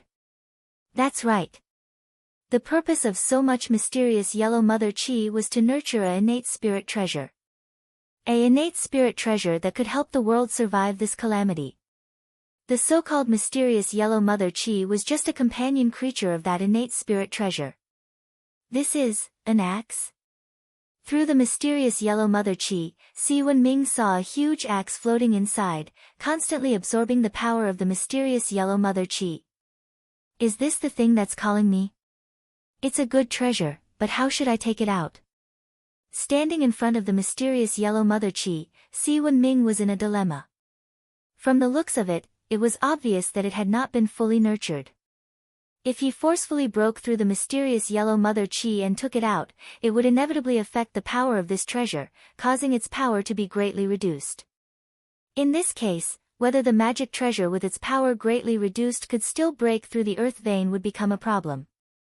But time waited for no one. If he continued to delay, who knew how many innocent creatures would be harmed by the weak water? It was a matter of life and death, there was no time to delay. Buzz buzz buzz. Just as Si Wenming was hesitating, the huge axe in the mysterious yellow mother qi seemed to have sensed his arrival and suddenly trembled violently.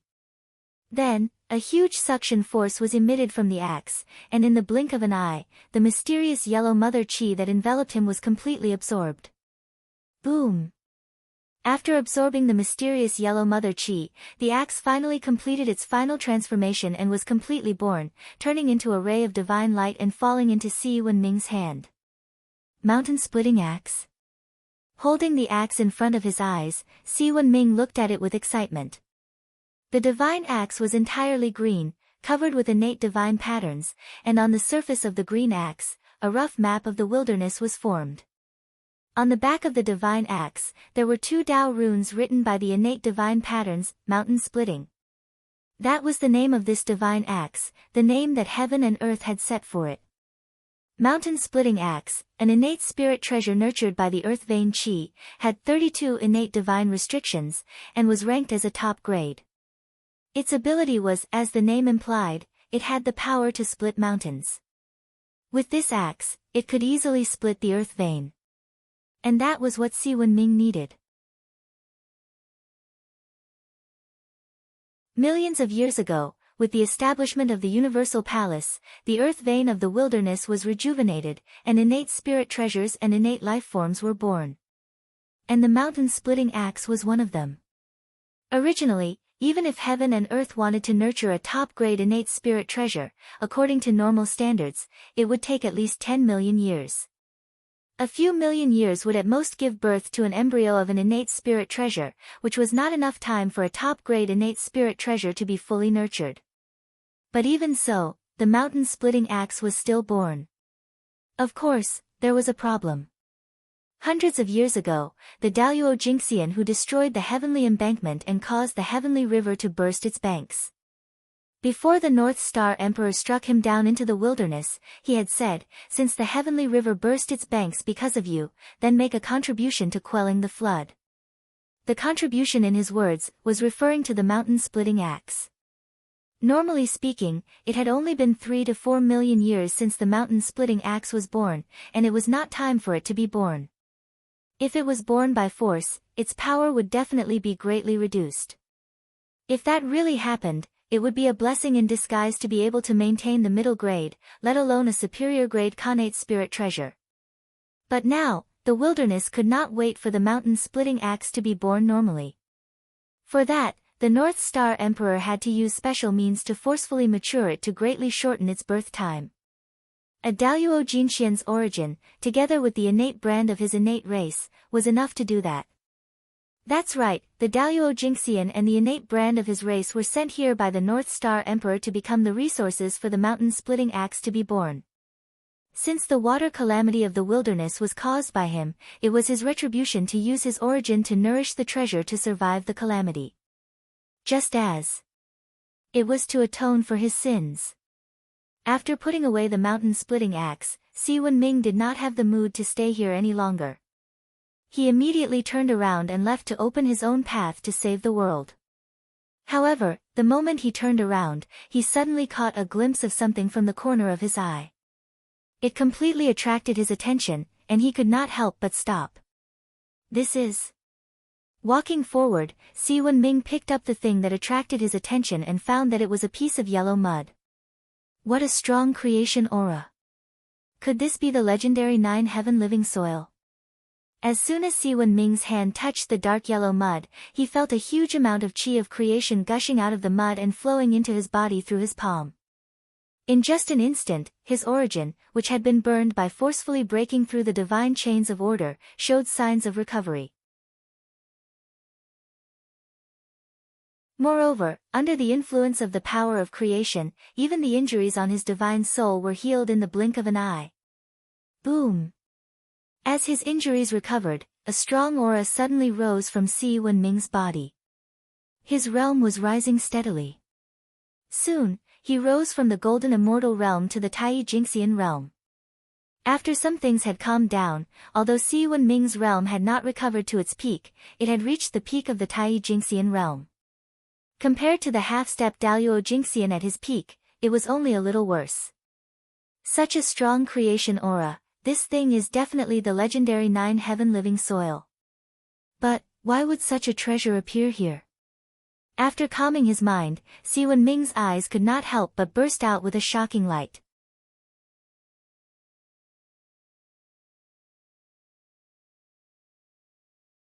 Chapter 675. The Nine-Heaven Living Soil. It was also known as the innate earth essence. It was a supreme treasure nurtured by the innate earth elemental Tao and the Tao of creation. At the same time, it was also a supreme treasure of extraordinary significance to the human race. The human race was created by Nuwa gathering the triple light sacred water, supplemented by her own blood essence, and fusing it with the nine-heaven living soil. From this, one could see the significance of the nine-heaven living soil to the human race. This was one of the origins of the human race. Now, this legendary treasure had appeared in front of Si Wenming. How could he not be excited? However, after the excitement, he could not help but feel a little puzzled. Why would such a legendary treasure appear here? Didn't it mean after Nuwa created humans, the nine-heaven living soil had disappeared from the primordial world? Then, why would it appear here, and such a large lump at that? Si Wenming had to be cautious. There were too many experts in the primordial world, and they were too good at scheming. It could be said that they had to take 3 steps before taking 1 step. A casual action would be filled with countless deep meanings, and it could be related to the huge layout of the future. If one was not careful, there was the risk of falling into the schemes of others, causing all one's efforts to be made for others. For this reason, if he could not figure out the origin of the nine-heaven living soil in front of him, then no matter how precious it was, Si Wenming would not take it away. He could not drag the entire human race into the schemes of the person behind the scenes just because of a moment of greed. Losing the big for a small gain. Si Wenming still could not do it. This item is not the nine-heaven living soil, but its function is similar to the nine-heaven living soil. It is a treasure that I specially prepared for you to help you manage the flood of the primordial world. So, you can take this treasure without worry. You don't have to worry about the schemes behind you. Just as Si Wenming was hesitating, the ethereal voice of the North Star Emperor suddenly sounded in his ears, dispelling all his doubts. Is this item the work of your majesty? If that's the case, then I'm relieved. After bowing respectfully to the void, Si Wenming turned around and left. He didn't ask why the North Star was here, nor did he ask why the North Star knew about his plan. The primordial chaos Daluo Jingxian was a realm far beyond his imagination. Every move of such a being was not something he should be able to figure out. At the very least, not now. Si Wenming. I've given you everything that should be given to you. After that, whether you can successfully pass this tribulation and become the 9th great emperor of the human clan will depend on your own abilities. After Si Wenming's figure was far away, the North Star Emperor's mutter-like voice faintly sounded and reverberated in the void. The treasure in Si Wenming's hand was obviously not the nine heavens life soil. Even if such a treasure had appeared, it shouldn't have appeared here. According to what Gaochen knew, ever since the creation of the world, only 2 pieces of nine heavens life soil had been born in the primitive world. One was used by Nuwa to create a human, and the other was in the hands of Jin Yuanzi. Perhaps there was a 3rd piece, but North Star Emperor didn't know about it. As an innate earth elemental supreme treasure, the nine heavens life soil had unimaginable power. Just 1 grain of it could turn into a continent when it fell into water. Such a treasure. It was truly a supreme treasure to control the flood. However, although the supreme treasure was good, it wasn't in the hands of the human clan. Of course, North Star Emperor could still get the nine heavens life soil if he was willing to be shameless and ask for it from Jin Yuanzi. However, if that was the case, the human clan would definitely owe Jin Yuanzi a huge karma. This was not in line with North Star Emperor's original intention. At this point, unless it was absolutely necessary, North Star Emperor didn't want the human clan to continue to have any relationship with the Great Divines. That would be too troublesome. The Great Divines weren't easy to get along with. If he received a little favor today, he didn't know how much he would have to pay in the future. Therefore, North Star Emperor didn't plan to ask Shen Yuanzi for the Nine Heavens life soil. However, without the Nine Heavens life soil, it would be difficult to control the flood. However, this wasn't a problem for North Star Emperor. This was because he had a treasure that wasn't inferior to the Nine Heavens life soil. It could replace the Nine Heavens life soil. The treasure in his hands that wasn't inferior to the Nine Heavens life soil was the flesh and blood of the great divines, as well as the innate origin. Due to the heavenly river's breach, North Star Emperor was enraged.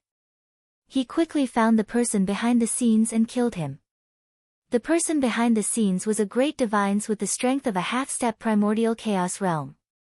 In the heavenly court, although North Star Emperor crushed the innate undying true spirit of the person behind the scenes, his flesh and blood, as well as his innate origin, were left behind by North Star Emperor. What kind of existence was the half-step primordial chaos Daluo Jingxian? If a drop of his blood were to fall on the eldritch world, it would probably turn into a vast river. If a piece of his flesh were to fall on the eldritch world, it would immediately turn into a divine mountain. If his flesh and blood were to be completely released, it could easily evolve into a top-notch great thousand world or a supreme-grade innate spiritual treasure. The value of such an existence had far surpassed the Nine Heavens life soil. North Star Emperor wanted to use this item to replace the Nine Heavens life soil. A continent formed from the flesh and blood of a half-step primordial chaos realm great divines. Even if Ruoxue was 10 times or 100 times stronger, she wouldn't be able to move it at all. This effect.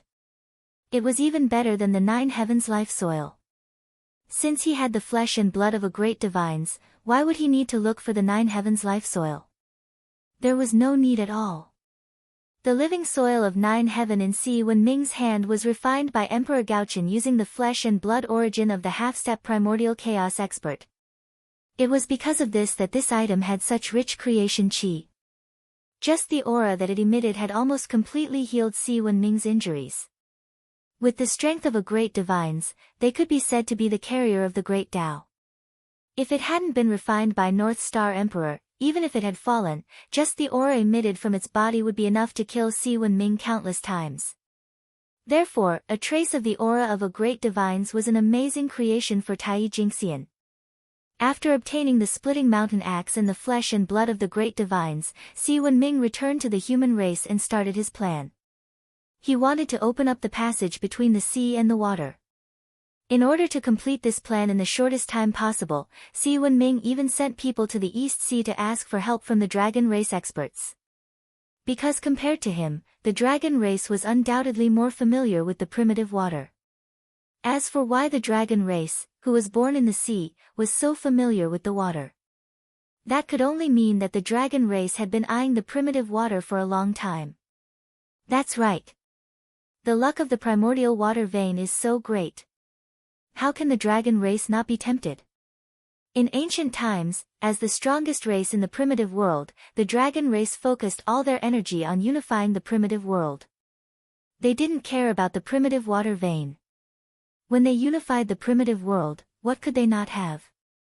Why would they care about the luck of the water vein? Of course, one of the reasons was that the beast race wouldn't allow the dragon race to touch the primitive water. After the ancient times ended, the dragon race's strength was greatly reduced and they were no longer able to compete for the primitive world. Only then did they set their eyes on the primitive water. At this time, the witch race rose. The water ancestor witch Gonggang ruled the entire primitive water in the name of Pangu's descendants. Facing such a powerful Gonggang, the dragon race, whose strength was greatly reduced, naturally couldn't fight against him. Therefore, without a doubt, the dragon race's hope of touching the primitive water was shattered. After the end of the Antiquity Age, the innate gods born in the primitive waters had become another obstacle for the dragon race to invade the primitive waters. Originally, the dragon race was looking for an opportunity to destroy the connate god fiends in the primitive water in one fell swoop to unify the primitive water.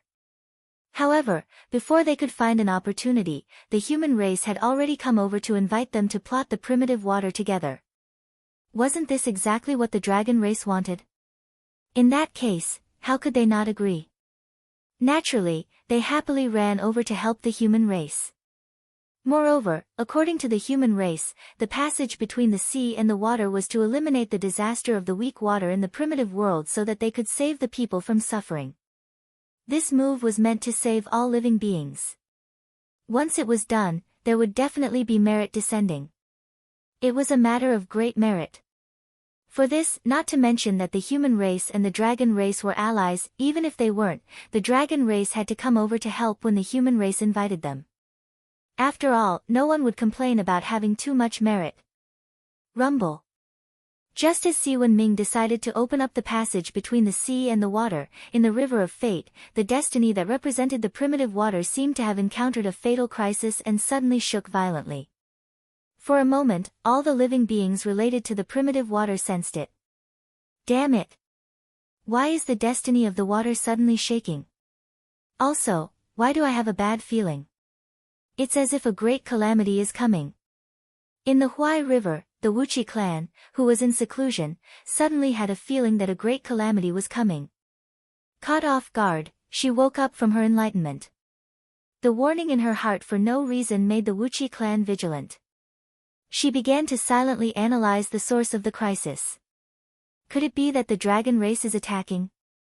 However, after thinking about it for a long time, he only suspected the dragon clan. The sudden abnormal fluctuation of the destiny of the primitive water, as well as the inexplicable fear in her heart, all indicated that a great calamity related to the water was about to erupt. However, throughout the history of the water, the only one who could be called an enemy was the dragon race. As one of the few mighty figures in the primitive water, the Wuchi clan naturally knew that the dragon race had been spying on the water for a long time. The reason why they had not made a move until now was that they had not found the right opportunity. Since that was the case, the calamity of the water was very likely to come from the dragon race. Perhaps, the countless years of waiting had made the dragon race tired of it. They had decided to send troops to attack the water recently. It was because they sensed the danger that the destiny of the water was turbulent to warn them. Thinking of this, the Wuchi clan felt that it was very reasonable and could not help but believe it.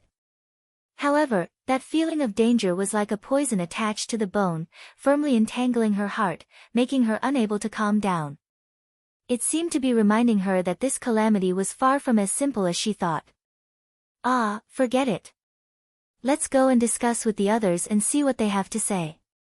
If it's really the dragon clan that's attacking, then I'll let them see what I'm capable of. I'll let them know that we're not to be trifled with, since we've dominated the water realm for so long. In her irritation, the Wuchi clan could not help but roar. Then, she broke through the water's surface and flew into the distance. Obviously, she was going to discuss with the others. In the primitive water. It was not that there were no capable people. For example, He-Bo of the Yellow River. This innate god-fiend born in the Yellow River had already reached the late stage of sage to be. He also had extraordinary achievements in the Tao of innate divination. Therefore, the origin of the calamity of the water was calculated by him. Of course, this was also because Si Wenming and the others did not shield the secrets of heaven. Why did they shield the secrets of heaven? It was not like they were doing bad things. Opening the passage between the sea and the water was a great thing for both the primitive world and all living beings. Since that was the case, why hide it? Of course, it was to show it openly to attract more ambitious people to help. As for whether some people's interests would be lost in this, it was not something that Si Wenming could control. In order to achieve great things, there must be sacrifices, this was unavoidable. And Si Wenming was not willing to sacrifice the human race, so he could only wrong the innate god-fiends of the water. If they were to blame, they could only blame their strength for being too weak. If they were strong enough, after the passage between the sea and the water was opened, the ones who should be afraid should be the dragon race, not them. In order to maintain the rule of the innate god-fiends of the water over the primitive water, it was obviously impossible for Si Wenming to give up the idea of opening the connection between the sea and the water. Damn the human race. How dare they do this? How dare they? In the Yellow River underwater mansion, a group of water mighty figures gathered here. They learned the origin of this great calamity from the Yellow River Earl and could not help but roar angrily. The clans of the water and the human race had always minded their own business and lived in peace for many years. They did not expect that the human race would attack the water. However, this was not important. The important thing was that the human race wanted to open the passage between the sea and the water. To them, this was absolutely intolerable. As the saying goes, all rivers flow into the sea. Once the two were connected, the luck of the water would definitely flow into the sea. This was unavoidable. Although they did not want to admit it, they had to face the truth. The sea was indeed much stronger than the water. Perhaps, when Gong Gong was in charge of the primitive water, the power of the water was stronger than the sea. But in their hands, it was not. To be more precise, it was incomparable. They were far from being a match for the dragon race. The reason why the water had been able to block the invasion of the dragon race over the years was that the water had the home advantage.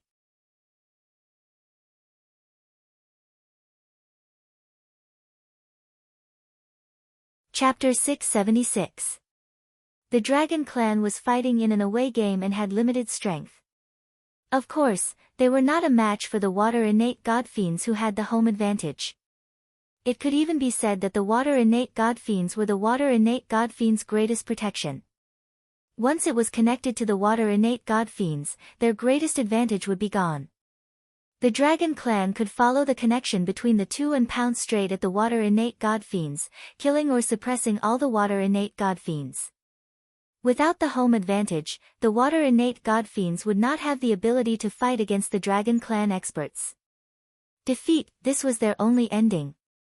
The water innate god fiends is our foundation and our foundation.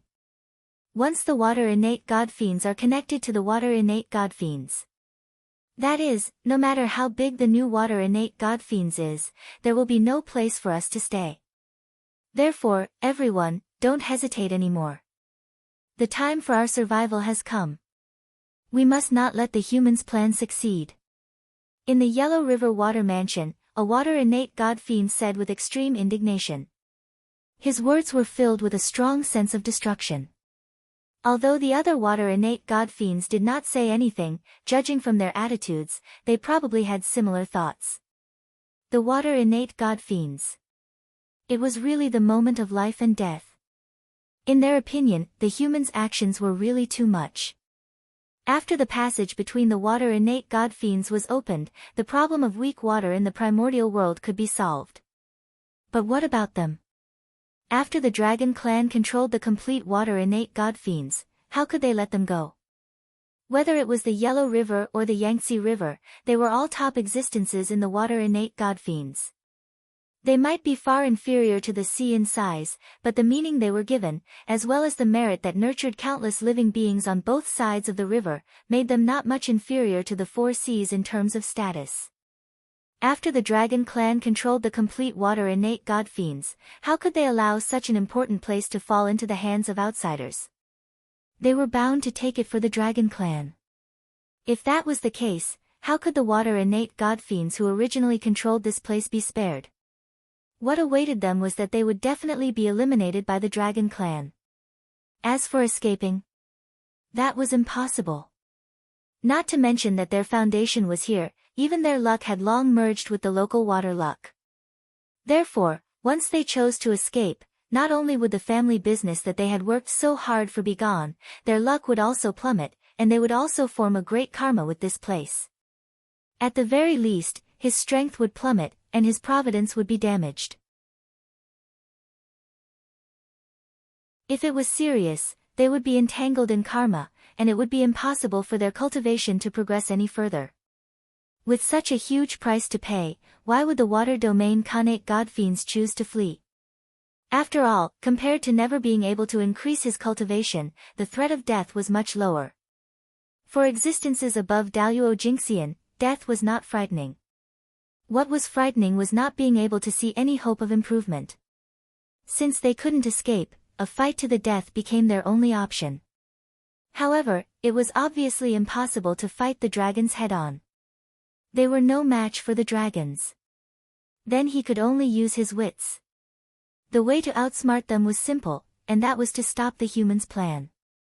As long as the water domain was not connected to the sea domain, the water domain Khanate godfiends would still have the home field advantage and would not fear the dragon race. In order to save the countless living beings in the untainted land, the human race decided to open up the passageway between the sea and the water. As for the water domain innate godfiends, they had no choice but to interfere with the humans' actions for the sake of their Tao. On this point it was impossible to say who was right and who was wrong, it could only be said that their positions were different. However, history was often written by the victors. The final victor of this battle would definitely be the right side. And the loser would be nailed to the pillar of shame in history. Everyone, let's make our move. Now that the weak water in the untainted land is flooding, the luck of the water domain has soared. From this, it can be seen that the will of heaven is still on us. Moreover, this is our last chance. Once we miss this opportunity, when the passageway between the sea domain and the water domain is completely connected, we will have no hope. After a long silence, the strongest water domain Khanate godfiend, River Earl Yellow River, spoke slowly. River Earl is right. We have no way out. We will die if we retreat, and we will die if we fight. Then why don't we fight to our heart's content? We can show the might of the untainted land and let the humans and dragons know that the water clan is not easy to bully. As soon as River Earl Yellow River finished speaking, the irritable Wuchi could not help but express his stance. After all, he was a monkey. It was inevitable that he was impatient. Impatient, impatient. Wasn't that what they said? Yes, the monkey is right. We have to fight this battle, and we have to win it. After Wuchi, the rest of the water domain Khanate godfiends also expressed their stance. They had no way to retreat, so they could only face the enemy head-on. Good. Since no one has any objections, after I leave, you can return to your own water domain and raise the flood to destroy the plan of the humans. Seeing that no one had any objection, Yellow River Earl made the final decision. It was the final conclusion of this matter. Yes. Everyone replied and then dispersed. Just as River Earl Yellow River said, although it was a matter of life and death for the water domain Khanate godfiends, it was also the best opportunity for them. After all, the weak water was also a kind of water. After it fell into the untainted land, it turned into a monstrous flood. Therefore, while it brought disaster to the untainted land, it also indirectly increased the luck of the water domain. There were floods everywhere in the untainted land. It could be said that the luck of the water domain had reached its peak. Under such circumstances, the water domain Khanate godfiends would also receive unprecedented blessings when fighting with others. They would often be able to erupt with unimaginable combat strength. For example, with the blessings of luck, the restrictions of the Sea of Laws would not be as strong on them as before. They would be able to erupt with power that far exceeded that of a golden immortal for a short period of time. This was the most direct benefit of having a strong providence. Not to mention the passive enhancement of turning misfortunes into blessings and going out to pick up treasures. If nothing unexpected happened, this would be the highlight of the water domain Khanate godfiends. Perhaps, it would also be their last moment. Under the secret push of the water domain Khanate godfiends, the flood in the untainted land became more and more serious. This also forced Si Wenming and the others to start their plan in advance. Just like that, the battle between the humans and the water domain Khanate godfiends broke out suddenly. In fact, it was more appropriate to call it a battle between the dragons and the water domain Khanate godfiends than a battle between the humans and the water domain Khanate godfiends. This was because the main force fighting the water domain Khanate godfiends were the experts of the dragons. After all, the humans were a land race. They were far inferior to the water domain Khanate godfiends in terms of water battle, let alone the dragons. If the humans really fought the water domain Khanate godfiends in the water, they would have to pay a terrible price even if they won. It was really not worth it. It was better to let the dragons, who were also of the water domain, deal with them. This would save a lot of effort compared to the humans. Just as the battle between the humans and the water domain Khanate god fiends was in full swing, two people in the Demon Master Hall of the Northern Underworld were watching the dispute with inexplicable expressions. Daoist Zichen, the humans are now fighting with the water domain Khanate god fiends. Don't you plan to lend a hand? Patriarch Kunpeng suddenly asked the North Star Emperor who was beside him. Huh? Lend a hand? Why should I? The water domain Khanate god fiends are just like ants. Not to mention the humans, even the dragons can destroy them. Not to mention the two races joining forces. The destruction of the water domain Khanate god fiends is a foregone conclusion. The North Star Emperor shook his head and said disdainfully. The water domain Khanate god fiends might seem powerful, but they did not even have a single top-notch great divination god fiends. Why would the North Star Emperor care about them? The only purpose of their existence was to be a whetstone for the humans to sharpen their skills. Sigh. What a pity. These water deities are not bad. After hearing the North Star Emperor's words, Patriarch Kunpeng could not help but sigh and said regretfully. As a member of the water domain Khanate god fiends, he could not help but cherish their talents when he saw them in trouble. Therefore, he purposely tried to sound them out and see if he could save them from the North Star Emperor. However, the result was undoubtedly disappointing. The North Star Emperor had already arranged the destruction of the water domain Khanate god fiends. What's a pity? When they became enemies with the humans, they were destined to be destroyed. Anyone who goes against the humans will not be able to escape the fate of destruction. The North Star Emperor said with a smile. However, his voice was extremely ear-piercing when it fell into Patriarch Kunpeng's ears. What an arrogant statement. What did he mean by anyone who dared to go against the humans would not be able to escape the fate of destruction? Was this a warning to him? If not for the fact that he was no match for the person in front of him, Patriarch Kunpeng really wanted to immediately activate the Demon Master Hall and suppress him on the spot. Unfortunately, he did not dare. Because, the other party had the ability to kill him. Once upon a time, they were once on the same level. But now, the gap between them was getting bigger and bigger. The purpose of the person in front of him coming to the Northern Underworld was to warn him not to act rashly while the humans were being attacked from both sides. With his own strength, he suppressed the entire Northern Underworld demon clan so much that they did not dare to move. This man was so domineering. Sigh, he was weaker than him. He could only do so. Siwen Ming, are you really prepared for the upcoming calamity? The North Star Emperor knew what Patriarch Kunpeng was thinking, but he did not care. Because the gap between them was too big. Moreover, he did not have the time to think about Patriarch Kunpeng. At the moment, he was worried about Siwen Ming. It was inevitable that the problem of the weak water would be solved. The passageways between the sea areas would also be connected. There was nothing to worry about. Because this was what the Heavenly Tao hoped for. The Heavenly Tao hoped that these things would come true. When Siwen Ming took action, he would naturally have the help of the heavens. How could he fail? Therefore, the struggle of the water lineage was extremely laughable in the eyes of the North Star Emperor. If they tried to fight against the general trend and go against the heavens, they would definitely end up being smashed into pieces. They were really a group of muddle-headed people who could not see the general trend clearly. However, that was not necessarily the case. Perhaps they had already seen the general trend clearly, but they were just unwilling to believe it. Therefore, they planned to go against the heavens. But no matter what, it could not change the outcome of their failure.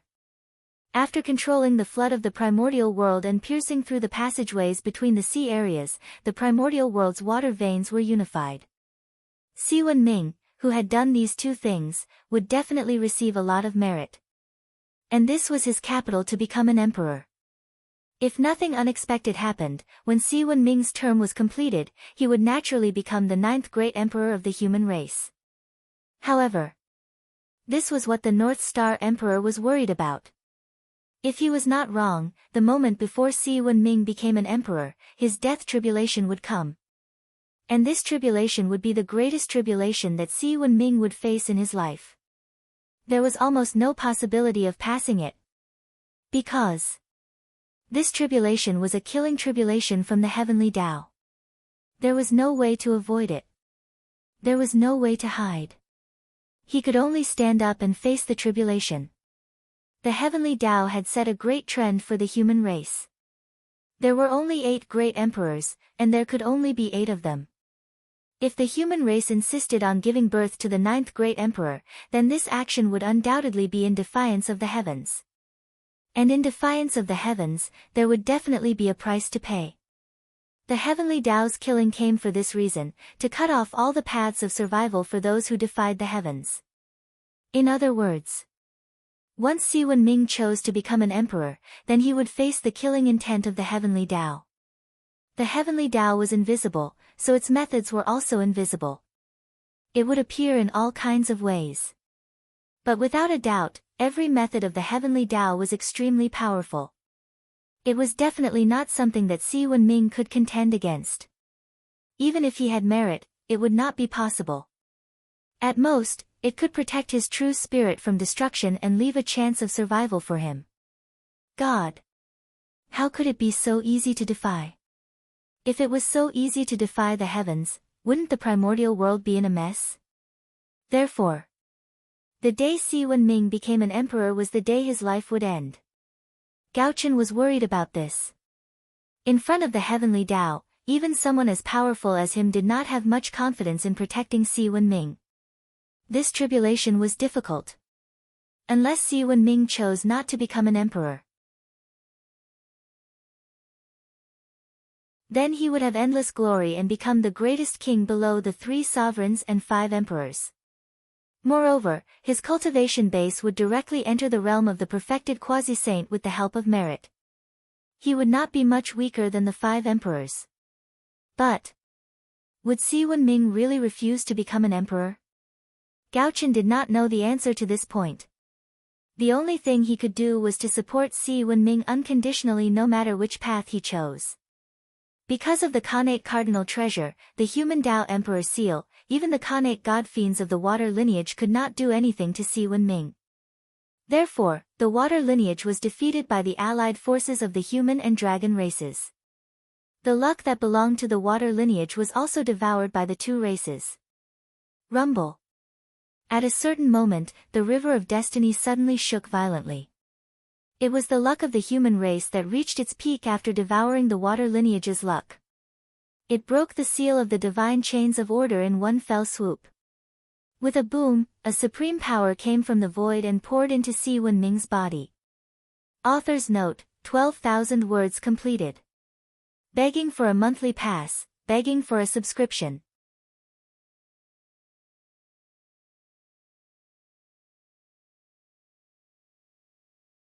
Chapter 677. Whoosh, the void shattered silently.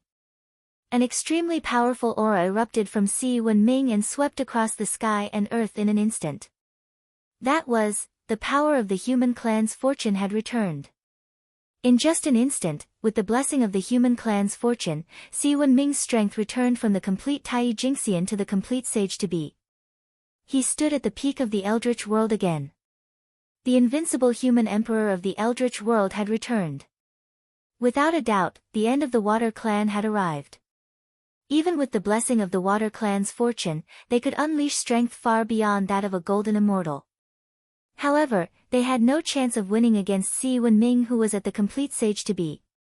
Because the complete sage to be was far beyond their strength at their peak. They were no match for Si Wenming even at their peak, let alone now when they were restricted by the world. From this moment on, the fate of the Water Clan's Khanate divine demons was sealed. After Si Wenming's strength had recovered, he quickly suppressed the Water Clan's Khanate divine demons who were causing trouble. However, perhaps due to guilt or kindness, Si Wenming did not kill the Water Realm innate divine demons after defeating them. Instead, he sealed them away. Think about it, Si Wenming didn't seem to like killing along the way. Those who went against him were all suppressed and sealed by him. none of them lost their lives. He didn't kill. Perhaps this was his persistence. Without the obstruction of the Water Clan's Khanate divine demons, it became much easier to open up the passage between the sea regions. Holding the splitting mountain axe, Si Wenming broke open the mountains that obstructed the flow of the sea regions and gradually opened up a passage to the sea regions. However, when he broke open a mountain, he found a Khanate divine cauldron in the mountain, the Khanate Cauldron of Creation. A supreme-grade Khanate spiritual treasure with 45 Khanate divine seals in it. It had reached the limit of a Khanate spiritual treasure. It was the top Khanate spiritual treasure. As for the Khanate Cauldron of Creation, it had an extraordinary origin. It might not be famous in the Eldritch world, but its brother was famous in the Eldritch world. That's right. The brother of the Cauldron of Creation was the Cauldron of Heaven and Earth, which belonged to Goddess Nuwa. These two treasures were the remains of a top-grade Chaos spiritual artifact, the Chaos Cauldron.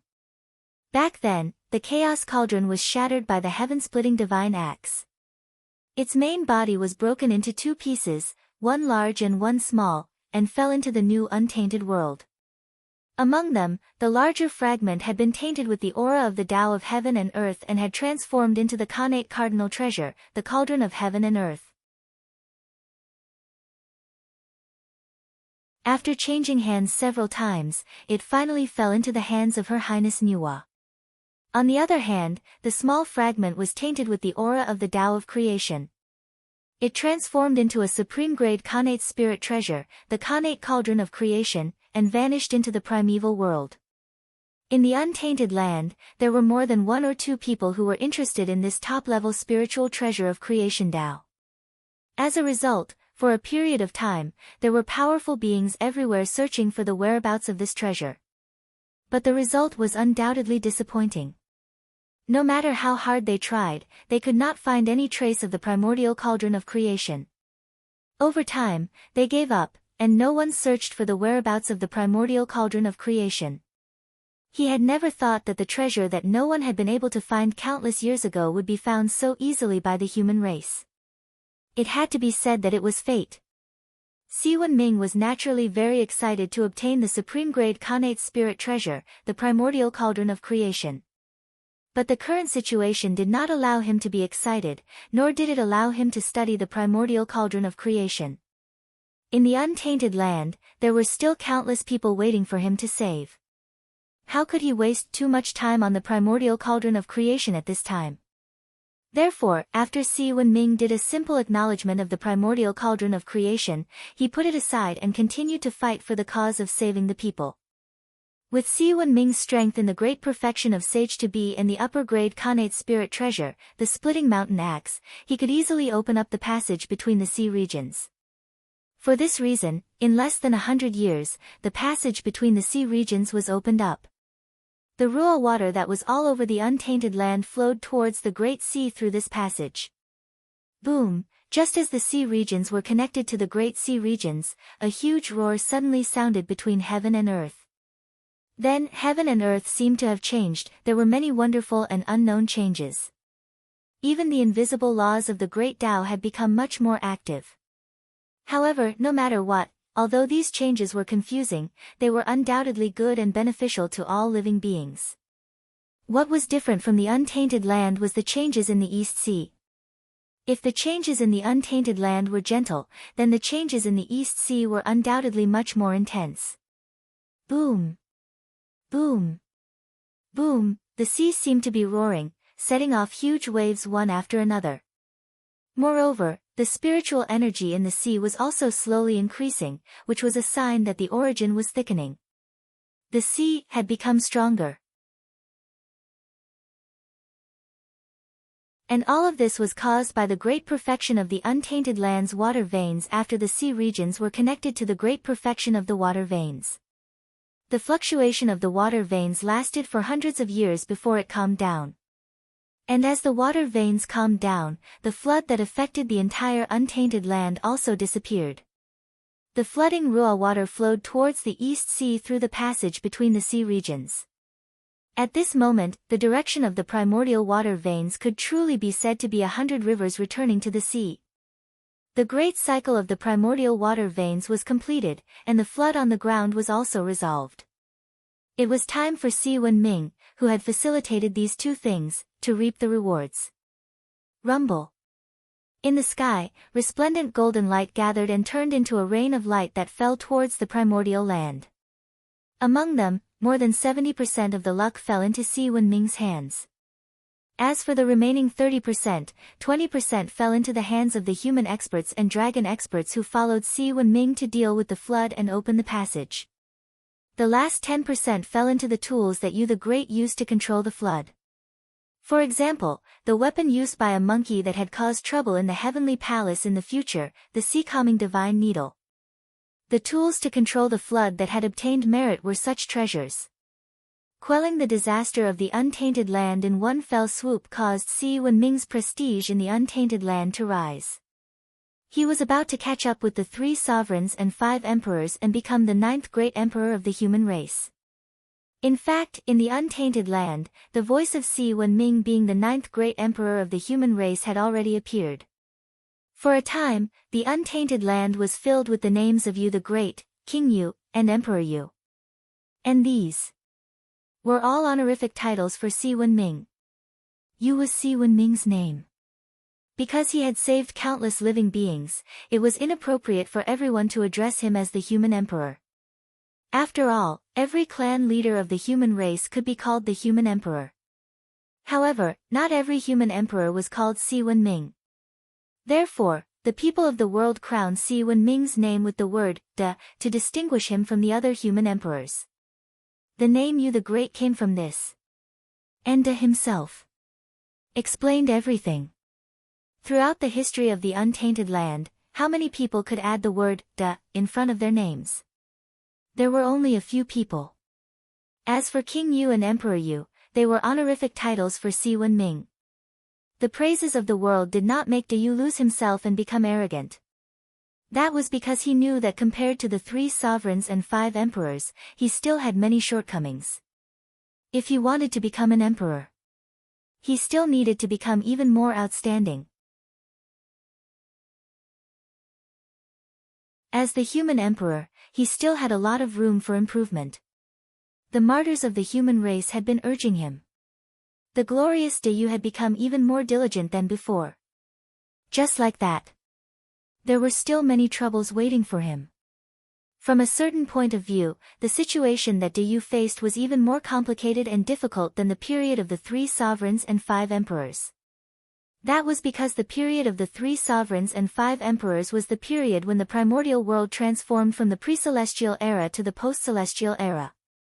At that time, although the amount of pre-celestial spiritual energy in the world was getting smaller and smaller, it was not completely gone. For this reason, the human race of that era could easily cultivate to the pre-celestial realm and become human immortals. In other words, in the era of the 3 sovereigns and 5 emperors, although the environment of the world was gradually deteriorating, the main body of the human race was still cultivators. However, in the era of De Yu, the world had completely become the post-celestial era. In other words, if cultivators wanted to cultivate now, it would not be as easy as before. In the past, the human race could easily cultivate to the pre-celestial realm. But now, the human race could only cultivate to the post-celestial realm. After that, the post-celestial realm had become a threshold that most people could not cross.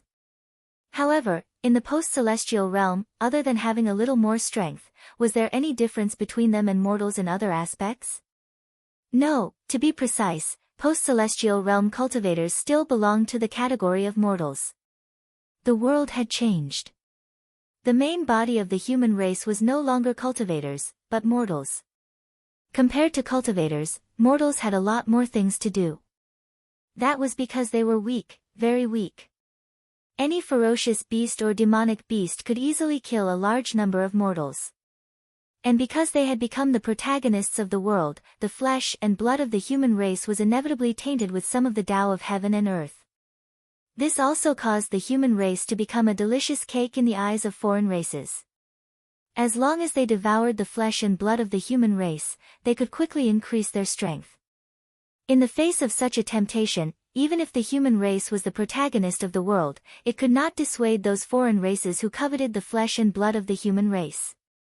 Not to mention, over the years, many races had been wiped out by the human race. It was inevitable that some fish had escaped the net. And how could these existences be afraid of the human race? They could not wait for the human race to die. That was the truth.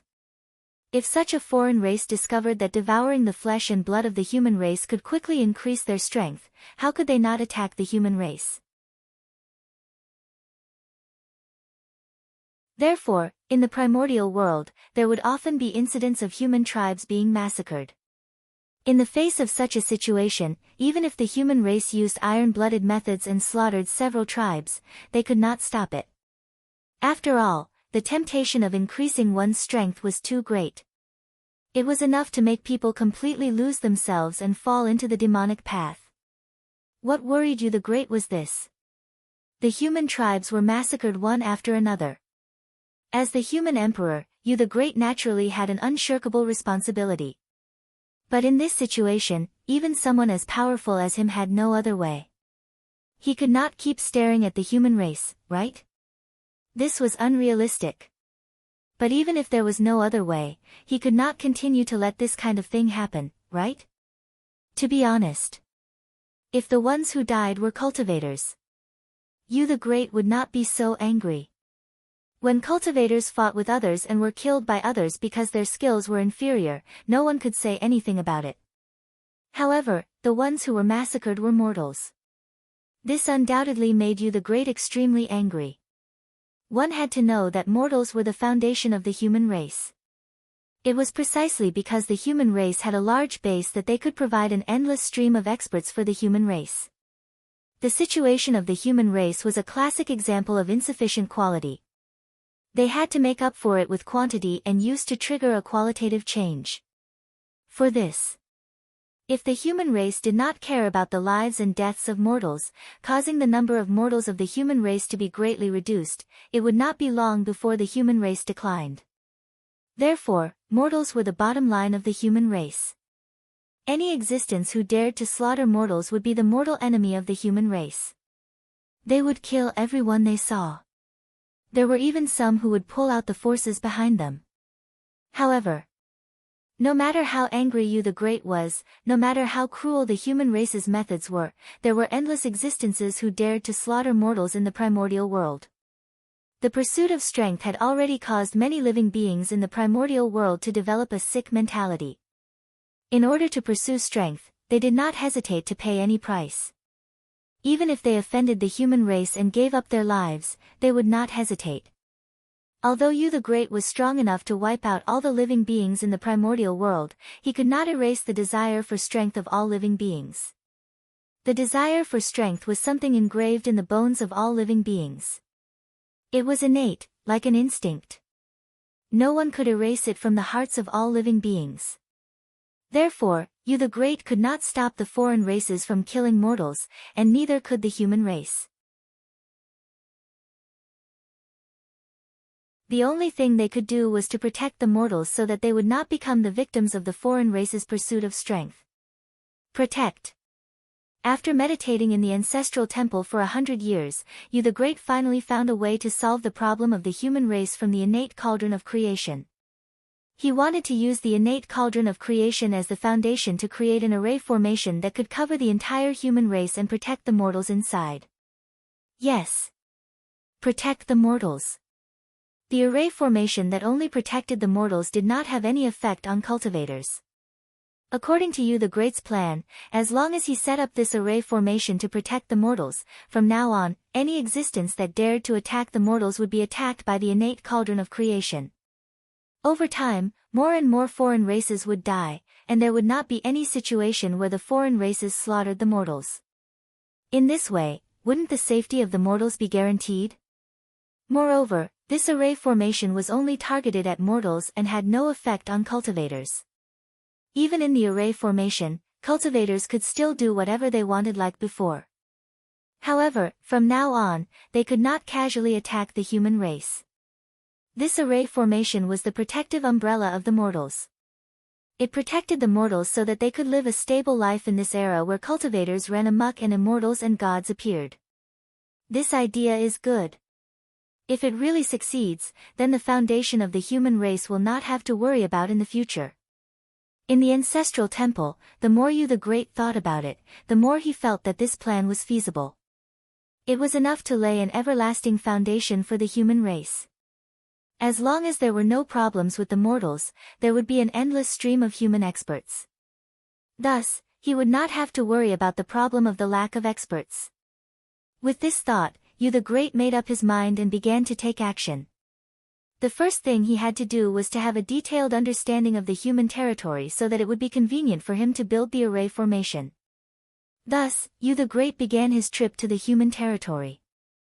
After 1,000 years, Yu the Great traveled to every corner of the human race and finally had a detailed plan in his heart.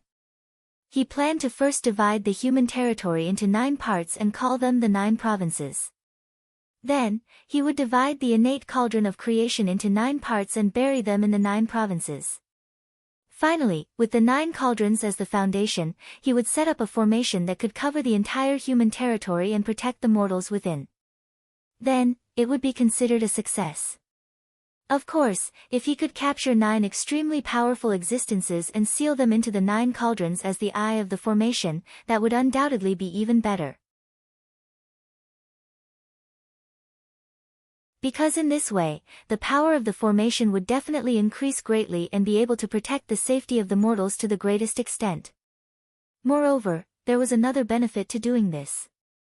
That was, as time passed, the powerful existences that were sealed in the 9 cauldrons would slowly be refined and become a part of the 9 cauldrons. In this way, the origins of the 9 supremes would definitely be strengthened. If they were to add the merit of protecting the mortals, when they were combined in the future, they might be able to advance further and become innate supreme treasures. If that was really the case, then the human race would have 2 innate supreme treasures. Their strength would definitely increase greatly and their status would become more and more stable. It had to be said that Yu the Great's plan was perfect.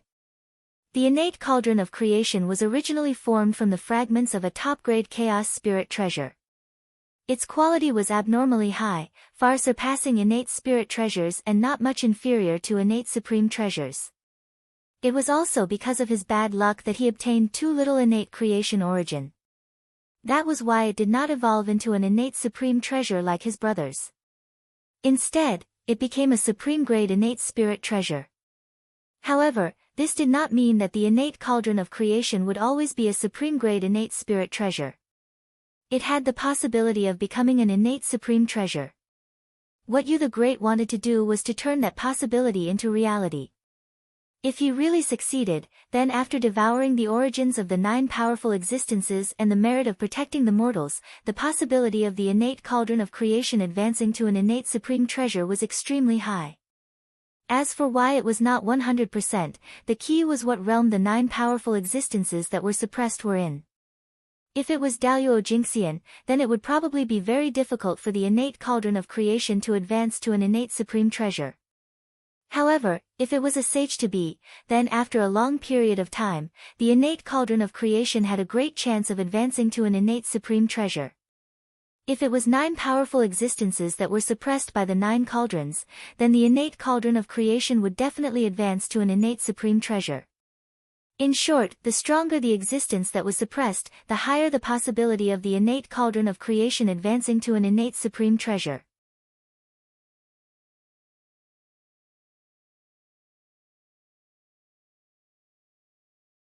Chapter 678. Just as Yu the Great was about to set up the 9 provinces barrier, a change occurred in the Purple Cloud Palace in the chaos outside the sky. All right. You've stayed here long enough. Leave this place and return to the primordial world.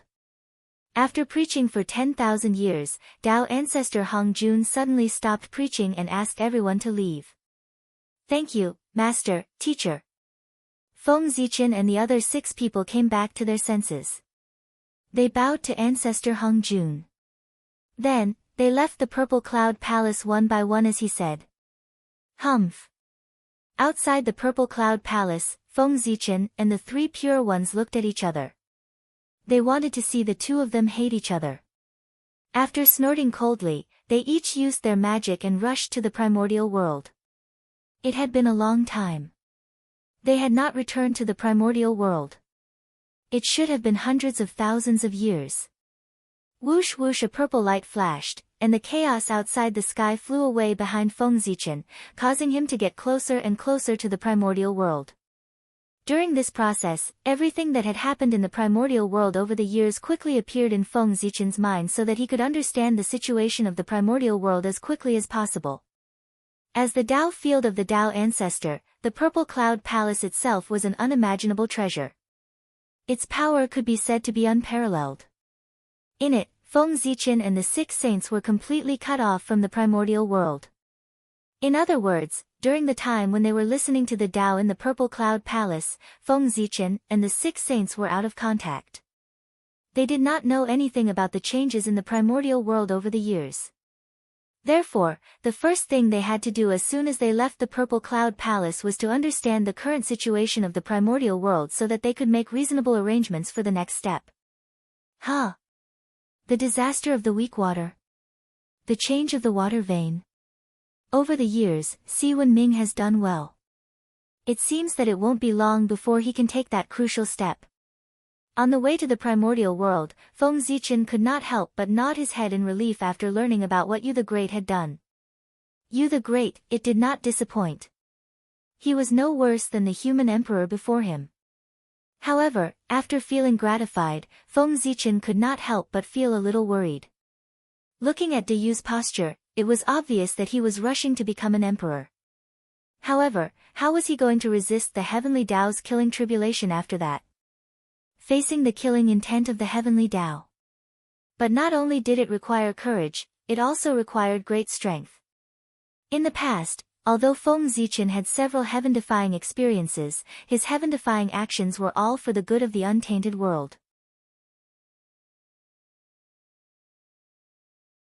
Therefore, the punishment given to him by the heavenly Tao was basically just a formality. Not only did it not cause any harm, but it also brought him a lot of benefits. However, Yu the Great was different. His heaven-defying act was to become the 9th great emperor of the human race. This was undoubtedly a good thing for the human race, but it was not necessarily the case for the untainted world. Although the heavenly Tao wanted the human race to be the protagonist of the world, if the human race was too powerful, it was not what the heavenly Tao wanted to see. The lesson of the Magi and demons was right in front of him. The heavenly Tao no longer allowed such a powerful force to appear in the untainted world. For this, if the human race appeared too powerful, the heavenly Tao would suppress them. And Yu the Great becoming the 9th great emperor of the human race was a sign that the human race was too powerful. In this way, it would naturally attract the suppression of the heavenly Tao.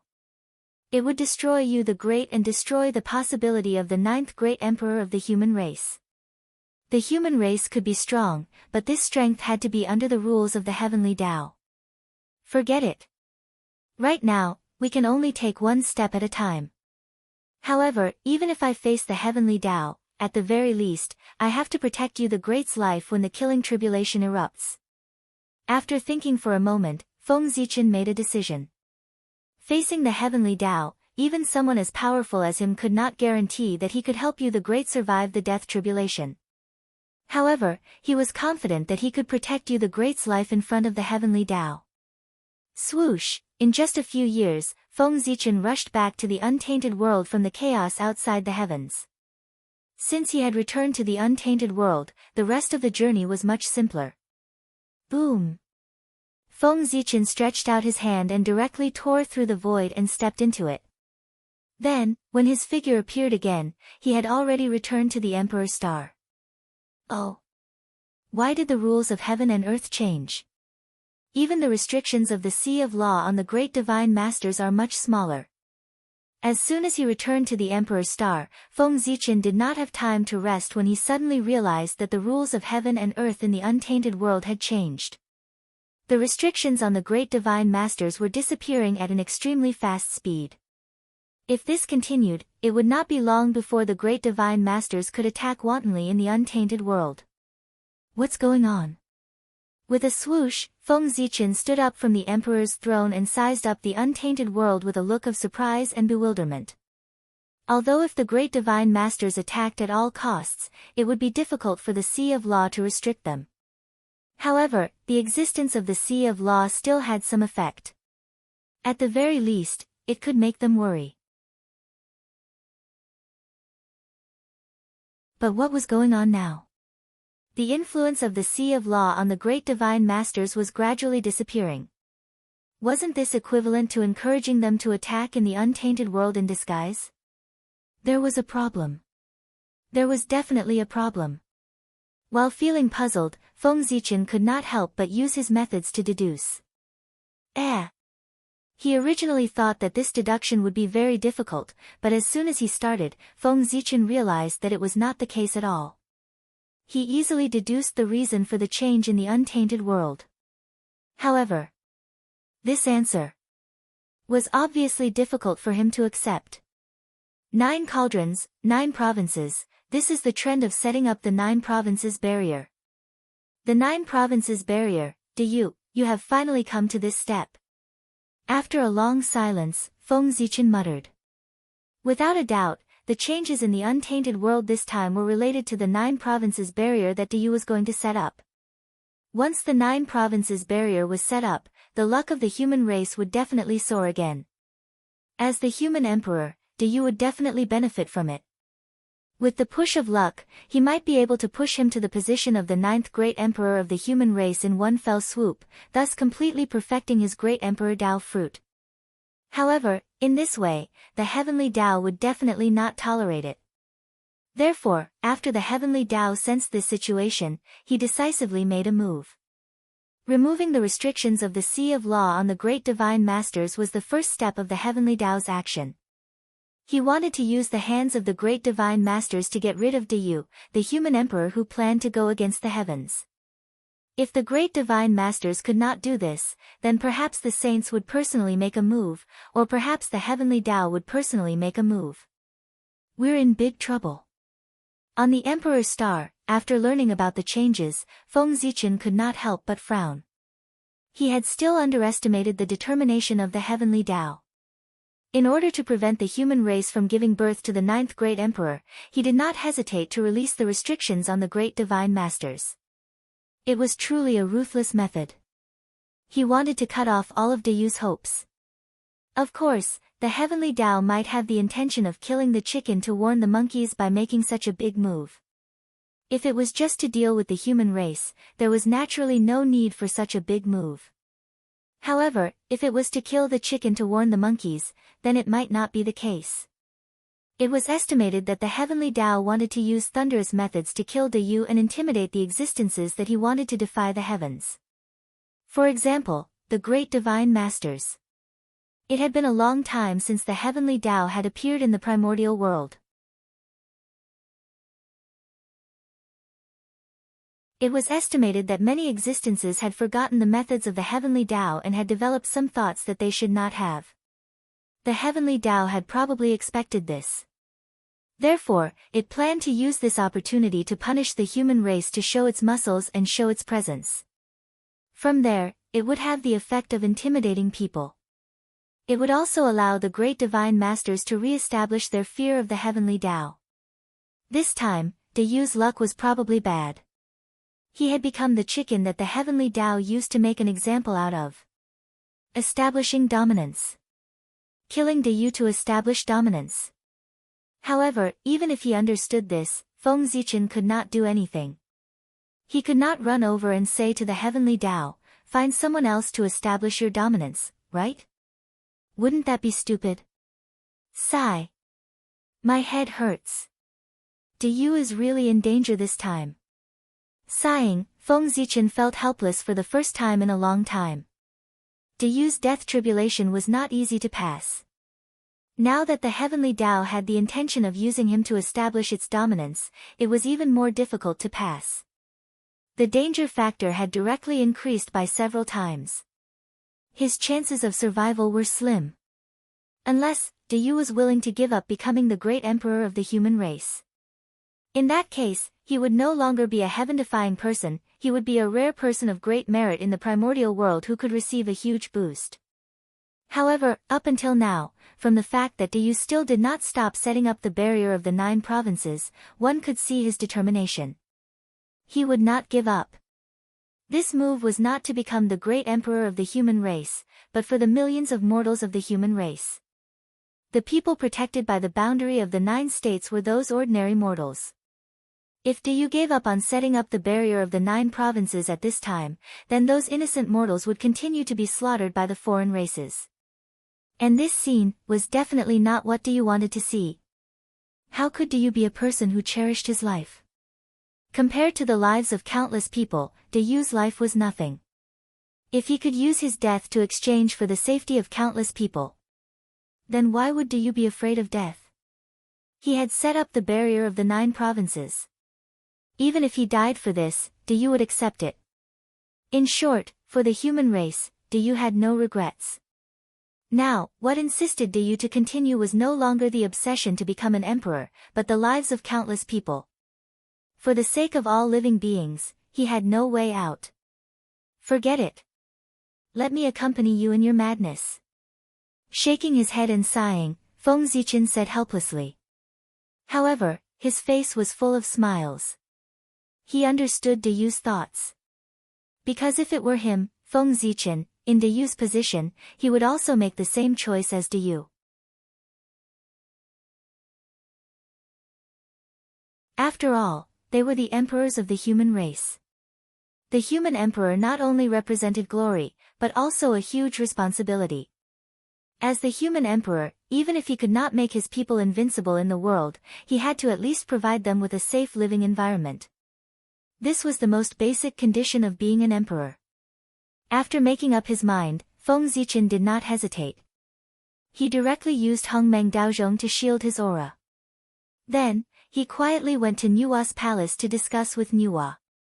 It was obviously not enough for him to help Dayu alone. And if he obtained the support of Nuwa, then the pressure on him would undoubtedly be much less. As for whether Nuwa would stand on his side in this matter, Feng Zichen was still very confident. Today, the relationship between Nuwa and the human race had long become inseparable. Not to mention that the human race was a race that she had created. The stronger the human race was, the more benefits she would get.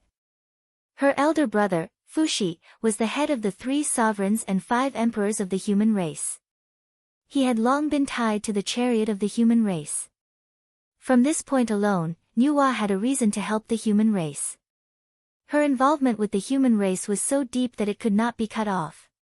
Not to mention what Feng Zichen and Nuwa talked about, not long after he left, the North Star Emperor suddenly returned to the heavenly court and released his aura without hiding.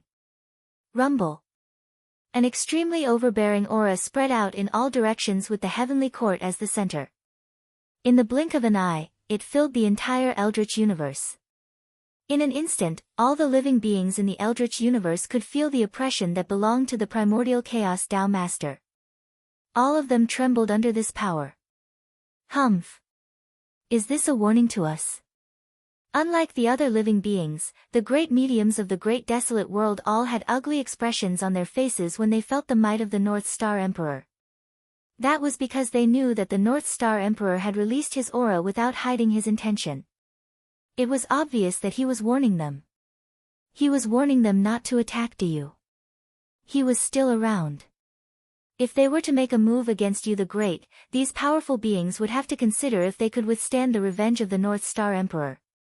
Being threatened in such a brazen manner, the great medium who were usually arrogant were, of course, unhappy.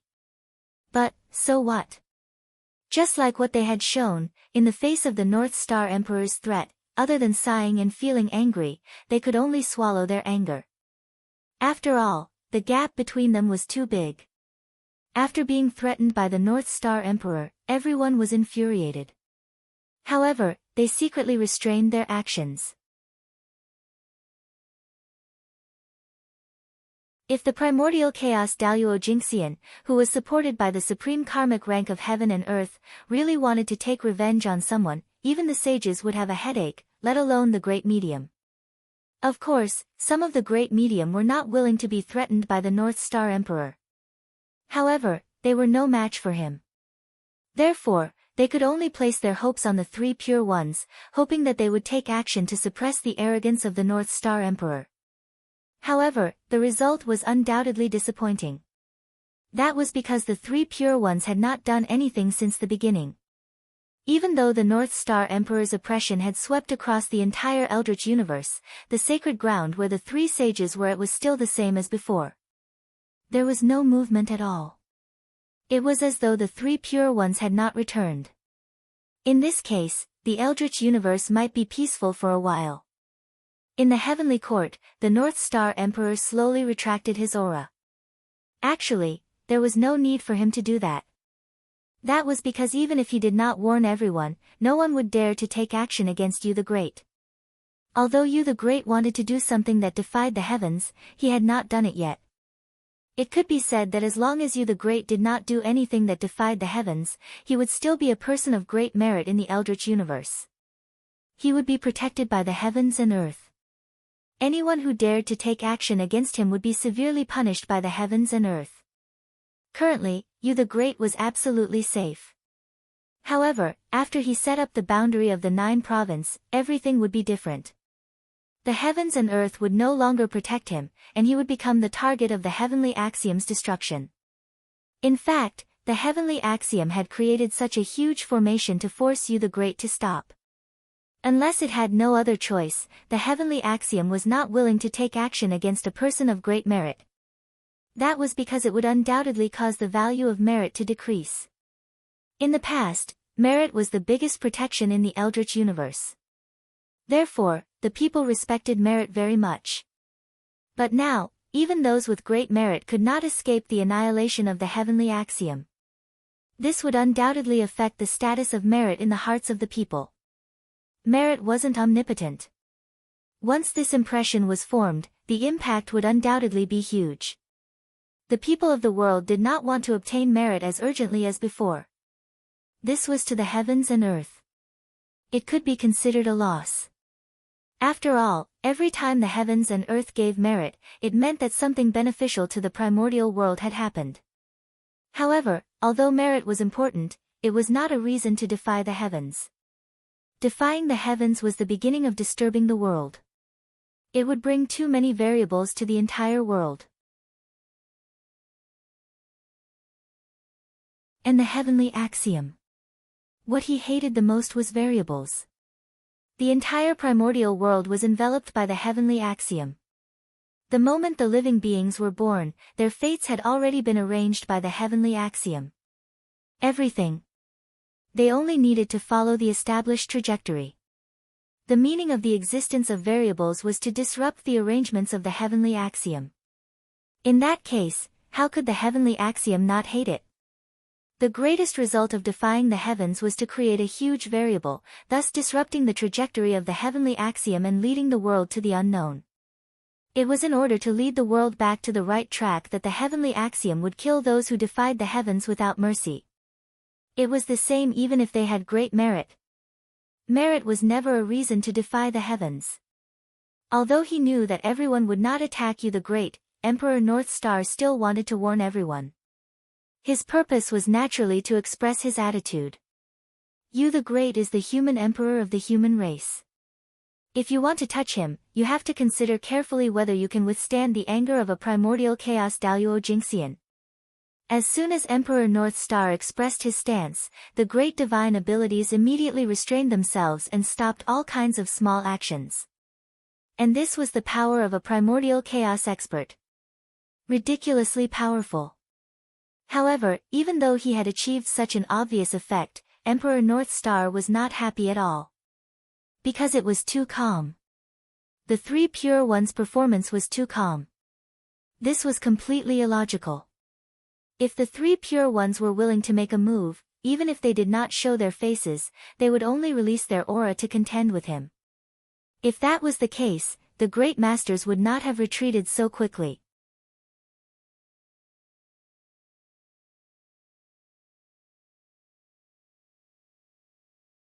Chapter 679. However, from the beginning to the end, the three pure ones did not make any movements. Obviously, this was not because they were afraid of the North Star Emperor, because the North Star Emperor did not have the qualifications to make the three pure ones fear him. Then, the reason why they did not make a move was worth pondering. Perhaps, they had a bigger plan. This made the North Star Emperor frown.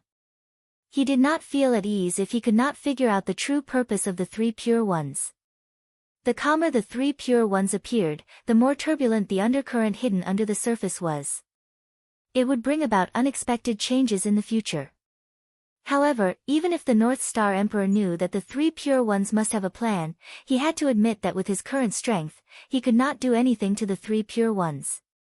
In fact, if they really fought, he would not be a match for the three pure ones.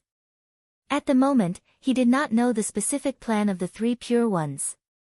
He could only try his best to increase his strength in case there was no way to deal with the unknown changes. Time flew. In the blink of an eye, 1,000 years had passed. After 1,000 years of hard work, Yu the Great's plan to set up the barrier of the 9 provinces had reached the most critical moment. The 9 provinces had been divided. They were just waiting to bury the 9 cauldrons and seal the 9 beasts to complete the last step. This was because the 9 beasts sealed by the 9 cauldrons were used to feed the 9 cauldrons and let them devour them. Therefore, the final outcome would definitely not be too good. Yu the Great did not like to kill, so he did not want to sacrifice the experts of the 10,000 races. Of course, the biggest reason was that the experts of the 10,000 races had not made a big mistake, so Yu the Great could not kill them for no reason. No matter how afraid the 10,000 races were of the human race, they would rebel against the human race if they killed the experts of the 10,000 races for no reason. This would cause the primordial world, which had just returned to peace, to fall into conflict again, causing countless living beings to die tragically. Yu the Great did not want to see this scene, so he did not choose to attack the experts of the 10,000 races. Otherwise, although Yu the Great was merciful, he would not be merciful at this critical moment that concerned the future of the human race. Moreover, after the exploitation of the human emperors, how many decent experts could the 10,000 races have left? They could not meet the needs of the 9 cauldrons at all. Therefore, in order to maximize the power of the barrier of the 9 provinces, Yu the Great did not hesitate to mobilize the strength of the entire human race. He even asked a few great allies of the human race to take action. First, he joined forces with the Dragon Tribe and the Black Tortoise Tribe to capture 3 Xiantian fierce beasts that were comparable to quasi-saints from the deep sea abyss.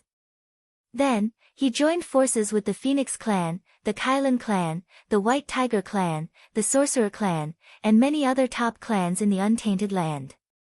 From the Undying Volcano, the depths of the canyon, and the Fiend God Graveyard of the Nether Realm, he had captured 6 Xiantian ferocious beasts that were comparable to quasi-saint experts. In this way, he had finally gathered 9 Khanate ferocious beasts of the quasi-saint level. He believed that after the 9 cauldrons devoured the 9 sage-to-be Xiantian fierce beasts, they would not be far from becoming Xiantian cardinal treasures.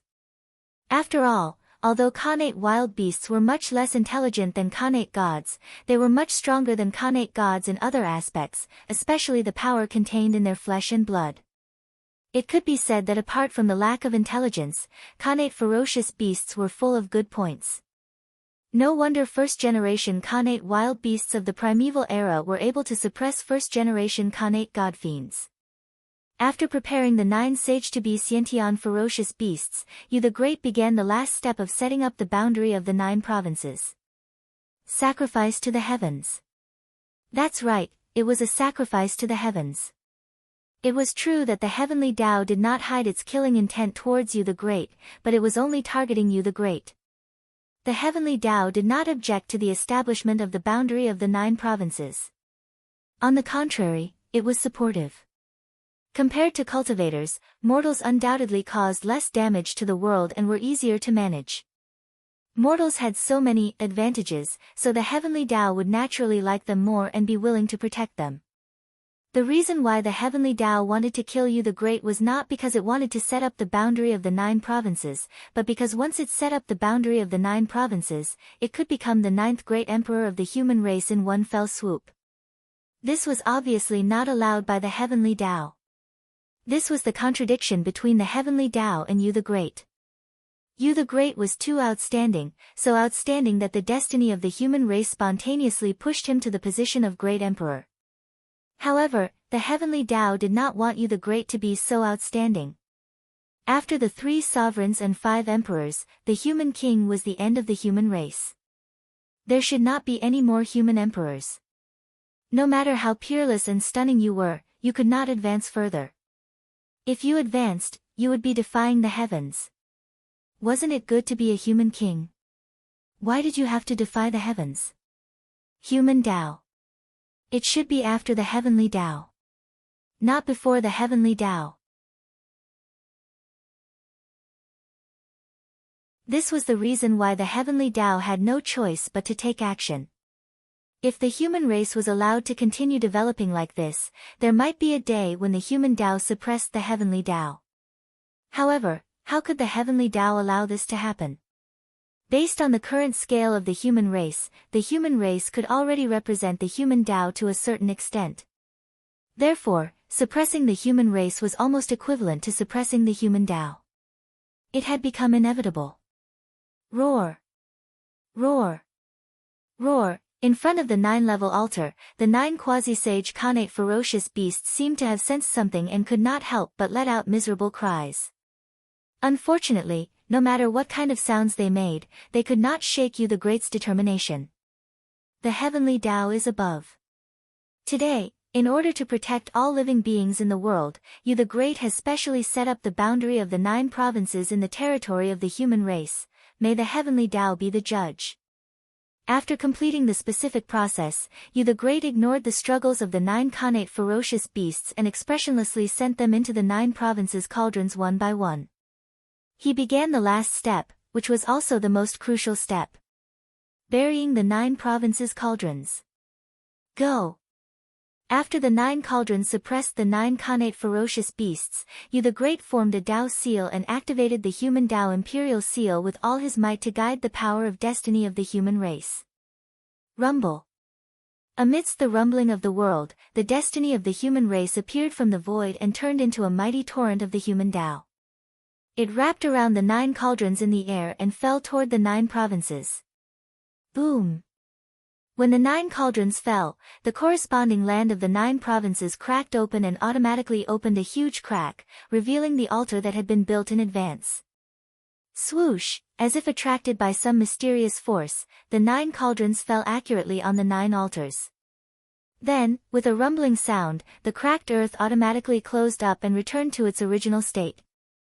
Buzz buzz buzz. As the 9 cauldrons returned to their positions, 9 majestic forces suddenly rose from the ground and spread out in the sky above the human territory. In the blink of an eye, they formed a huge boundary that enveloped the entire human territory. At the same time, the world trembled inexplicably and the laws rumbled together. The radiance of the human Tao burst out from the void and turned into a powerful force that supported the boundary of the 9 provinces. This was, the human Tao had made its move. The moment the boundary of the 9 provinces was set up, all the cultivators in the human territory felt that they were different from before. However, they could not pinpoint the exact difference. Only the Tai Jingxian and the cultivators above them, who had already come into contact with the Tao, could vaguely feel something. In the future, cultivators would probably not be able to touch mortals.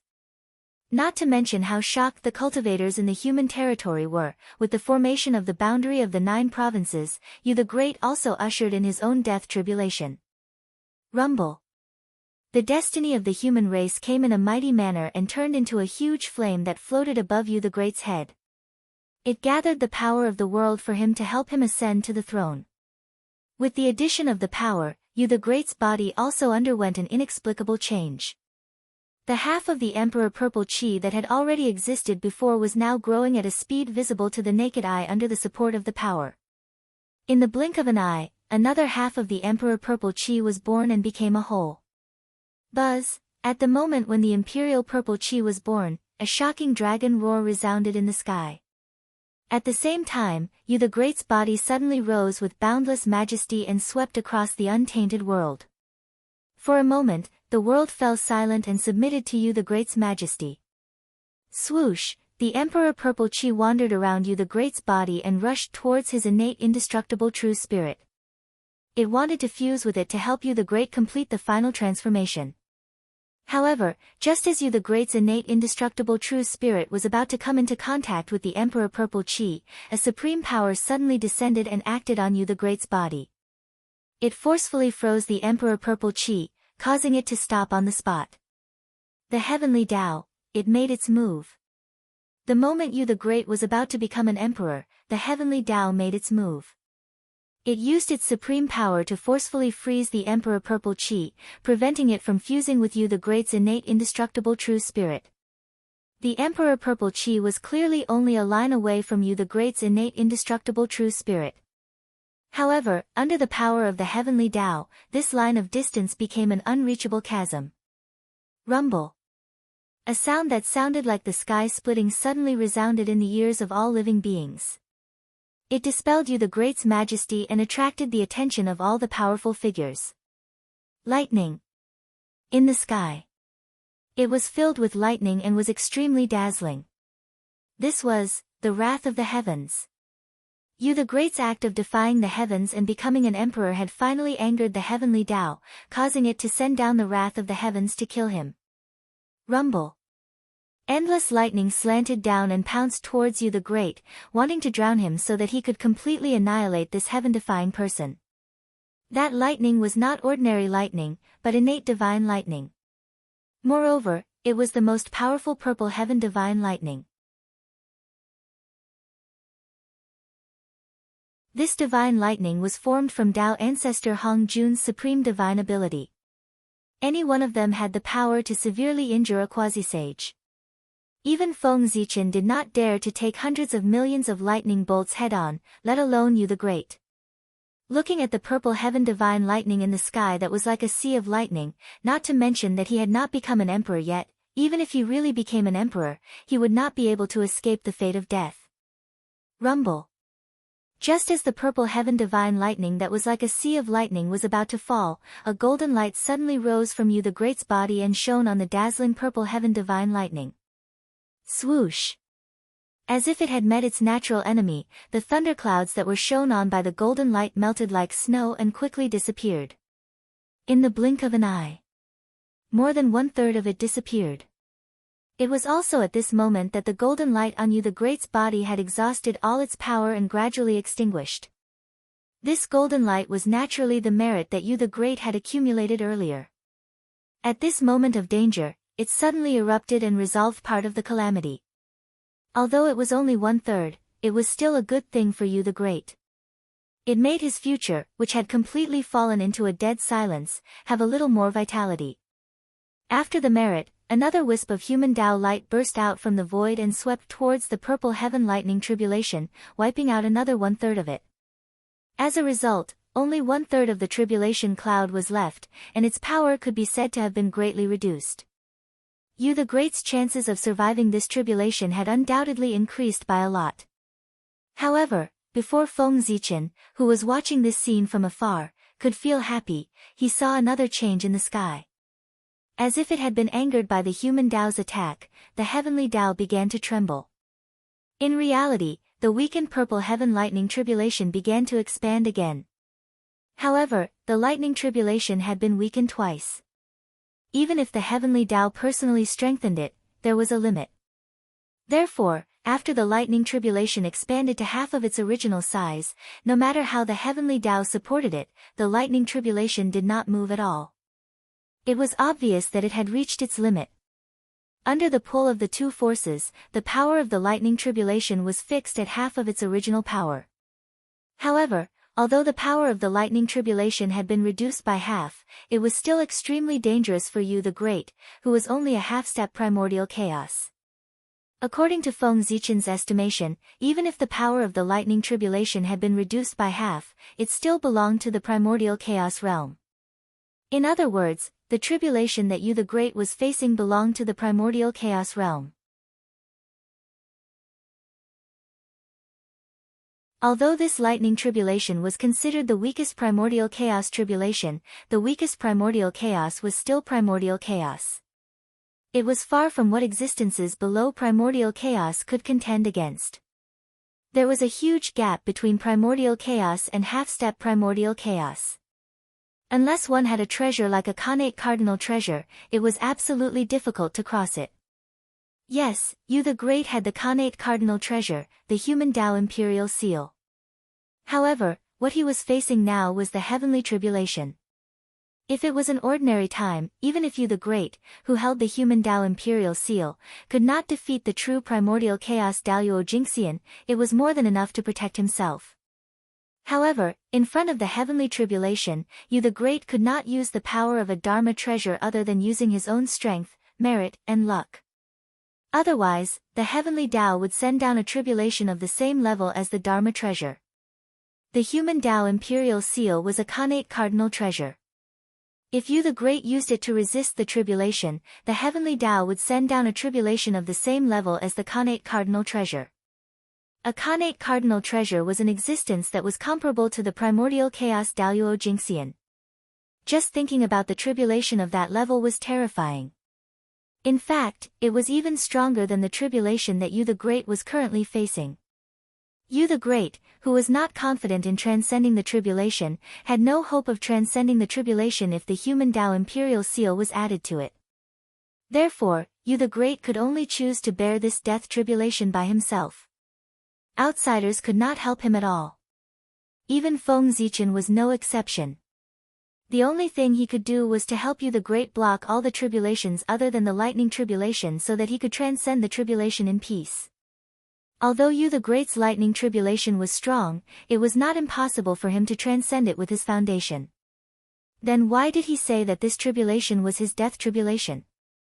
The reason was because what truly made him lose all hope was the tribulation that came from outside the heavenly tribulation. For example, the human tribulation. Since the heavenly Tao had already attacked Yu the Great, it naturally meant that the halo on him was gone. In other words, during Yu the Great's tribulation, the powerful beings could attack him without any scruples and did not have to worry about bearing negative karma. Yu the Great, who was already in danger under the lightning tribulation, naturally had no chance of survival when faced with the attacks of the powerful beings. Therefore, Yu the Great's tribulation was called the death tribulation. Rumble. Countless purple heaven divine lightning struck down and drowned Yu the Great. In just an instant, his skin and flesh were split open.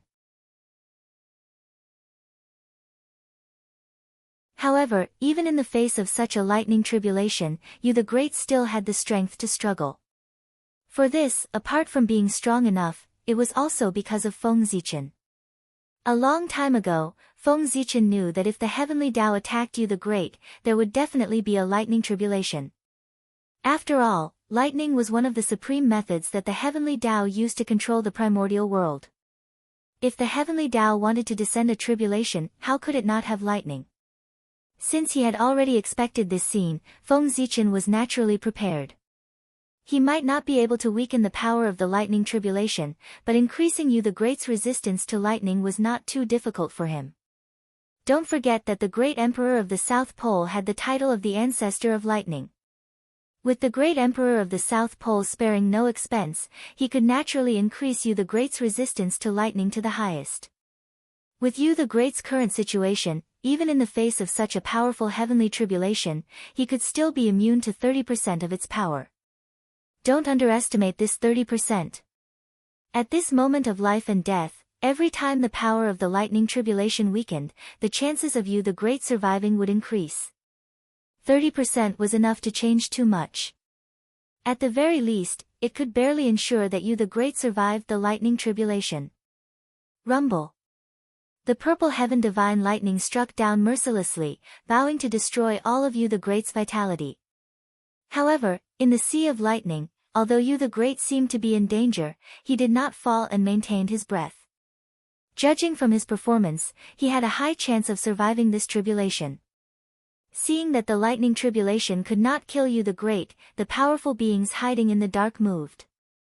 They appeared from the void and charged towards Yu the Great who was in the lightning tribulation. The human tribulation was also a part of the heavenly punishment. Therefore, when the powerful beings attacked you the Great at this time, they would not be regarded as interfering with the tribulation by the heavenly Tao and would be punished accordingly. Boom! Boom! Boom! One terrifying aura after another erupted from the void and reverberated between heaven and earth. That powerful force distorted the void and interfered with the normal operation of heaven and earth. At this moment, all the cultivators whose cultivation had not reached Daluo Jingxian lost consciousness. How can a person who defies the heavens exist in this world? Human Emperor Yu the Great defies the heavens and is not tolerated by heaven and earth. Therefore, he obeys the orders of the heavenly Tao. Kill. Numerous terrifying figures surrounded by the laws of the Grand Tao appeared amidst the cold and indifferent voice. Crack. Crack. With their appearance, heaven and earth actually showed signs of instability and was about to collapse.